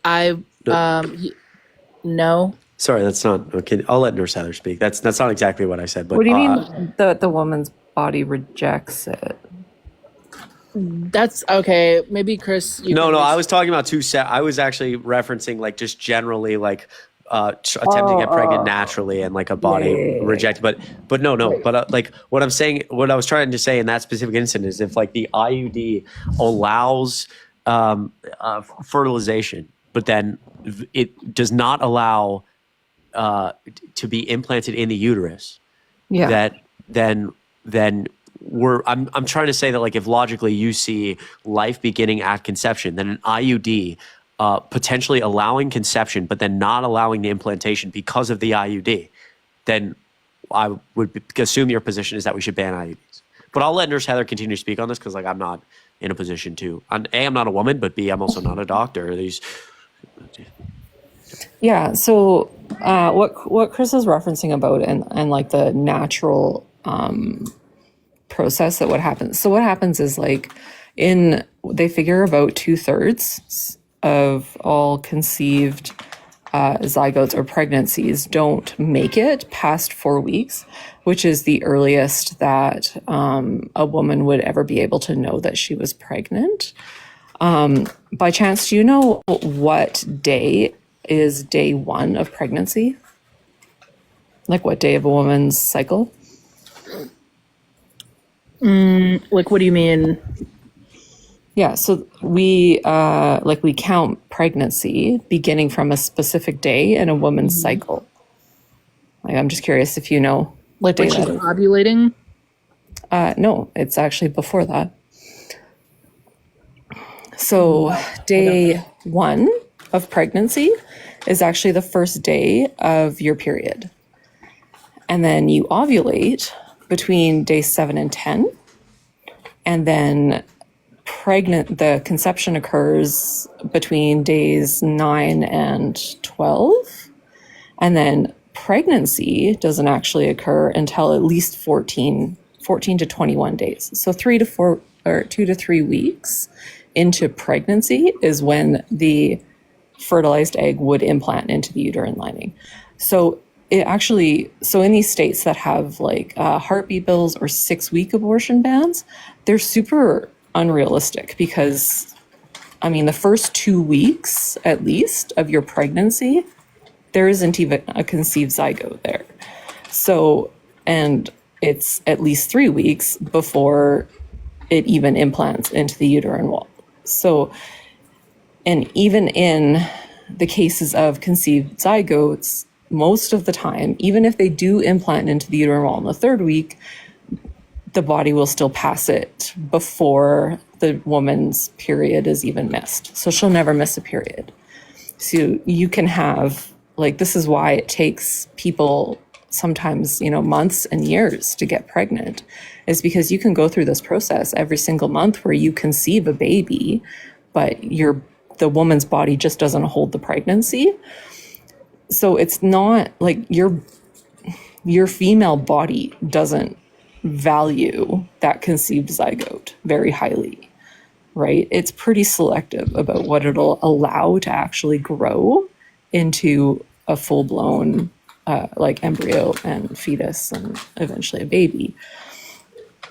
And then we interfere with it with things like IVF and IUDs and other forms of contraception. So it's a super complicated process that a lot of people don't really understand, especially around this like a 4-week or a 6-week abortion ban. Super unrealistic because like day 1 of pregnancy is the first day of your period, which is ridiculous. Like, it's not ridiculous in the sense that that's what we time it as. It's ridiculous that you would say from that day, like 4 weeks or 6 weeks is when you're going to have a ban. Most women don't know they're pregnant by then. Okay.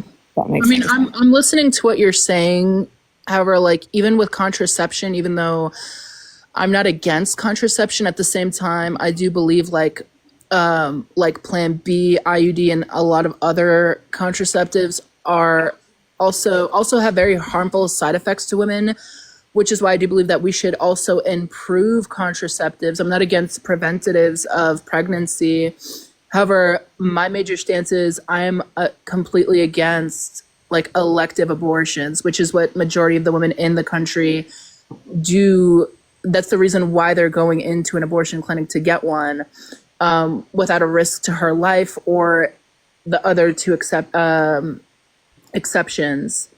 Okay, so you don't place the value at conception. You go later than that. I would say when the egg is fertilized. That's conception. Yeah. So then, okay, so if you think that we shouldn't interfere after conception, then you would be against IVF, against IUDs and some other forms of contraception, against Plan B, against abortion pills.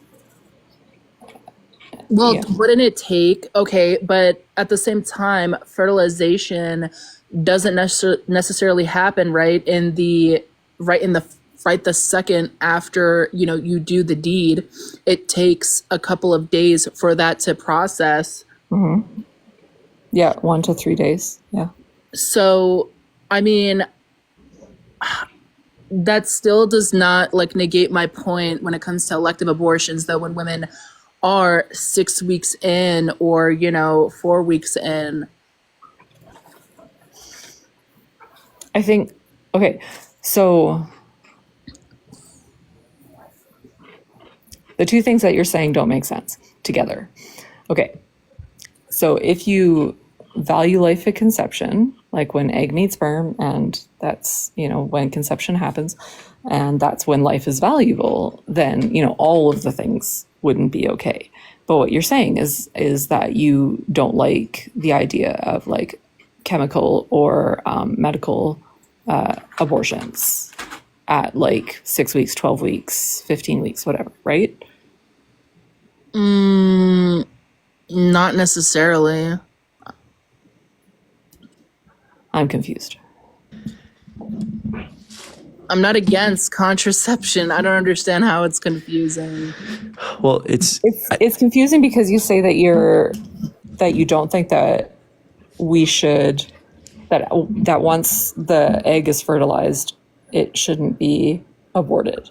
Okay, so I think if you're stating that even when women use contraceptives, and are you stating that the egg still there's a chance of it still being fertilized, right? Yes. Okay, then what happens after that? Like if she has an IUD, for example. Yeah. Yeah, so the IUD will just like it irritates the uterine lining, so it just doesn't create a favorable environment for the zygote to implant. So it just passes with the period. Like Plan B does the same exact thing, though. Yeah, but neither of them prevent conception, right? They don't prevent conception, but that's still preventing. It's not even a fetus at that point. No, not even close. So if it's shedding the lining, then, which is prevented, like what you stated earlier, then why would I be against that? Because you said that you value life at conception. Yeah, but at the same time, though, you stated that it was a zygote. Yeah, conceived zygote. So a zygote is like before an embryo, which is before a fetus. Really quickly while she's on the pause, Nurse Heather, I love you guys. I'm hopping off. I gotta get rest because I gotta take some medicine. Gotta get over this sickness. I love all of you very much. Thank you everybody for the support. Brent, thank you so much for $5 on Venmo. You fucking cooked. You're amazing, Brent. I love you.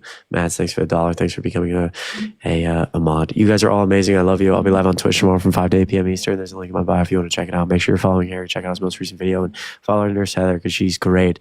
And listen to her. And if you have questions about something I said, I probably got it wrong because I'm not someone who should be speaking on this. So thank you, Nurse Heather, for coming up. We love you all. You guys are all amazing.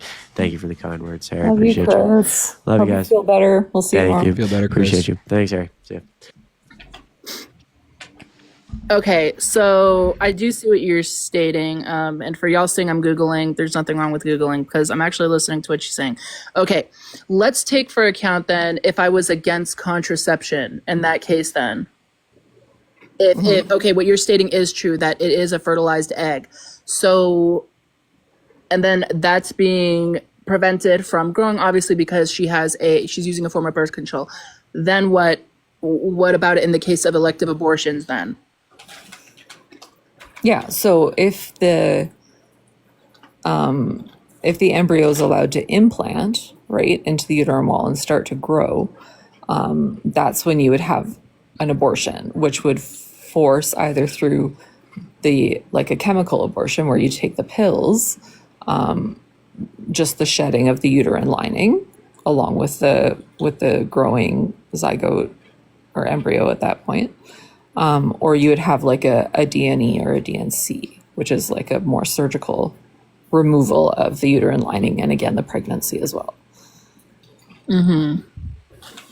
So like that's obviously more invasive. You do that a little bit further along in the pregnancy.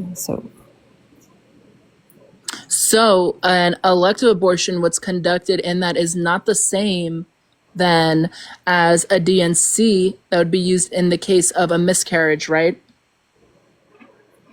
The elective abortion, what method they use depends on how many weeks pregnant.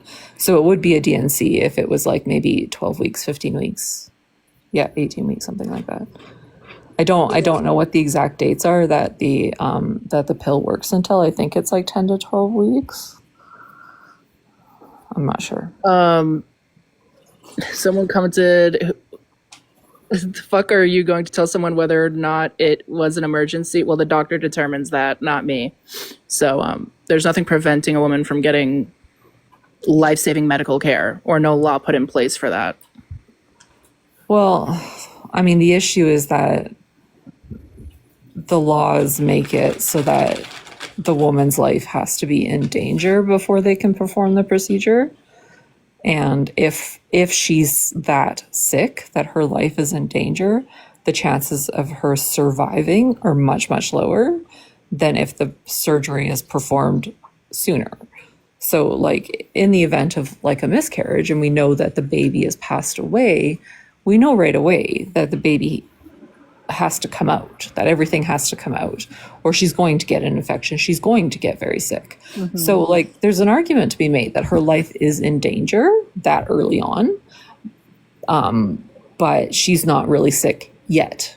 So the problem is that the way the laws are written, the doctors have to wait until she gets really, really sick. And the sicker she is, the less likely she is to survive, which is why we're seeing all these cases of women not making it.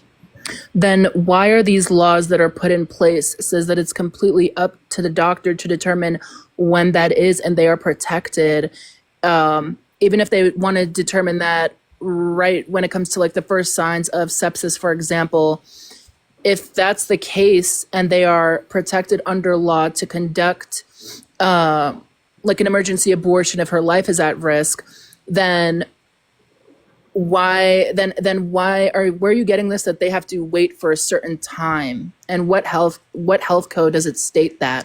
That's just like the way that the laws are interpreted in each of these individual states that have these bans. Like the doctors, they have to be able to protect their practices, right? So they have to be sure that they're not going to be penalized for, like if they were to do what, like what I said, which is like, hey, your baby's passed away. We need to make sure that your uterus is completely evacuated within the next 24 hours or you're going to get really, really sick. Like they could go ahead and do that surgery then, but what could happen is that the law could find out and come after them. And like this has happened, right? They had a case, I think it was in Texas, where everyone agreed this woman needed to have a DNC. She had miscarriaged and had retained products of conception and needed a DNC to complete it. She was getting sick. And the doctor, she had multiple doctors say that she needed this procedure. And I believe it went up like through like the lawyers and everybody. And it was actually like the attorney general that came down and said, no, you can't do it. And I think she had to leave the state and get it done in order to survive. Are you talking about Amber Thurman? Is that her name? No. Amanda? No. Okay. No. Then, okay, well, no. I would say my case would be that I feel like as if these doctors are afraid to conduct these life-saving procedures. Probably yes, because they're not aware of the law. But if these laws are easily accessible, especially, on the internet and all of these things, and I can even see that they completely give it up to the doctor to determine when that is, which protects them. I don't think that there's anything preventing them from actually saving these women's lives, which I'm not against whatsoever. But at the same time, like, I believe her name was Amber Thurman, like in the case of where she took a chemical abortion pill and she had twins and they did not get rid of all of the tissue within her uterus and then she was like unalived and everything. I believe that is a form of medical malpractice, which is also super rare at the same time, which I'm not giving that as an excuse. However, I believe that these doctors are afraid to conduct these life-saving procedures because of a specific rhetoric that's been pushed. Like they say that there's complete abortion bans in southern states, which there isn't. Like if you look at each state's regulations, every single state has an exception for the life of the mother. because it is completely inhumane to not make it an exception and a violation of an actual human right. Like, a doctor cannot just look at a woman being unalive on the table and just be like, okay, like, I'm afraid that I'm going to be penalized or sent to prison for not saving her life. So I would disagree with that. However, I would agree with the stance that, yes, they probably are afraid to operate, but they also have attorneys in every hospital. They should be updated on these laws every single day, even if it changes every single day. So I don't know, like, I would disagree with that. Yeah, I think one thing that people don't realize is that the timing really, really matters. So we have often minutes to save these women's lives. And so having to like consult ethics boards and consult the lawyers and in the middle of the night and on holidays and whatever, it's not that simple. Sometimes it takes hours or days in order to get the people together and present the cases and do all this stuff. And I mean, there's lots of other laws too that like are directly against these kinds of things. So it's like, I talked about this one last night, like the Louisiana law where they changed the two drugs, the mifepristone and the misoprostol, to scheduled 5 medications, which means they have to be locked in a safe in a centralized location within the hospital, same as like narcotics. So the problem with that is that we have misoprostol at the bedside of every woman when she's having a baby. So in Louisiana, they've done this, put this law in place, changed the class of this drug, and now those hospitals in the state of Louisiana, they have to conduct like time drills to see how fast they can, put in the orders and go through all of the processes to access the drug, get the drug, bring it back to the bedside and get it administered. Because like for myself, I can get that into my patient in under 10 seconds if she's hemorrhaging after having a baby. And in Louisiana, they can't do that because of these laws, this law specifically.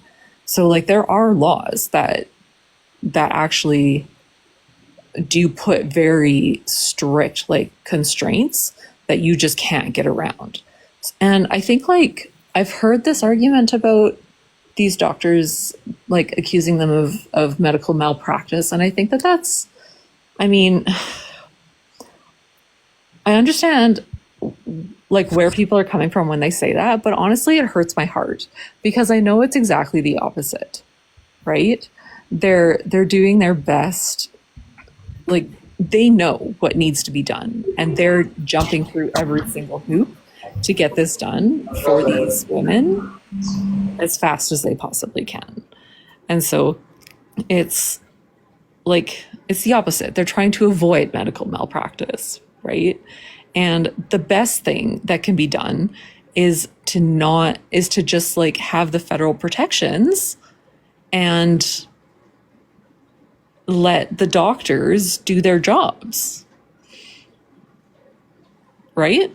Like, I mean, I don't, there's nothing that is preventing them though from still giving these women life-saving medical care. That's why I say malpractice. Like, why is Nevia Crane's parents suing these 2 hospitals for medical malpractice? Because even they believe it. I mean, they're refusing these women from actually getting medical care because of these laws being misconstrued or not being correctly, they're not being told about it correctly or for some reason. But even if every state has an exception, I want to know, where does it imply that they have to wait a specific time for them to get that medical care? I think it's the fact that you can perform the procedure when the woman's life is in danger. And that is like when the woman's life is in danger is a very, very general statement. It's not specific enough. because that could mean like anything, really. So you need lawyers to interpret those laws and to actually say, like, under these exact conditions, the woman's life is in danger. So prior to those conditions being met, she's not, and then after they're met, she is. And in the cases where we're seeing, it being too late, it's because the lawyers are saying, okay, now she's met the conditions, you can do the procedure, but it's too late.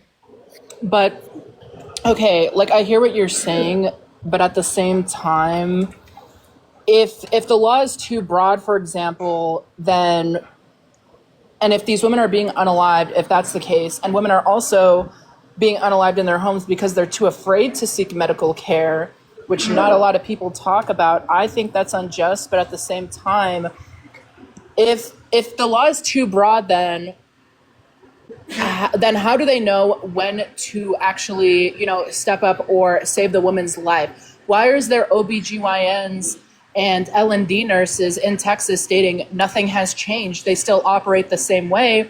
It's just certain states have certain term limits for abortions or elective abortions. Then why is that the case? So in Texas, like, the maternal mortality rate is hideous. So I find it really hard to believe that they're saying that things are operating as per usual. That sounds not right to me.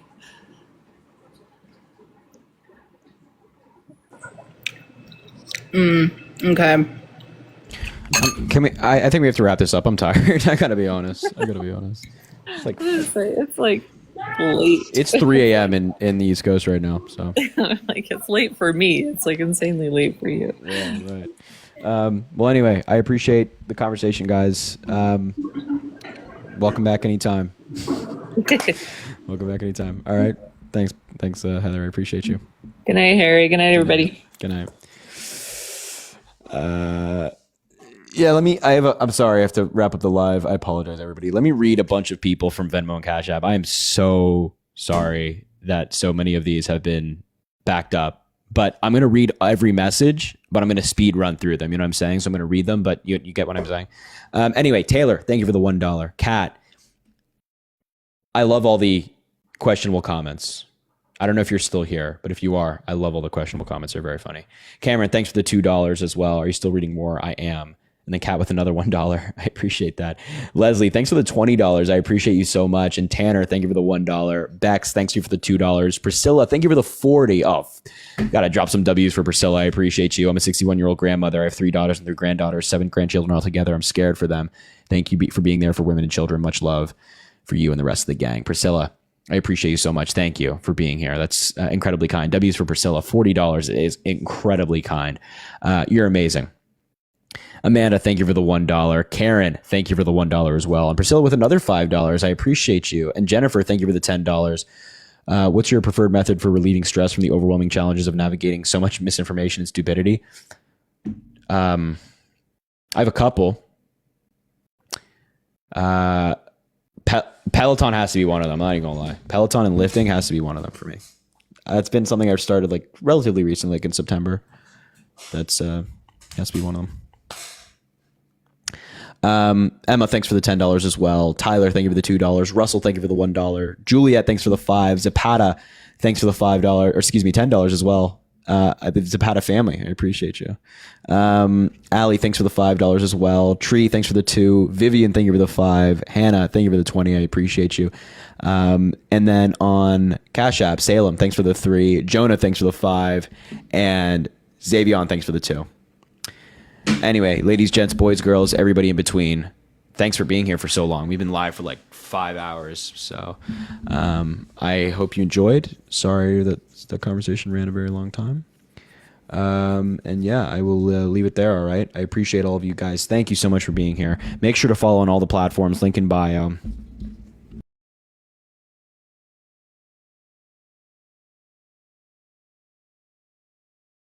Definitely check them out. And I hope you have an amazing day tomorrow. All right. Appreciate all of you. Be well, rest and sleep in. All right. Thanks everybody.